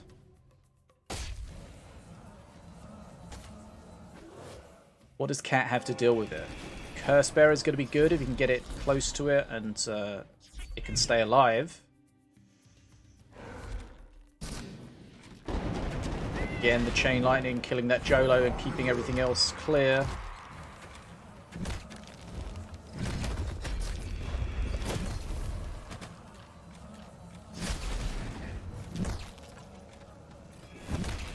I feel like Korgoth's range of like how far he throws his attack is just insanity. Okay. So Korgoth's getting held up a lot, but he is probably getting a lot of invokes. Get that value. His range does make him real difficult. Like, it doesn't really make sense how... I don't know. The way he outranges long-ranged units just seems kind of crazy.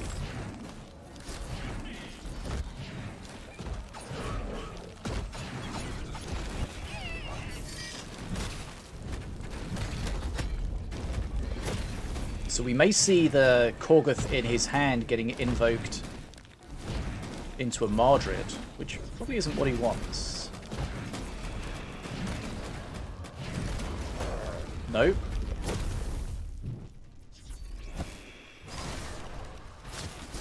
So Katt was able to deal with the Korgoth, but it did take him a while to deal with it, and of course that bleeds XP.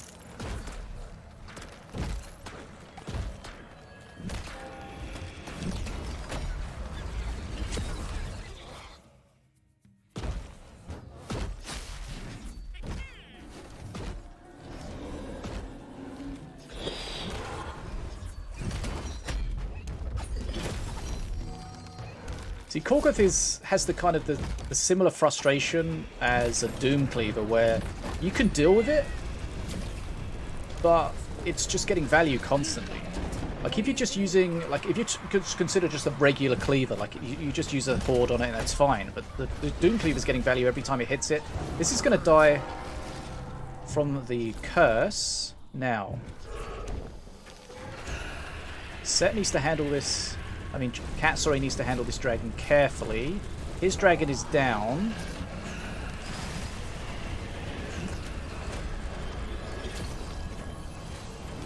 Spinning it around is nice. Morgrel's Mark. It's not really going to do too much, but it might mess up the aggro a little bit here. Okay, does get a stun. Looks like he's probably going to cycle the stun again. Okay. But Set getting an XP lead here. And whilst Katt is dealing with that dragon, but Korgoth is still pretty HP. Korgoth hits the dragon from 8 miles away. Korgoth is still pretty healthy. And Set's got a decent XP lead at the moment.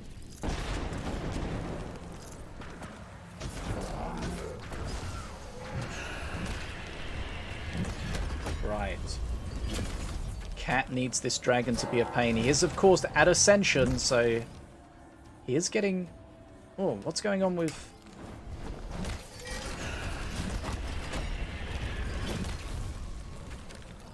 Okay, player 2 just looked like it activated the AFK bot. I don't know if he was just waiting to play in the pocket or what. Well, it doesn't necessarily mean it activated the bot, but he burnt enough mana to activate the bot if it was enabled. Right, XP's about level here. But if Set can get some good value coming out of this altar, it could be a problem.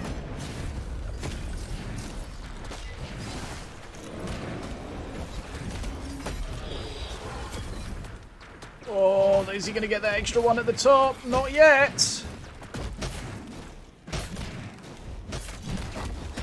This is super close.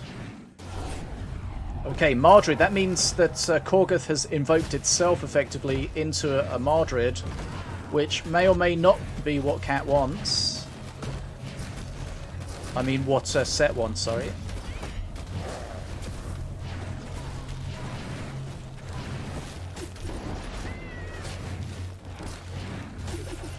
Whoa.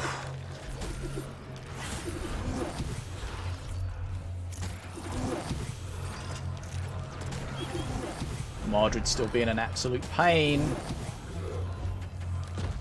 Mana Frenzy now for Set. Is he going to strike first? It's looking like it. Mordred hasn't died yet. The next push is coming. Is going to be fairly terrifying. Okay. Ooh. Set going face there.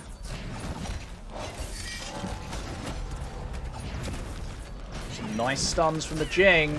Running out of spells though. Katt holding on for now. He's going to have to heal soon because Set is really going for face with those fireballs. 180 damage from a fireball, so 2 of those away. Oh, the Gax comes out! And the Magma Storm! Oh, the Invoke God was really on Set's side there. Okay, Set takes the first game. Really, really close. Some lucky Invoke RNG.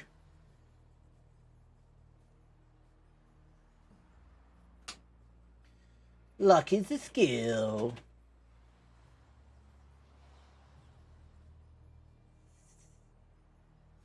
Okay, 1-0. Set takes the first.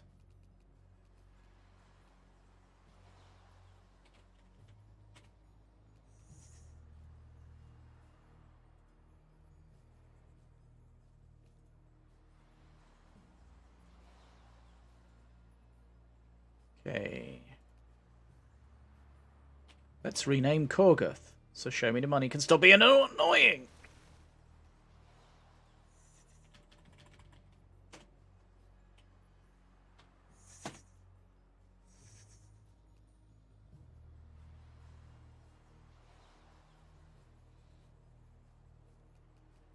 Right. Why do these bands not look correct?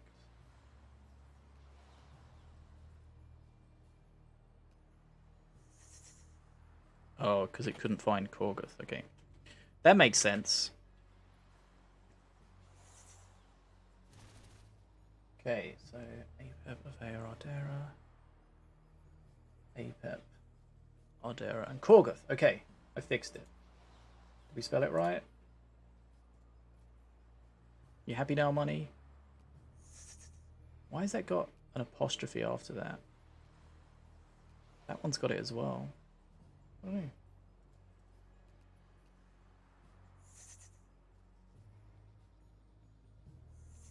Not an apostrophe, a hyphen, sorry. Hakuna Matata.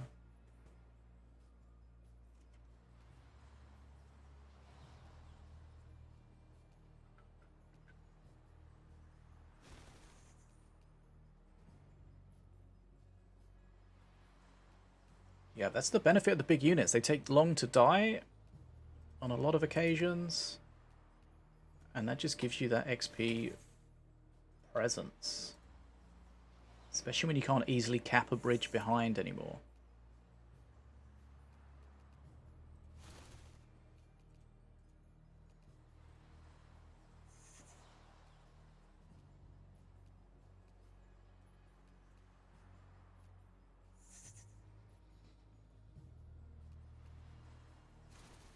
It's like a Horde deck, but the Horde is made out of 10 mana units.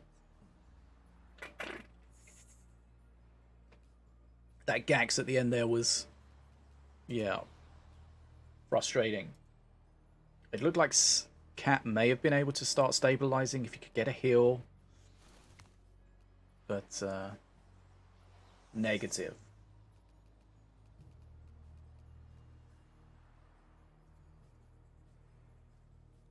Okay, so Set strikes first. Remember, this is a semi-final.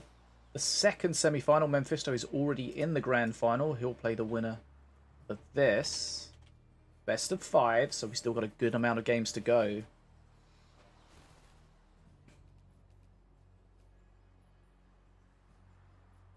Hakuna Matata.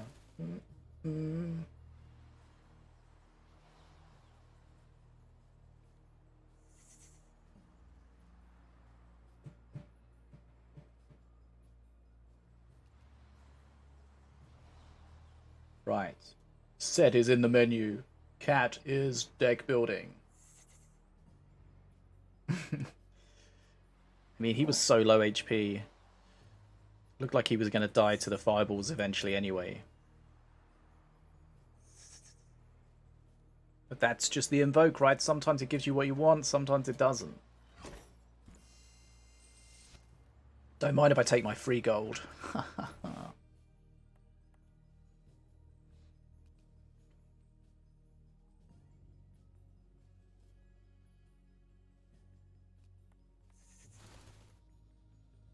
Set obviously realizes how strong Korgoth can be, not only playing him but also banning him so his opponent cannot play him back.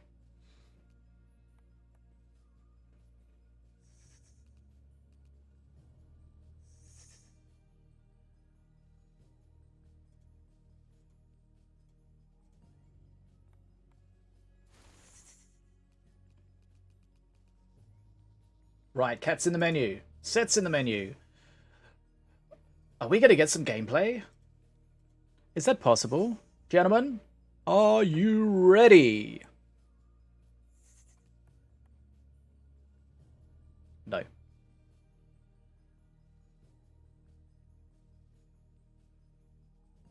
A million years ago. Yeah, Korgoth's very tanky, and he's just difficult to deal with, because like you can easily just tank him around with little things, but then he's constantly getting invoke value from it.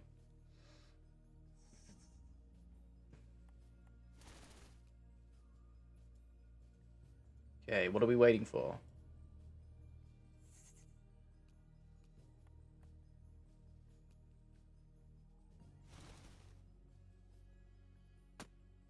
Oh, here we go!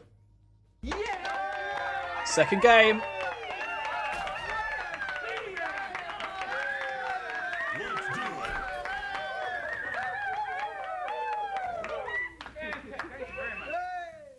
Okay. Wrecked against Diona. Okay, so it looks like it's the same deck from Set, but a different deck from Katt. Katt's going with some Slither, Herald Our Moon. That's the kind of thing that could be good against Korgoth. Some damn air units.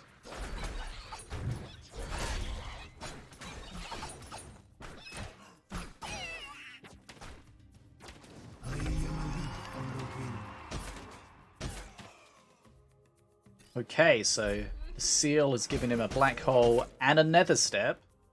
Let's see if he can make some value out of that.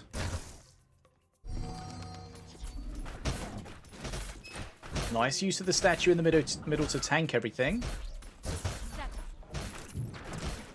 Great DPS coming out from the succubus though. Statue goes down. Looks like there's enough to finish it off. Okay. Set's going to want to get a better invoke here. Remember, you can invoke cards more than once. That's a 2-mana Flame Imp there. Plus a 2-mana Gorok's Gate.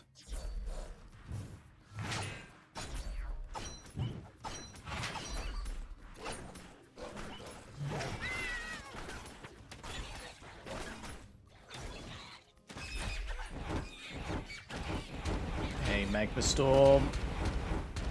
Does he go to try to res it? Decides not to. Could have done, but like the question is, what would it have got him? Would have done a bit of face damage, but that's really not that important for him, I don't think.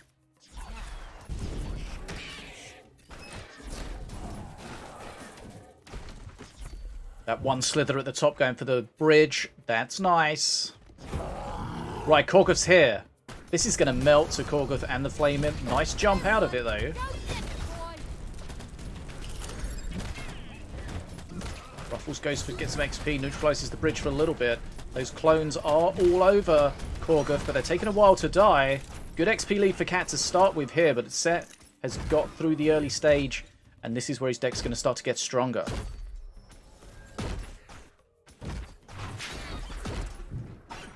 Oh, he's got the Vortex as well here. This could be disgusting. He's going to Vortex everything together and then slap it if he needs to. There he goes. Bam. Fireball comes in. Doesn't have any mana to res it, but it doesn't need to. It survives with just 1 HP. That could be important He's got a bunch of slivers as well. He's got the chain gang plus 2 extra slivers attached to it. Nice pick off from Set there.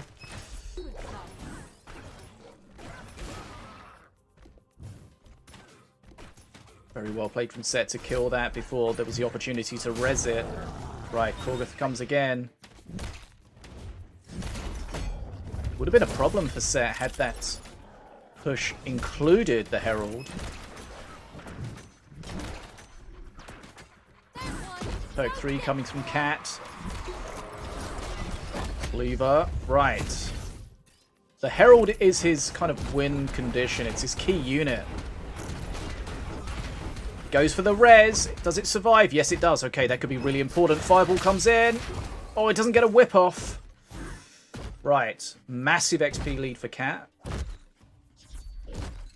Oh, that rammer coming in is kind of annoying.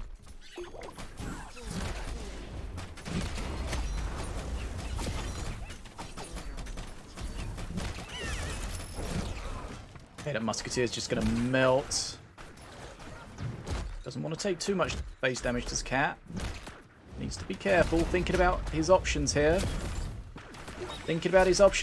Right, Herald's out.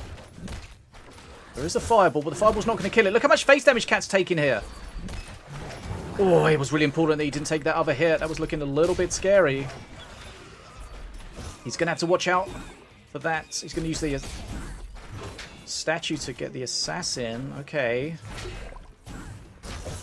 Katt needs to be super careful with his HP.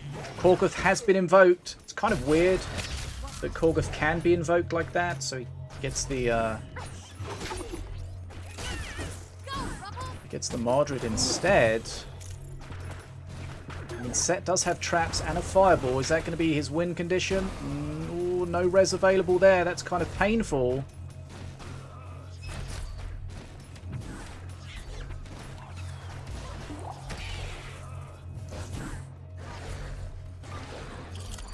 No healing available for Katt. Needs to be super careful. Can't really afford to take any damage. Oh, the trap's on face. Katt needs to react. Remember, Set does have the Fireball. We might get the situation where Set has Fireball lethal and then it gets invoked into something else and therefore he doesn't have Fireball lethal. I don't know. Just thinking out loud what could or could not happen.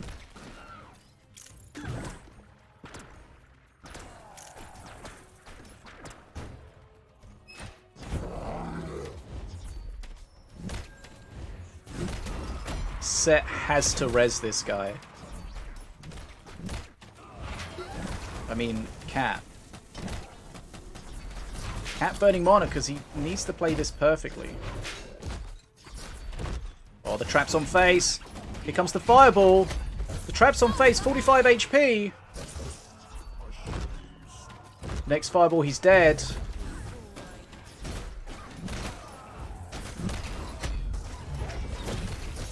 Set's got Mana Frenzy.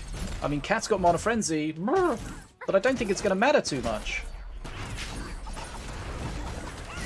Look at all those slithers at the top. Wait, what killed him? Probably a trap, right? I didn't see it, but it must have been a Diona trap. Okay. As Anno says in the chat, playing the Herald Armoon, which is your key unit without the black hole, really does leave it susceptible to those spells. Katt did a great job on XP, but HP was a problem in the end there. Okay, so Set takes the second game. 2-0. Both of them with Korgoth. The power of Korgoth. Set did mention to me he was looking forward to playing a deck like this in the last tournament, I think, but he didn't get to the last 4 in the last tournament and didn't get to play it. But today we're seeing it.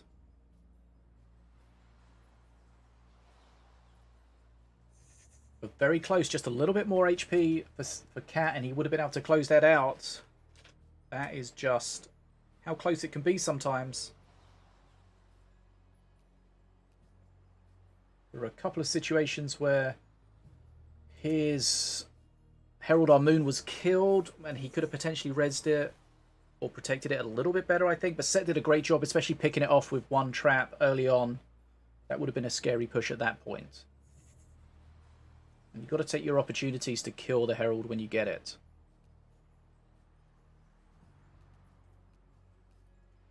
Okay. Right. Katt's back against the wall. He's lost 2 of his 9 lives. Well, he doesn't really have... He's lost all of his lives that he can lose in this match. If he loses one more, then Set's going to be into the grand final. If not, the fight back might be on.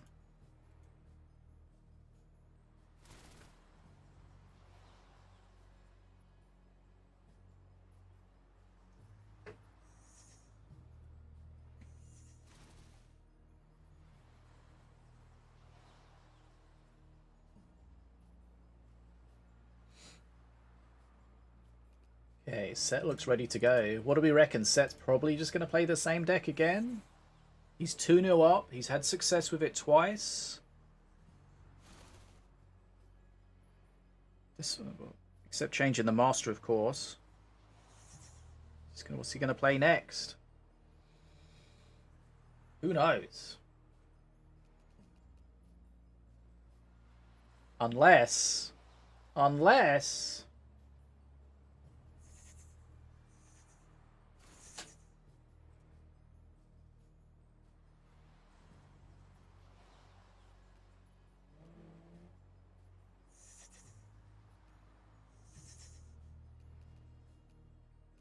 Oh, God.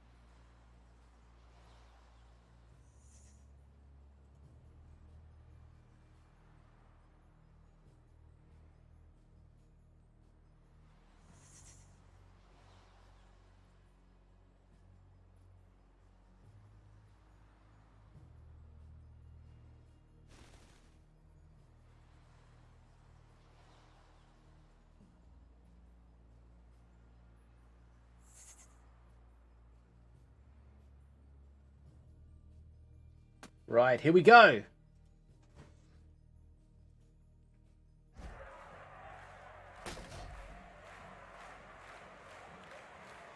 Play cards. Right, game number 3. Set's 2-0 up. Can he knock Katt out of his comeback tournament, or can Katt come back? Let's find out. Morelia for Katt, playing Slither again. Set looking like it's going to be the same deck with Valorian this time. We haven't seen Korgoth yet, but it feels like it's likely. There is Korgoth. It is almost his last card, so that could be important. Really slowing down him getting that out as quickly as possible. He's going to take a hit on face here. Oh no, I don't know. Did he mean to bring that back? I don't think so. It was so far away with the aggro. Worked out though. And sometimes those assassins really go walkabouts. Okay, kind of an awkward hand at the moment for Set. Double Magma Storm and a Nether Step from those invokes.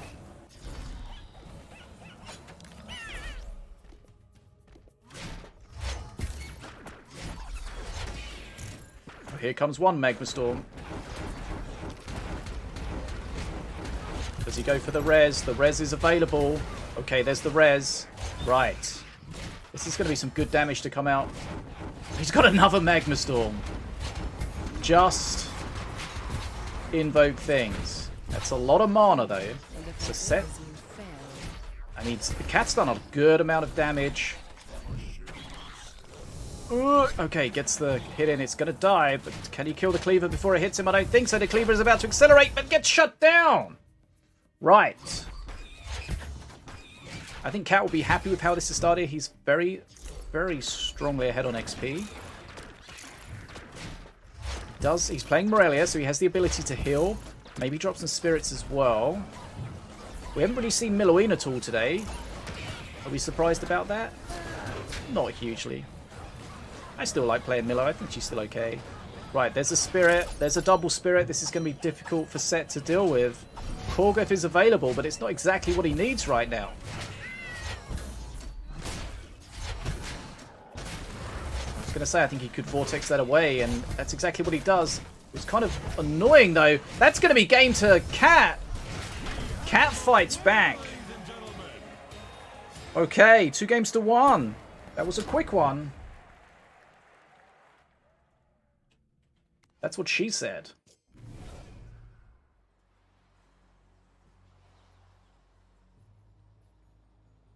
Okay, Katt fights back 2 games to 1.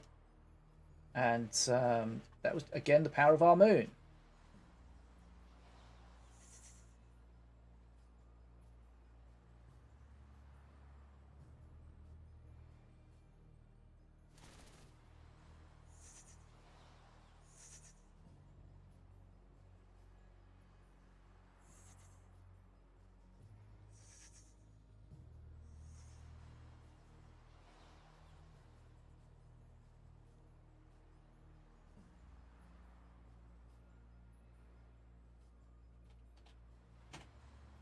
Okay.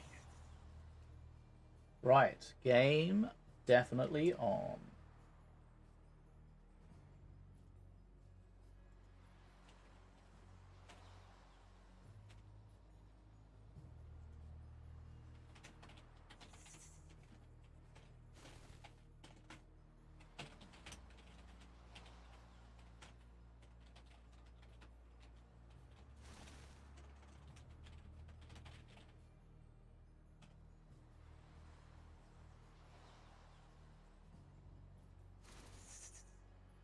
What do we think? We think Set's going to stick? I don't think he's got to change, I think, now. I think Set's got to change.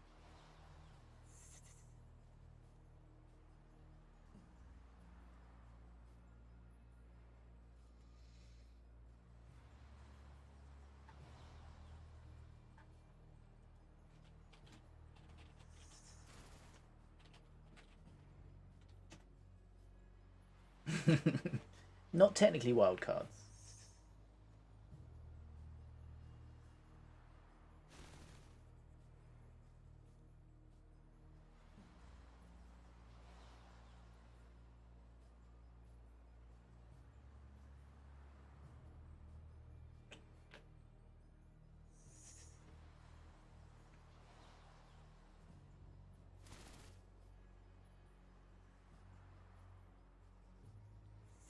Okay, Set's in the menu. Katt is deck building. But is he really deck building? Is it just a bait? I don't know.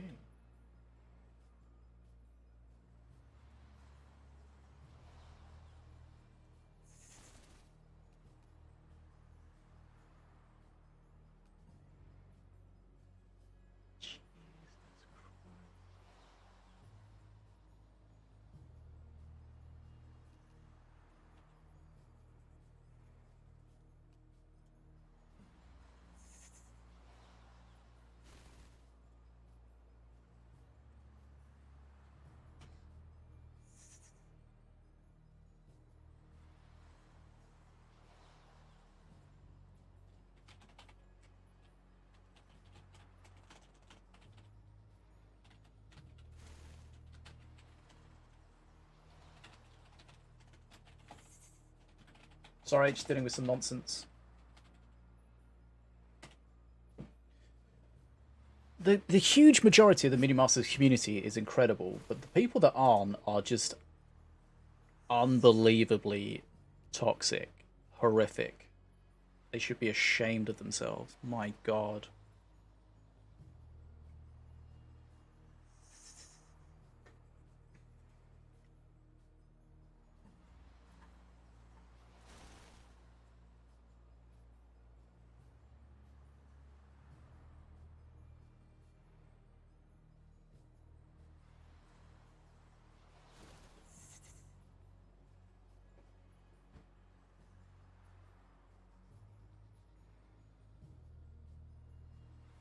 Okay, Katt dragging his feet a little bit.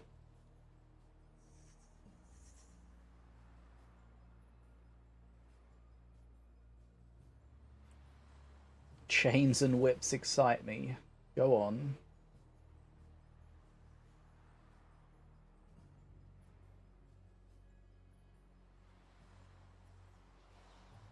Right, here we go. Can Set close this best of 5 out, or can Katt make it 2 games all and book his place in the grand final? Let's find out. Let's find out together. Let's do this. Let's do this, come on. Right. Katt is playing Diona and looks like the same Slither deck. Was Katt in the deck building for 8 minutes to select the same deck? Looks like Set's gone back to his regular deck with Valorian. He does have the Defenso, which is a real good answer to Herald Our Moon.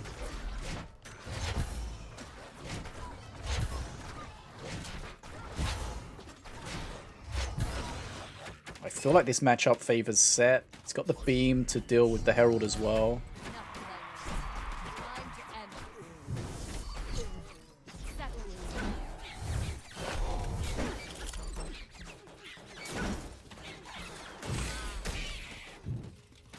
Take some decent face damage from this though.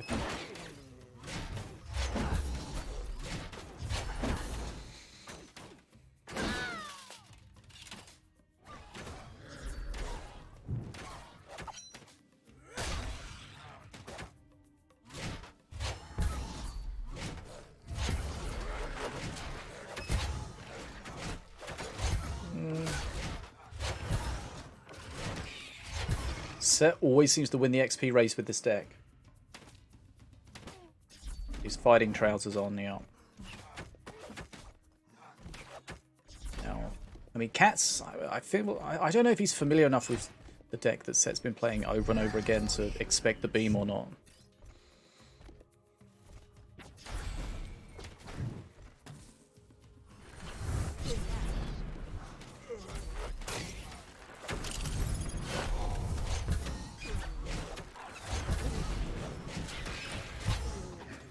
There it is.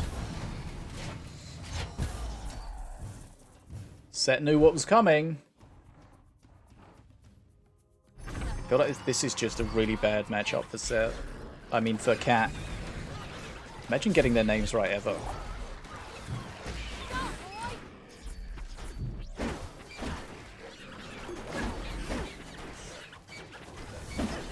So it'll be interesting to see what happens now, because now Set knows he's got the Our Moon, Katt knows he's got the Beam of Doom. Does Katt just stop playing the Our Moon? But then what is his win condition without the Our Moon?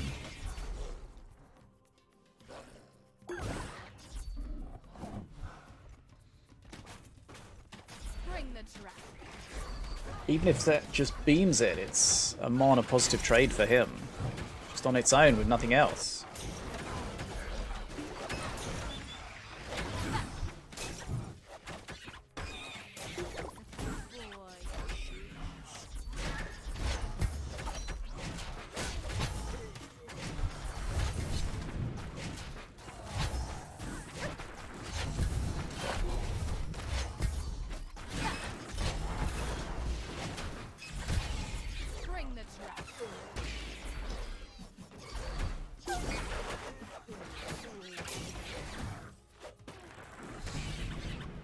Okay, Set in control at the moment. Is he just going to beam that at the top? Yep, there it goes. Even with the res, I think it's... What the hell was happening to it there? That's not... We know two things. The Herald died, and it it didn't die well. Okay. So Katt's still trying to get the value out of the Herald. I mean, if he can get a whip out of the Herald and then get it beamed, I mean, you could still argue that it's still getting some value out of it. Not the worst trade.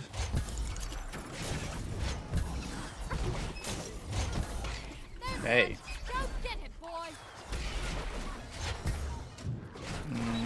don't know, that trap looks a little bit far away from everything. Does the stint deal with it? Okay, the stint deals with it. That's important.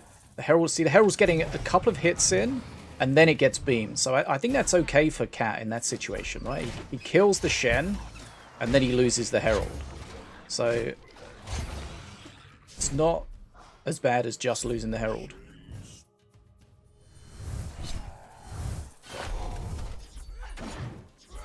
Okay, nice jump there.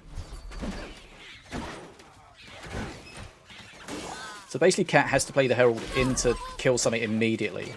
If he just sets it up to push, it's not going to be great. This is a good example of him playing around what his opponent has. Okay, good XP lead. There's the Herald. See, this one might just get beamed. But he knows that if he beams that, he's got no more mana to deal with this statue on his face. So he's kind of baiting his opponent into using that. See, what Set could have done is just waited for that to get to face and then beamed everything together. Felt like Katt baited him into that beam a little bit.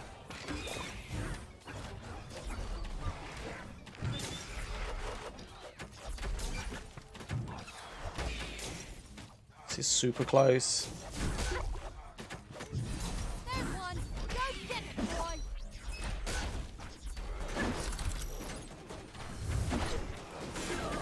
No, I think if I was a betting man at the moment, I would say that Katt is in a very strong position on this one.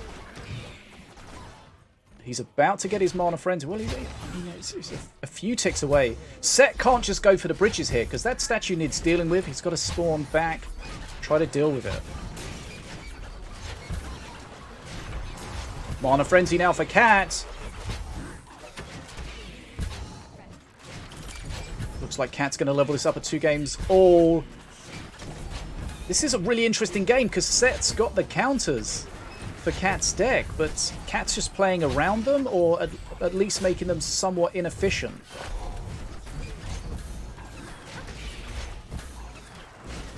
Even when he just beamed, it wasn't that valuable.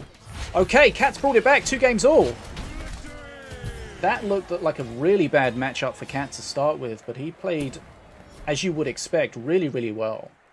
And I think Set was just a little bit too zealous, a little overzealous on beaming the Herald immediately on 1 or 2 occasions.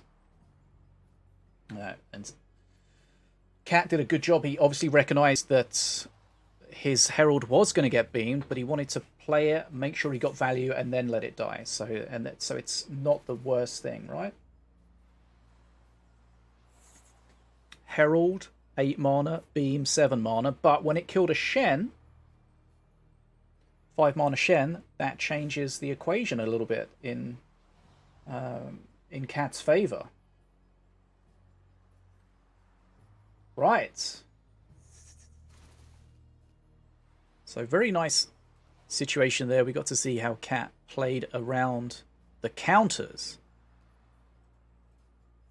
or made them play in a way that weren't too mana efficient. Like when Set beamed that Herald right in the middle, I feel like that was just a reaction to like kill it before it does too much. But there was a statue on the face. He could have just waited for the Herald to get closer and then beamed all of it. I think he was a little bit scared of it. I think he thought that if he just beamed it every time, then he would just win. But clearly not. Never underestimate the mighty Katt. Lost my pen. There it is. Right, 2-2. So it feels like Set's got 2 decks. He's got this deck, or he's got the Korgoth deck. So I think if you were going to guess what one he's going to have, is about 50-50. Right. So Set took a 2-0 lead. Katt's back 2 games all.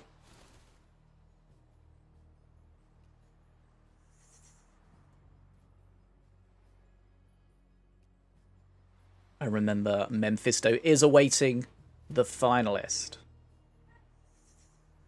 in the final.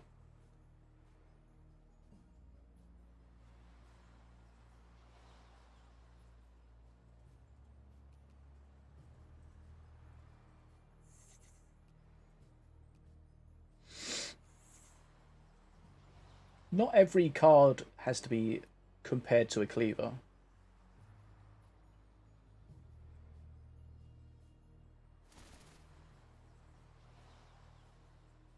We go into a decider, baby! Yes, a decider indeed. It's going to decide who is going to face Memfisto in the grand final. Set on 2 points. Katt come back from 2 games 0 down. Is he going to do the reverse sweep?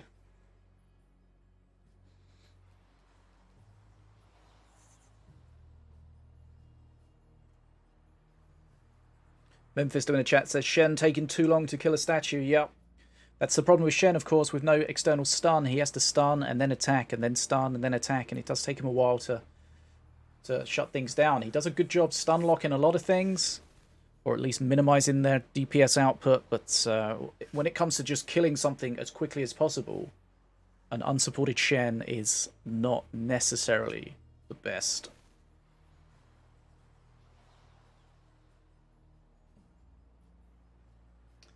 And the other thing that Katt did is sometimes with those decks, you do the statue push with the Herald with it. But of course, he knew, or at least after the first beam, he knew that the beam was there. So he beaming the statue and the Herald together would just be so punishing for him. But he didn't make that mistake. He didn't put them together. He played around it, minimized the value that was available for the beam from set.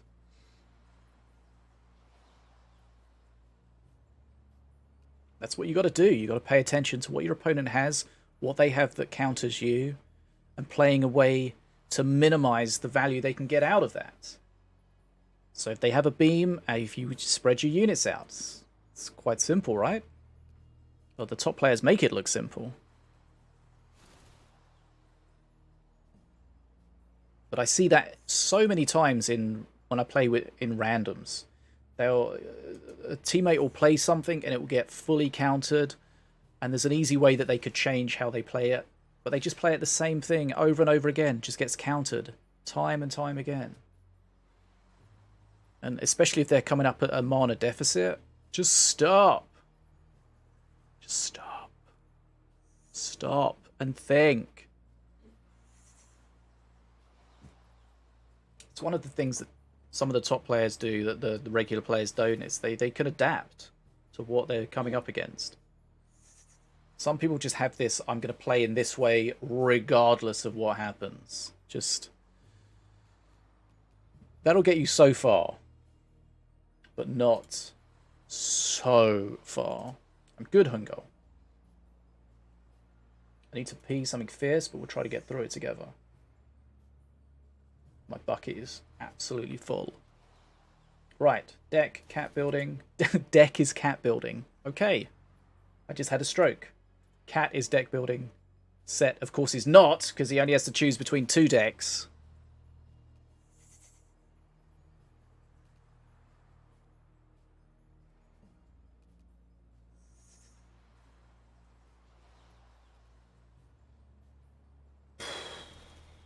Difficult to make the decision from the players, what they're going to play, and what they think their opponent's going to play.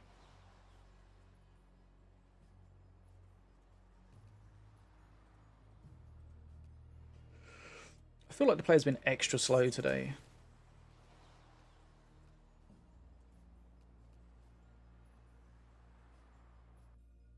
Right, here we go. This is the decider in this semi-final. Winner goes through to the grand final. Loser does not. Duel! He's got a black hole! Okay. He's playing the Herald, but he's teched in a black hole, which is going to be perfect against the Beam of Doom that Set has. Looks like Set's playing the same deck. Wrecked against Valorian.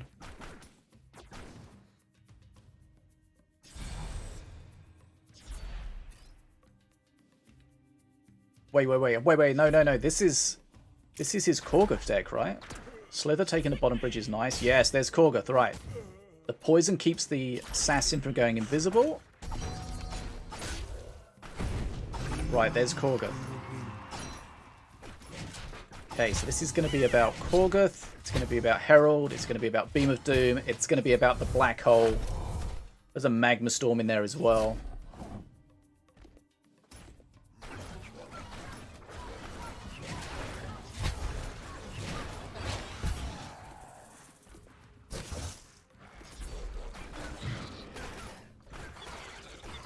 Bit of an awkward hand.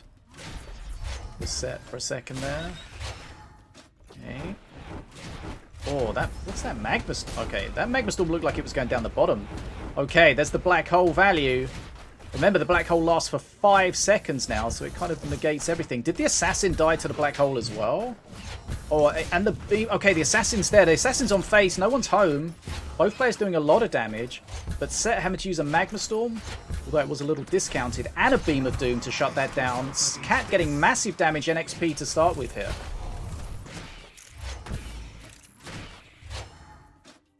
Okay. Nice teching in of that Black Hole. That could really change things. Set really needs to get his Korgoth out as quickly as he can. But remember, I think that Magma Storm was an invoked Magma Storm, so that's not guaranteed each cycle.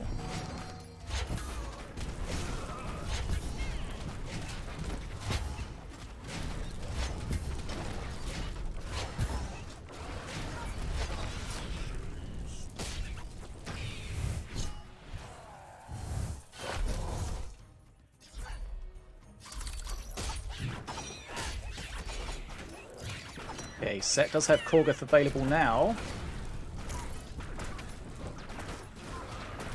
Rekt dying. Ooh, okay. Gonna clear this up. A lot of slithers coming out. Those slithers can really put so much poison on the board. Right. Spawns the statue deep. I don't know about that going on the opposite lane.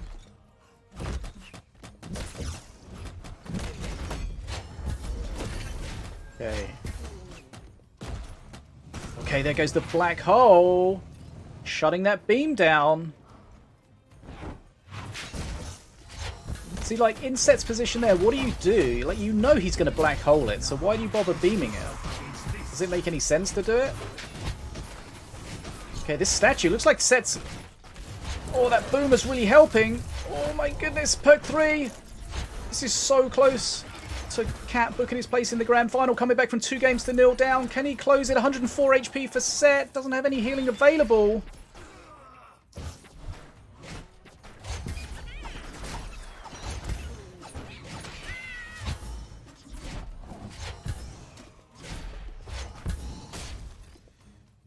He's going to try do something to face. One punch blast. Statue might just get there.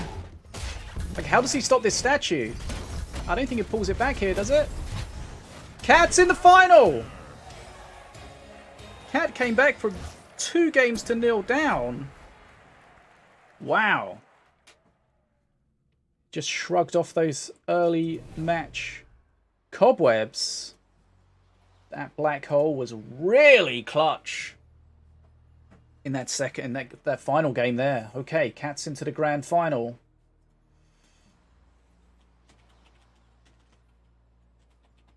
And I can go and pee. Right. Well played. I will BRB. Did we set up a prediction? I think so. Maybe. Possibly. Okay, so it looks like someone bet 100,000 channel points on Set. I don't know who it was. Anno did. Anno voted over 100,000 fish hats on Set. Those have now disappeared.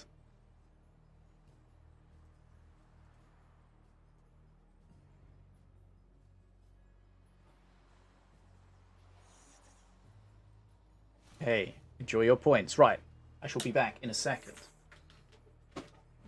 And then it'll be grand final time.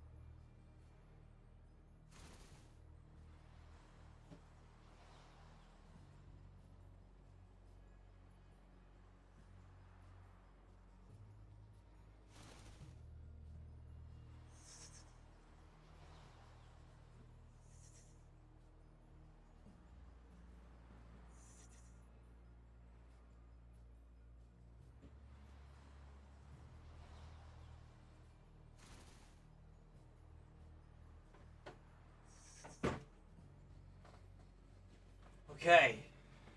What I miss?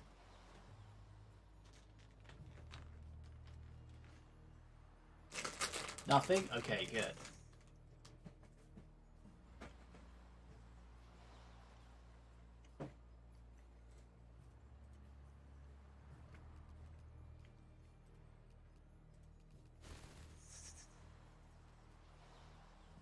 Okay, Katt versus Memfisto is going to be the grand final.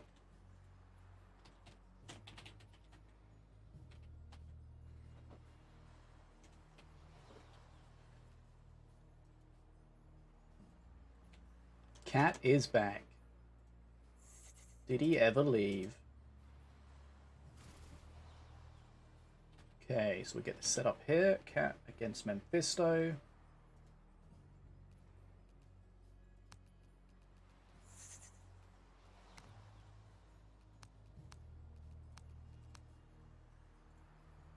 Try and get the bans when available.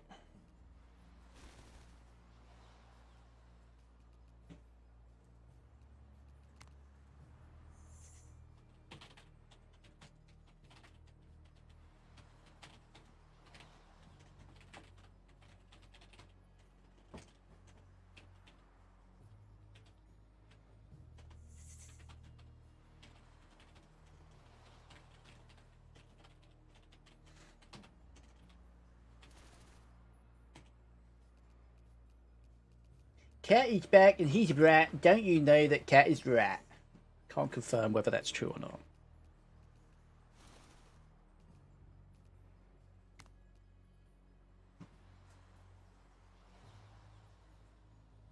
Okay, so we need the bans. Once we've got those, we'll put them in our ban system and we'll look at them and maybe consider them for a moment.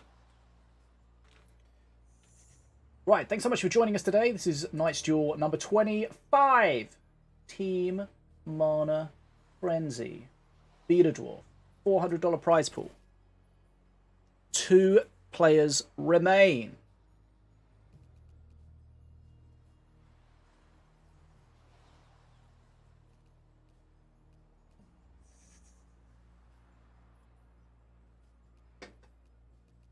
Some people are not welcome here.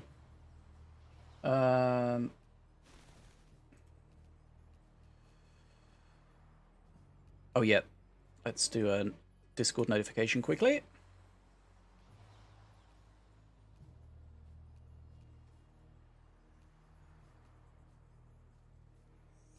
Where is it? Okay, yeah. Grand final time. Katt is back and playing against Memfisto.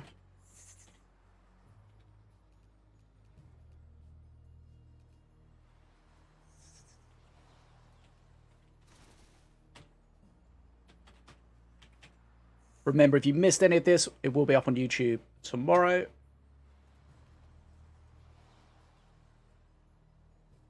Or even if you didn't miss it, maybe you can revisit it.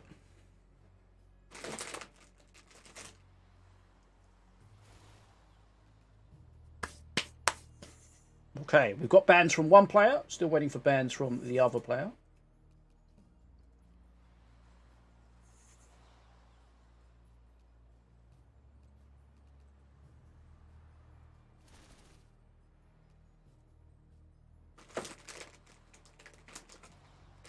Grand finals time. That is correct.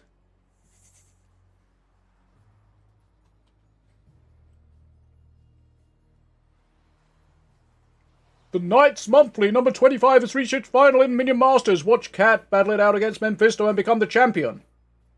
Did they just leak the result then?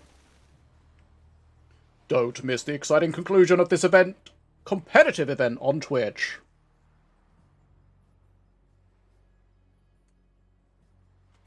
That's the giveaway.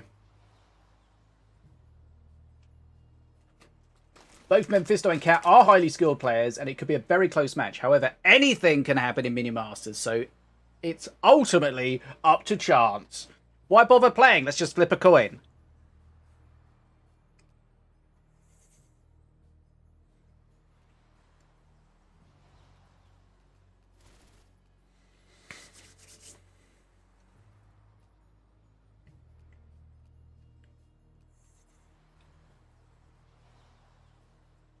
We'll do the giveaways at the end of the stream, so make sure you're in it. Claim your dwarf packs as well if you've got the channel points. So I think Katt might be taking a small break since his match just finished.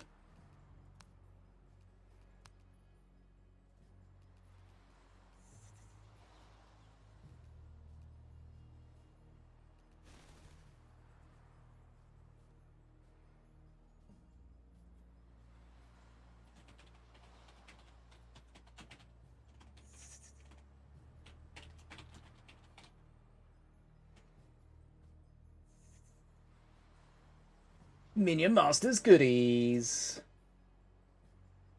Oh, prediction. Yeah, thank you.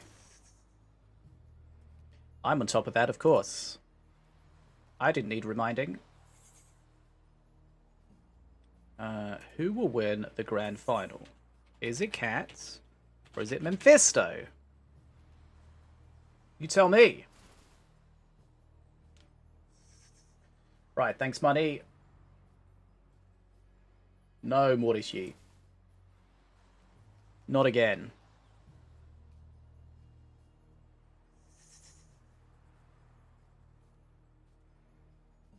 Okay, bans are in. Let's have a look at them.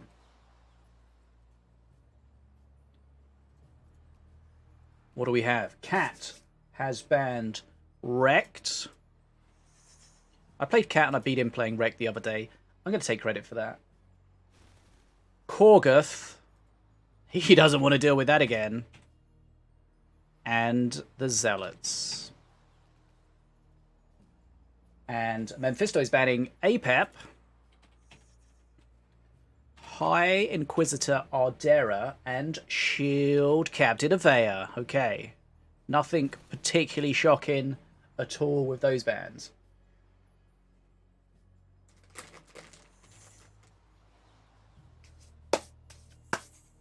Okay. There's the bans. Fairly straightforward.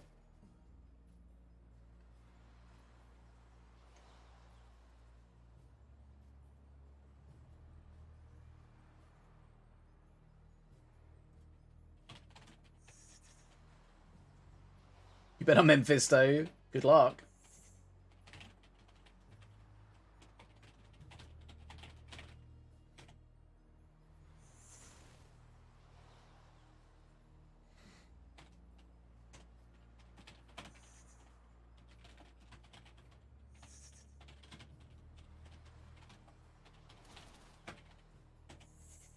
Flip a jelly bean. Hey, it's a jelly baby. Jelly baby. Is it normal to eat candied children?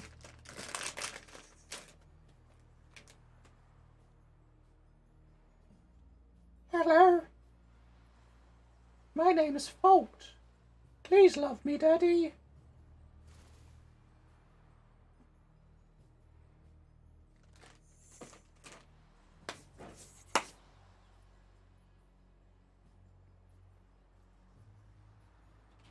Okay. Turnip sandwiches for everyone. I don't know how I feel about turnip sandwiches.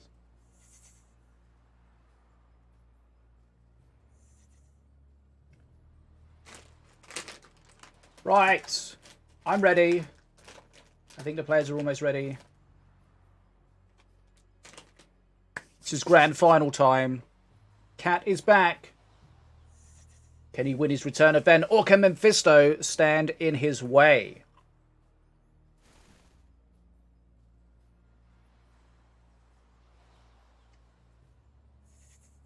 Wild stories.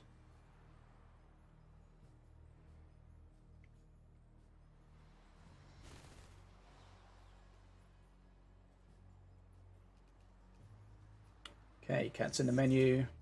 Memfisto's deck building.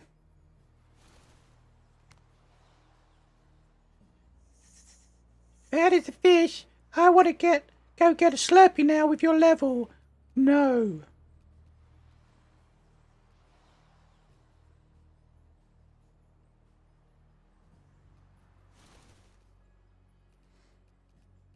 Nice. Right. Both players deck building again. Decisions, decisions. No Korgoth this time for Katt to worry about. But Korgoth is available for Katt to play. Is he going to play that game? I think he has played Korgoth on the ladder. I'm pretty sure when I checked the ladder once this season, the Korgoth was everywhere. Just for a brief moment. But Korgoth did seem to be everywhere. And then it kind of sort of diluted out. Hey Nessie, what's up?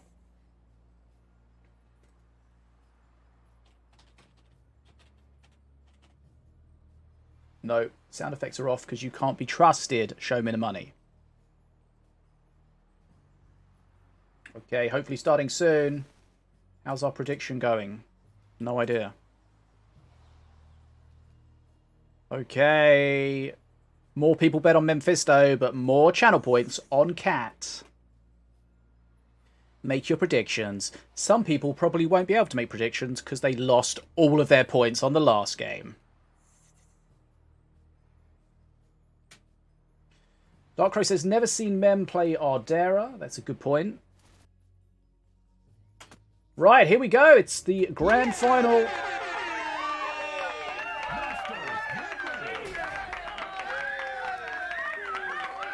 Katt against Memfisto. Hey. Okay, Morelia. Slither Morelia. Apep. I wish I had a pen that could reliably work.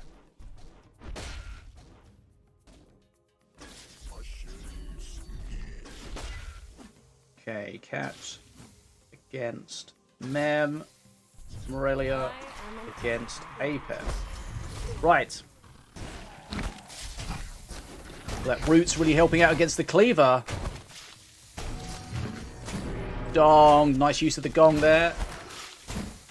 Remember, the gong applies poison immediately, so you don't have to wait for the unit that's poisoned to die. If there's enough poison to kill it, it'll immediately die.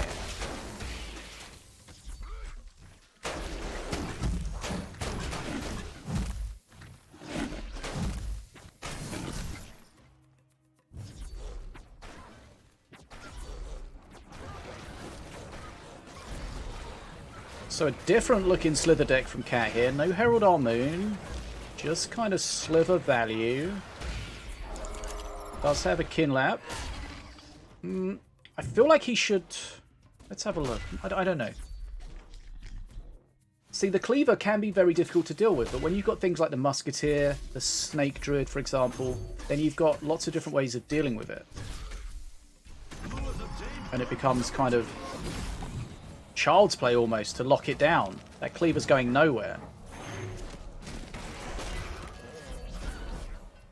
Katt has taken massive damage though. Let's not gloss over that. If you ask me how he'd taken that damage, I've no idea. Do the bans apply for both players? No, they do not. The ban is only for the opponent. This is huge damage coming out. Katt looks like he's going to strike first here. There's no way he kills this quickly enough before dying. Getting headbutted to death by the Slither Beast. Oh, he pushes it off base. He survives. Okay. For now. He's going to put a lot of poison on that Cleaver. Oh, he would have liked that Cleaver to have taken another hit on a skeleton there. Don't know if I spoke with the gold guy. Right, 115 HP left, perk 2. Still, he has the...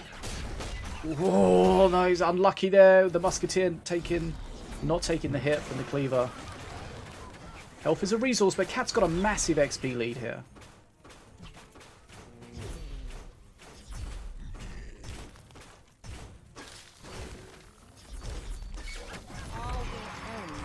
Perk 3 now. Feels like Katt's definitely going to take this first game. He'd love to lock this down. Oh, nice Impetus Blast, though. I feel like he could have played it slightly differently to guarantee the Cleaver interaction. Okay, he's going to want to get a little bit more poison, and then Dong! There's the Dong. Okay, perfectly timed Dong.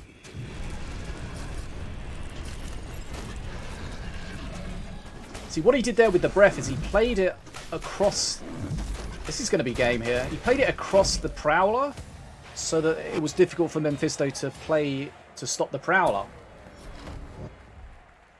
Okay. That was a pretty quick game.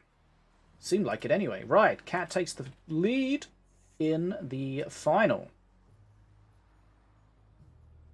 Slither Morelia, but a slightly different Slither Morelia. I mean, according to Nina's logic, there was no way that Memfisto could lose if he was playing the Cleaver, right?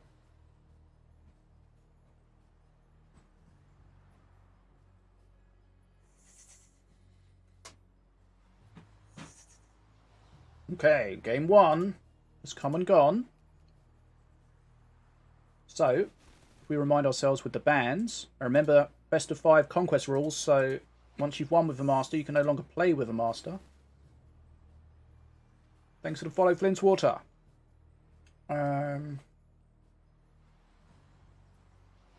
So, no wrecked for Memfisto. No APEP for Katt. And now no Morelia. Yeah, the Slither Beast's kind of interesting. It's got that the poison mechanic that you can apply immediately, especially when the first gong is free, and it can hit air. It's good against face. It's ranged, of course. It's kind of AoE, so it does a lot of good things.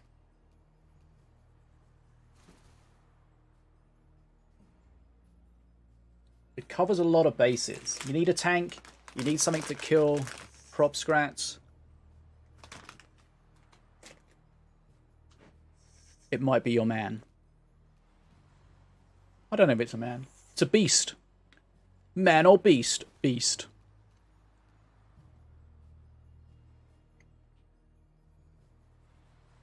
Right. Gonna have another 18-minute wait between games.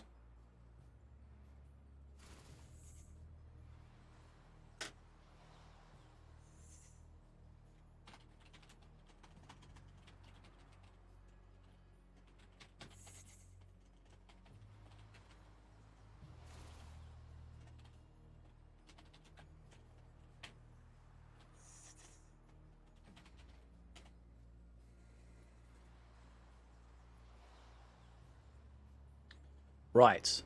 Prediction is closed. 60% on Katt, 40% on Memfisto.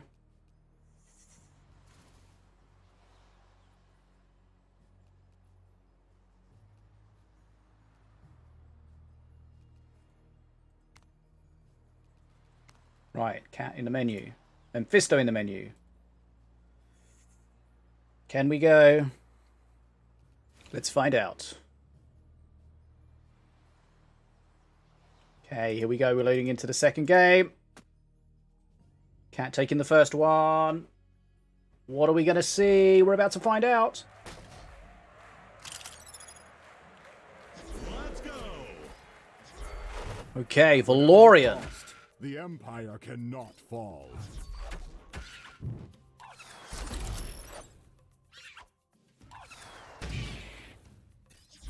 Again, APEP again. It's got a cleaver again.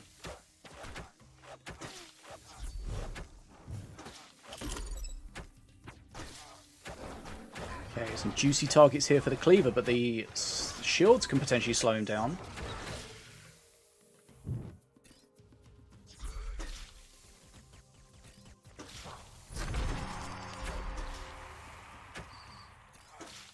If you look at the second player's player 2 hand, it's kind of the spectate's kind of messed up. You can see the master there for some reason. Right, perk 1 for both teams. Katt gets there slightly ahead. Impetus. Cleaver. Okay.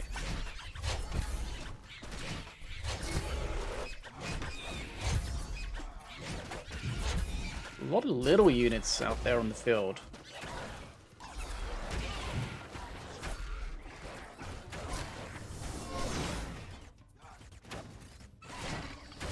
Okay, it looks like Memfisto's going to end up with both the bridges here, at least for a moment. Remember, you've got to hold the bridges for... There's kind of a bit of a discussion going on in the Discord about how long you have to hold them for. But it's like between 3.5 or 4 seconds before you get XP.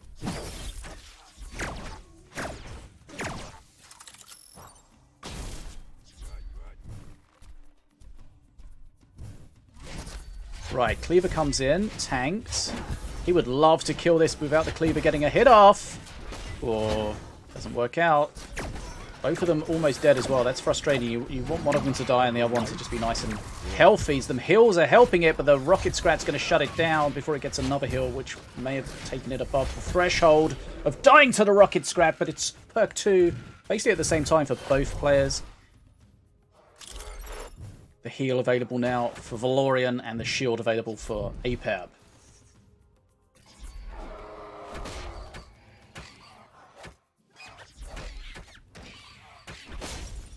Cleaver taking a while to kill the stuff at the bottom, so the bridge is staying blue for a little bit. This looks like a scary push. Daggerfall comes in. Nice Impetus Blast. Very well played there, because that Cleaver was going to be easily handled, and then suddenly it's not.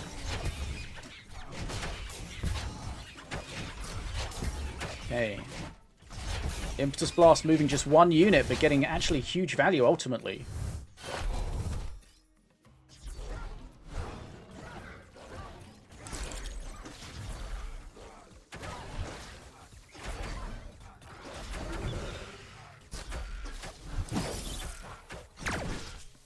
Oh, if he just waited a little longer, he could have got more value out of that Daggerfall.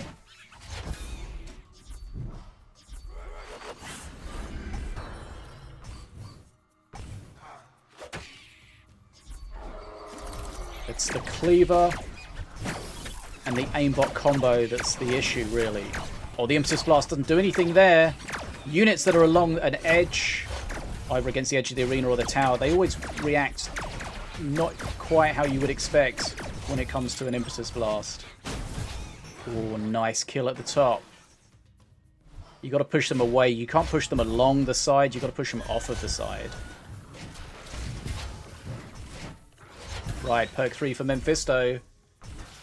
First 4 mana card for free is a Chisma Boomstick. That could be good. There's quite a lot of units that are going to get eaten up by that. Oh, he's getting pushed by the Cleaver, though. He doesn't want that to get too far forward.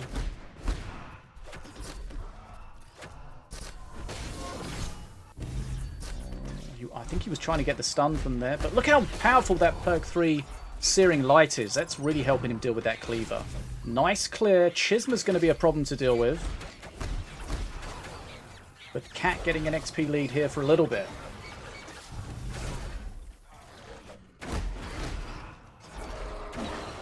Here comes the Cleaver. Doesn't really have any way of dealing with that. Those stun lancers are from perk 3.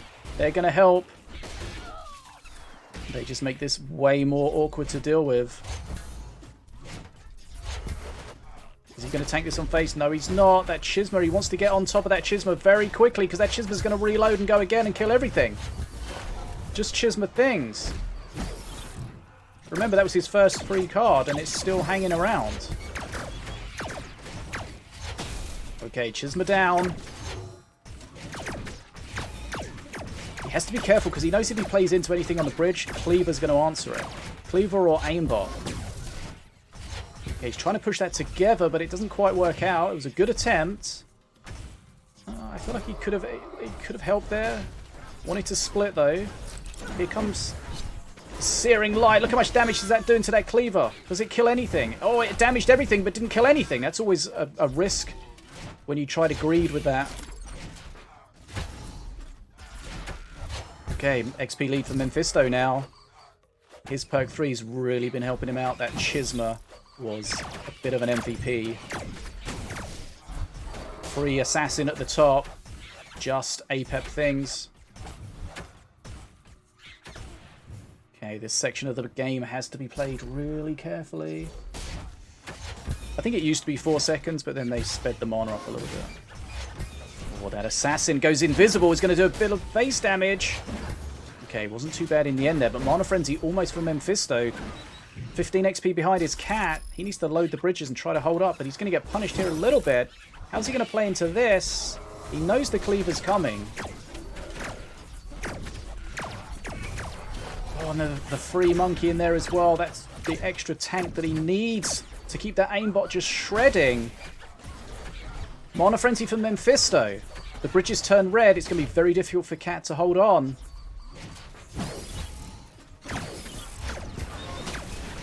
Well, the impetus pulls things out of the pocket. I don't think there's any way that Katt can hold on here. It was close. He's almost at Mana Frenzy, but Memfisto's had his Frenzy for ages. And he's already got a huge presence on the field. Okay, there we go. One game all. Memfisto fighting back.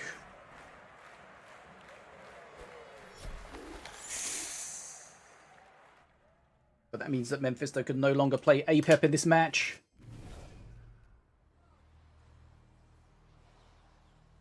GG. Okay, Katt took the early lead, and Memfisto fights back. One game all. That perk 3 Chisma was big time value.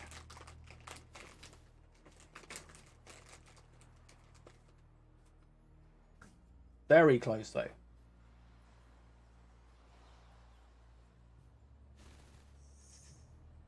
Okay. Katt's probably going back into deck building, so let's get comfy. How you guys doing? How's your day been?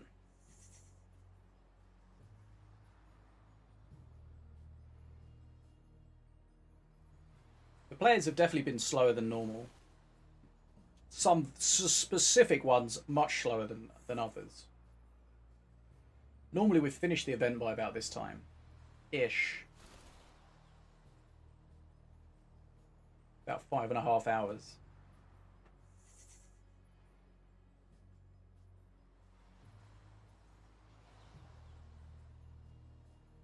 We just chill. You got anywhere to be? You got a social life? You going out tonight?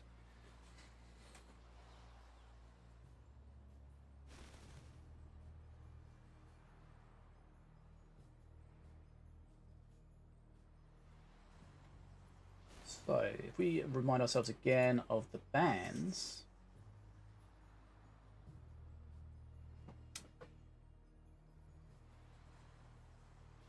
Like, it's difficult to argue against banning APEP, right?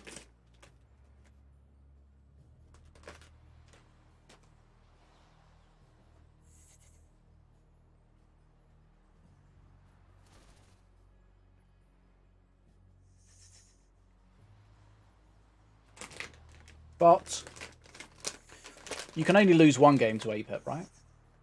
So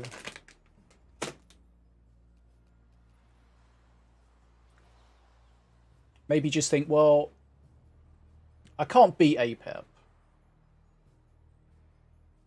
so I ban him. Or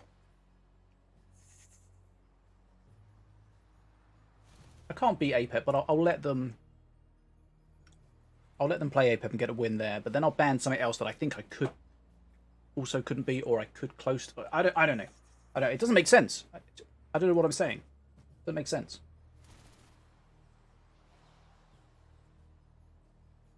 Little scrats everywhere, yes. No cleaver killing blow.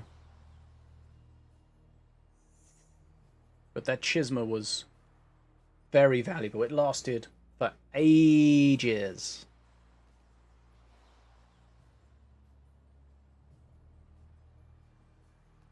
Aimbot is really very strong. Good tank in front of the aimbot. You're set. Shield, range, nats. Assuming you've got the tech to power it. Good stuff.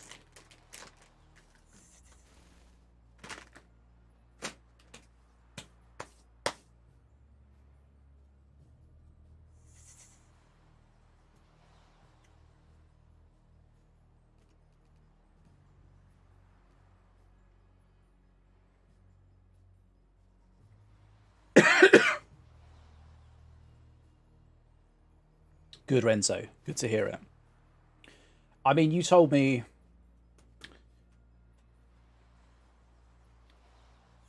When I asked you how your day was, you took 3 minutes to answer. A lot could have changed in those 3 minutes.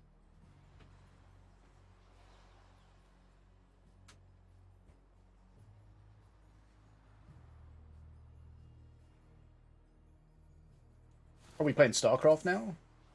Oh, speaking of StarCraft, I have my Terran t-shirt on. Thanks for noticing.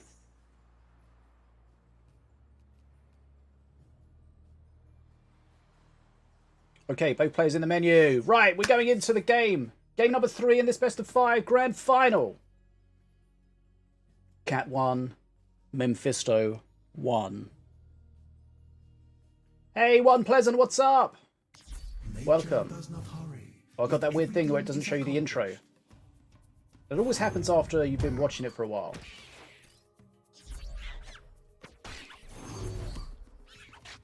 Right, what have we got? Wrecked! Oh, Katt playing what looks like a classic Memfisto deck. Let's see if he can pull it off.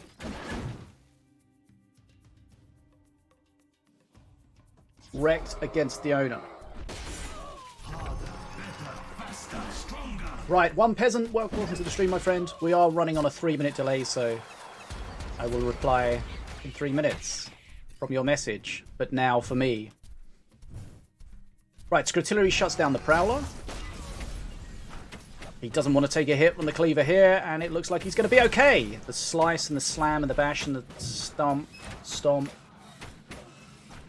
Right, so the plan here is to get the Reckinator with the support, probably of the Zeppelin bombers, but he needs to activate them first. He needs 5 Scrats in the opponent's side to activate the Scrat Swarm. Memfisto knows what he's trying to do because Memfisto does this all the time.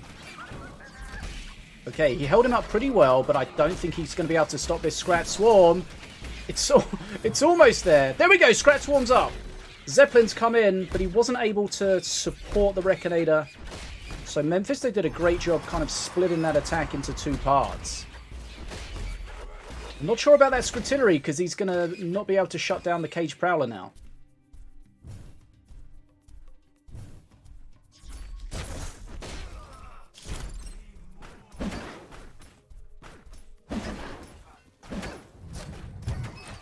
Big XP lead for Katt though, and done a decent amount of face damage. He'll be happy with how it's gone so far.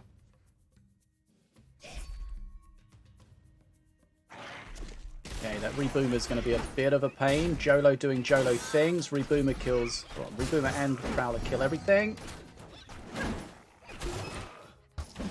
Oh, it's very important that he killed that Tranquil there. That would have healed right back up to full. Right, this is annoying, is it? Okay, that's okay. Excuse me, as long as he kills the Reboomer there, it's probably okay. Now, we know Memfisto's going to do everything he can to deny the Scrat Swarm. The explosion there is nice, though. Big damage to that Cleaver.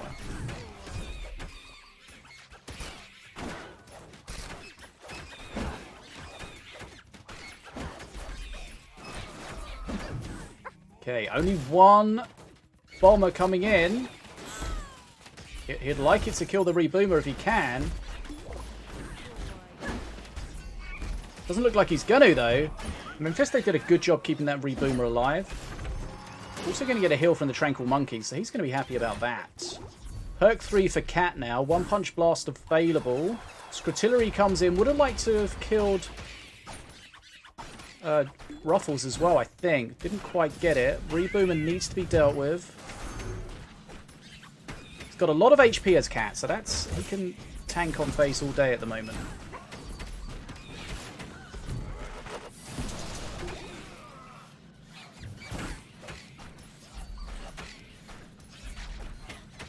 Okay. There's always that scary moment when you're waiting for that summoning sickness to wear off. Speaking of summoning sickness, I made a video about it. Go watch it on YouTube, but not now because we're watching a final. Well, that Cleaver's going down. That 1 Punch Blast really helping to clear that tanky Cleaver. Or the real Wrecked took one in the face there. Right. Perk 3 for Memfisto now. Extra trap. He wants to turn this around so the reboomer can maybe get a couple of hits off. He does have another trap as well. Nice. Taunt trap action there. Prowler's going to come in. Squirtillery wasn't great. I'm not sure if he went defensive to hold the bridge. Close. Right. Katt just needs to get to Mana Frenzy. He's real close here. He just needs one bridge at this point, really. He's that close. Just get one bridge and just go for it. He's got a lot of HP. There's no real pressure on his face right now.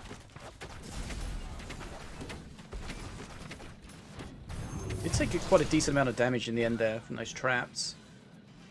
Okay. Squirtillery coming in. He could shut this down if he wanted. Could go for the one-punch blast on the doghouse. I don't think I've ever called it a doghouse before, but that's what we're doing apparently.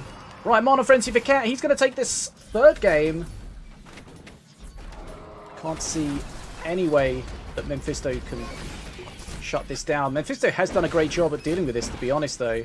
He didn't really get one proper push with the Rekinator and the Zeppelin supporting it, but the bridge control was just too much. Katt burning mana.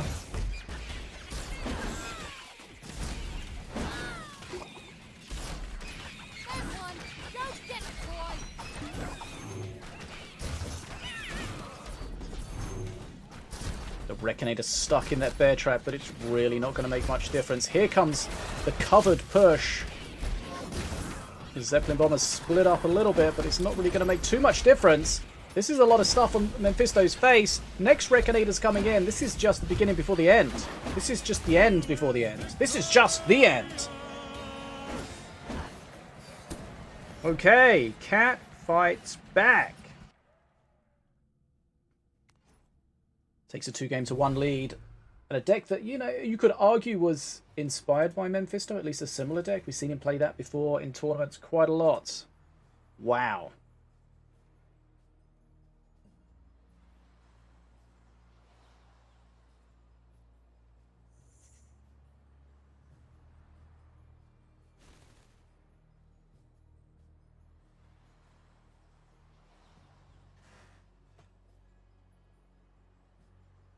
Okay. 2-games-to-1 to the mighty Katt. One more to close out the tournament. Or, if Memfisto takes the next one, we're going to a decider.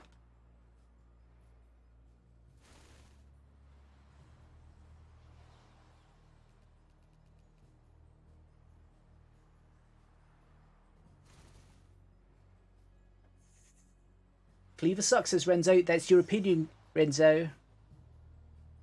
Some people think it's very strong.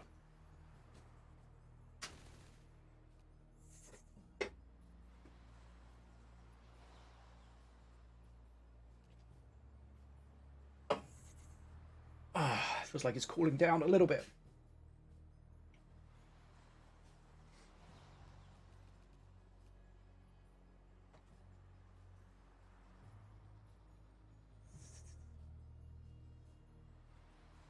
Okay.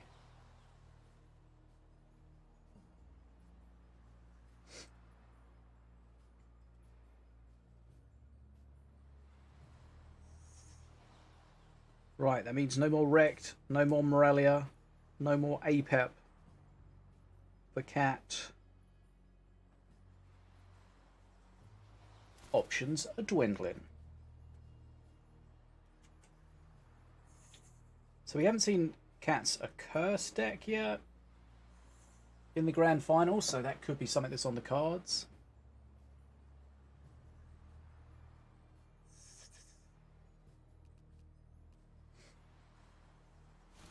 Doghouse or fish tank? Some would say they could be the same thing.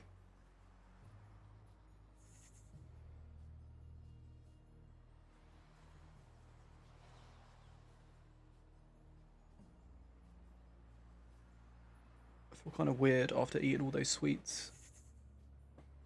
I feel like I need some fresh air.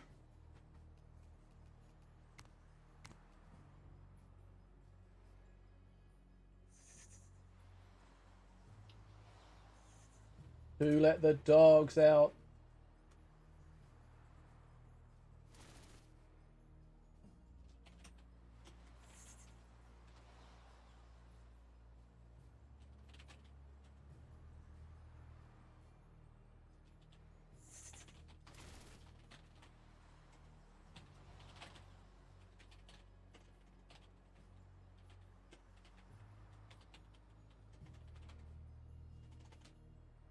A lot of stuff on Memfisto's face, yes. He's a very messy eater.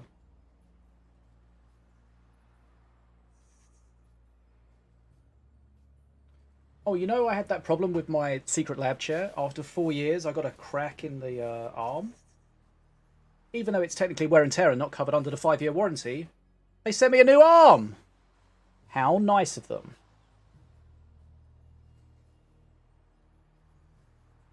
So it is back to being like new. If you want to get yourself an awesome chair and support the stream, check out the link in the chat. Secret Lab, not the cheapest, but probably the best. If you order one, when the box comes and you feel how heavy the box is, you'll realise what a quality chair it is. Do you know the lore of the Crackle Doomcleaver? Crackle Doomcleaver is a feared orc warlord known for his ruthless tactics in battle. He once led a devastating assault on a human kingdom, but was ultimately defeated by a group of brave adventurers. Some say he still lurks in the shadows, biding his time for his revenge. They set it up for a sequel.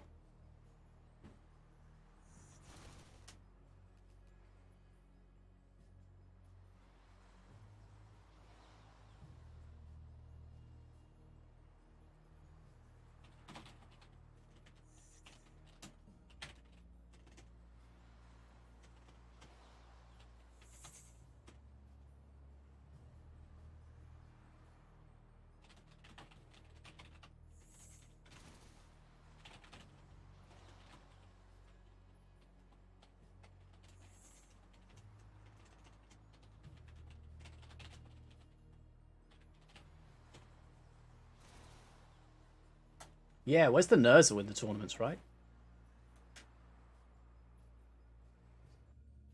Right, here we go.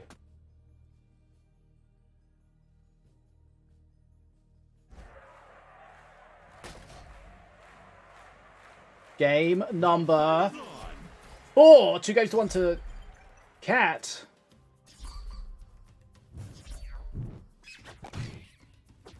Right, Diona, Slither Diona. Our moon is back. With or without the black hole, we don't know. Memfisto. Red Golem is showing its face.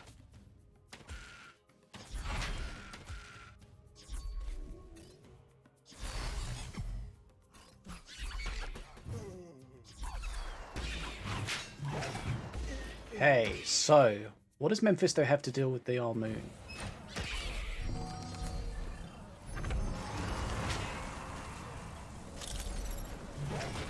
Okay, trying to get as much value out of this Our Moon as possible. Forced a lot of mana there. Memfisto did a good job being able to split those scrats to take both the bridges. Students killing each other. No summoning sickness for either of those at the bottom there when they engaged. Therefore, they killed themselves. What's summoning sickness, you ask? Check out my YouTube.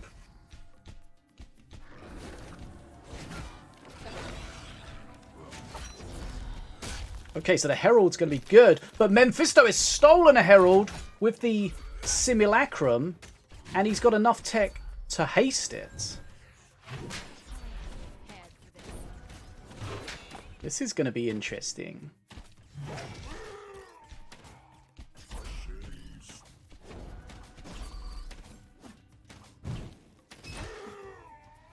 Remember, the Simulacrum will copy a card from your opponent's hand that is a non-mythic minion.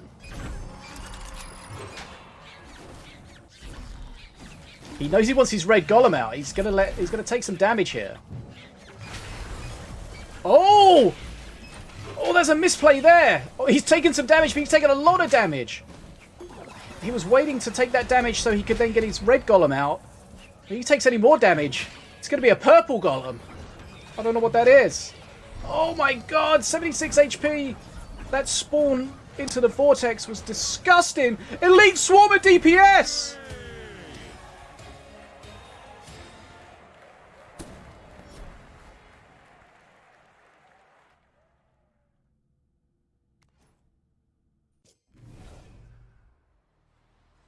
Katt is the champion.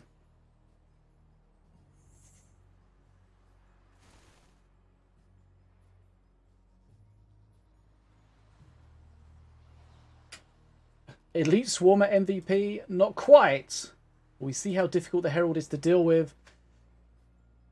Memfisto had his Herald to defend, but it got sucked in, kind of unfortunately, when the Vortex was spawned. And everything died. Goodness me. Okay, Katt is back. And he's the champion. Goodness me.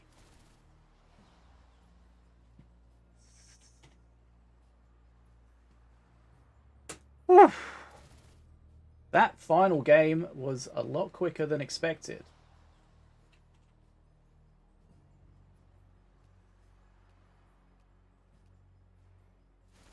Right.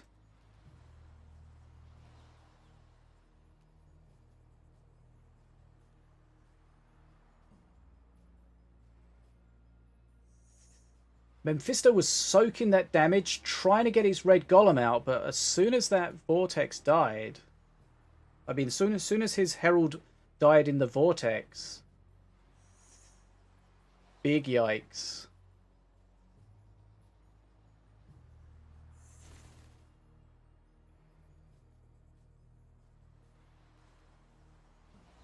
I mean, Darkrow says Brothers versus Armoon auto loss, but that wasn't what caused the loss. I mean, ultimately it might have done, but we didn't get that far.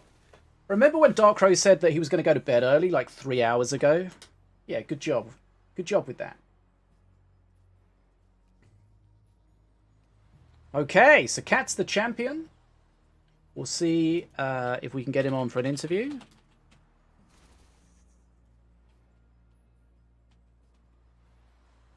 Don't forget to join our giveaway. I'll do those later. If I forget, message me, but like give me a couple of hours.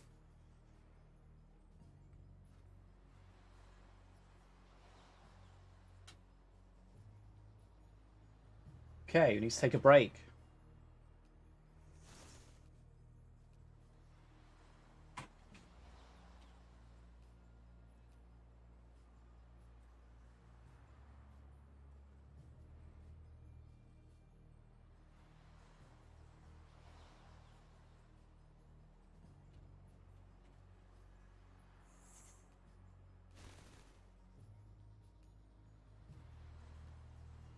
Right, I'm trying to get hold of Katt.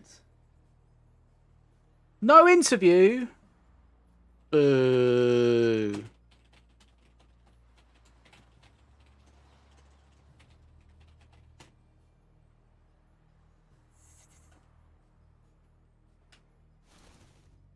Bad champion.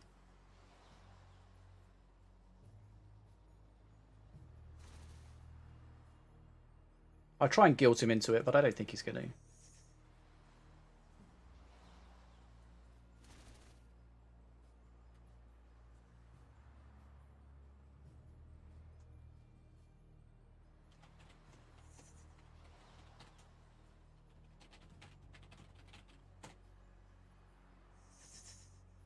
He prepared for 2 years.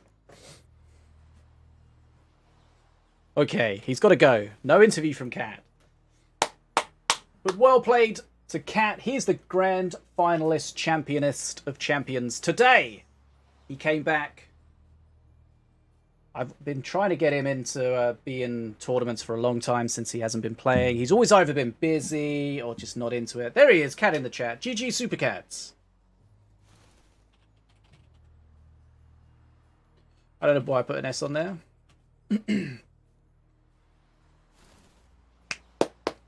His interview is GG. Wow. Best interview ever.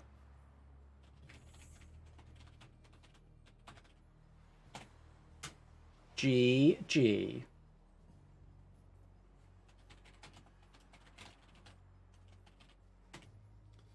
Right. Well, if there's no interview, then there's not really much else we have to do before we peace out.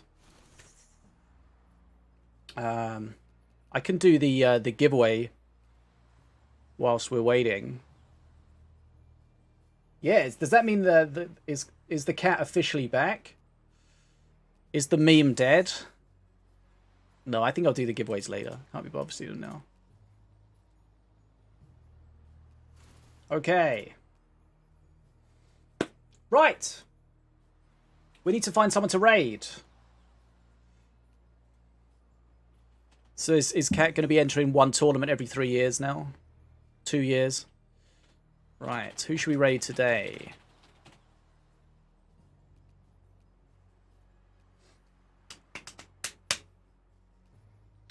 Right. Not really many people playing minions, so don't know who we're going to raid.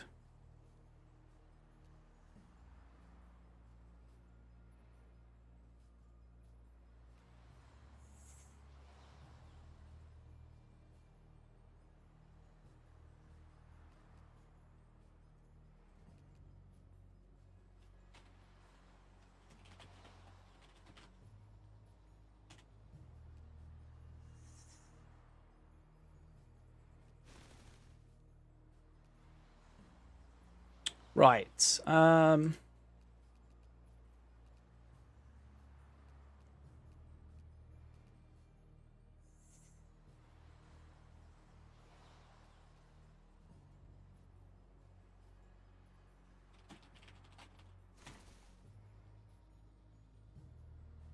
mean, if he doesn't want to do it, it's fine, right?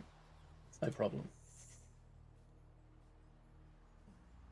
In my experience with Katt, he very rarely does an interview. We've maybe done it once or twice in all the time that he's been winning. He said maybe next time, but that's probably what he said last time.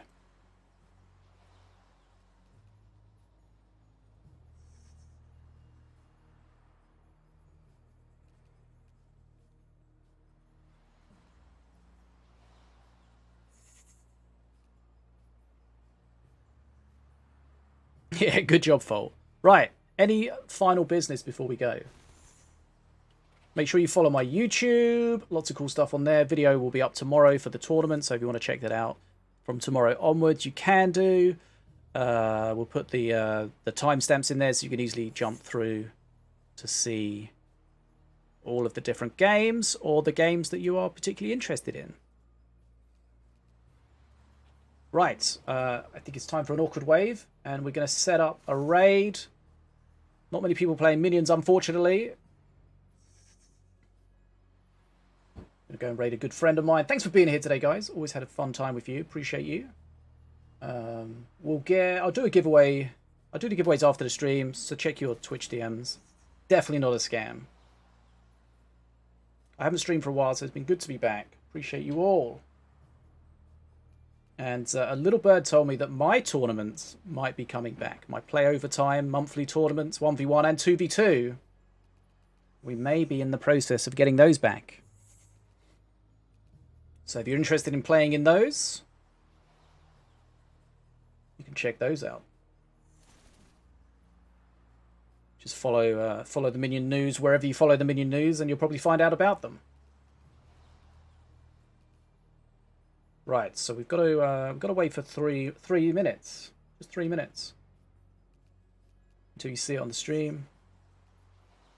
No real problem.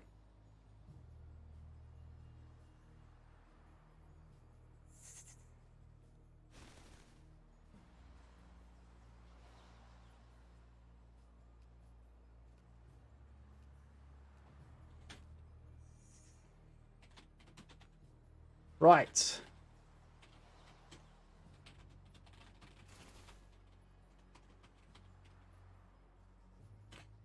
Hopefully you guys enjoyed it. Had a lot of fun today. Let's do it again soon. Sounds like a good idea.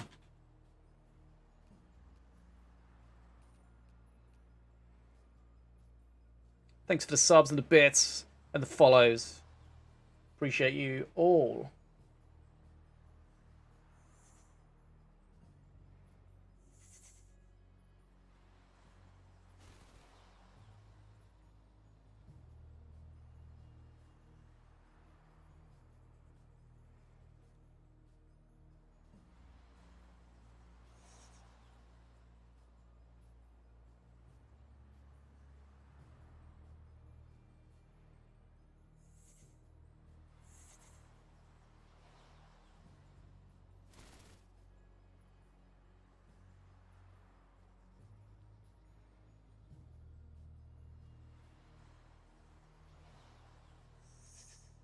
You're welcome, Silco.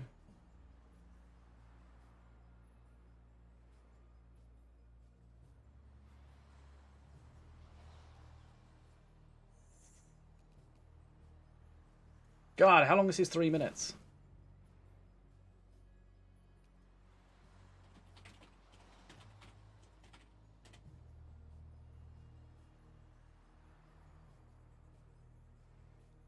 Okay, we started waving. Let's go.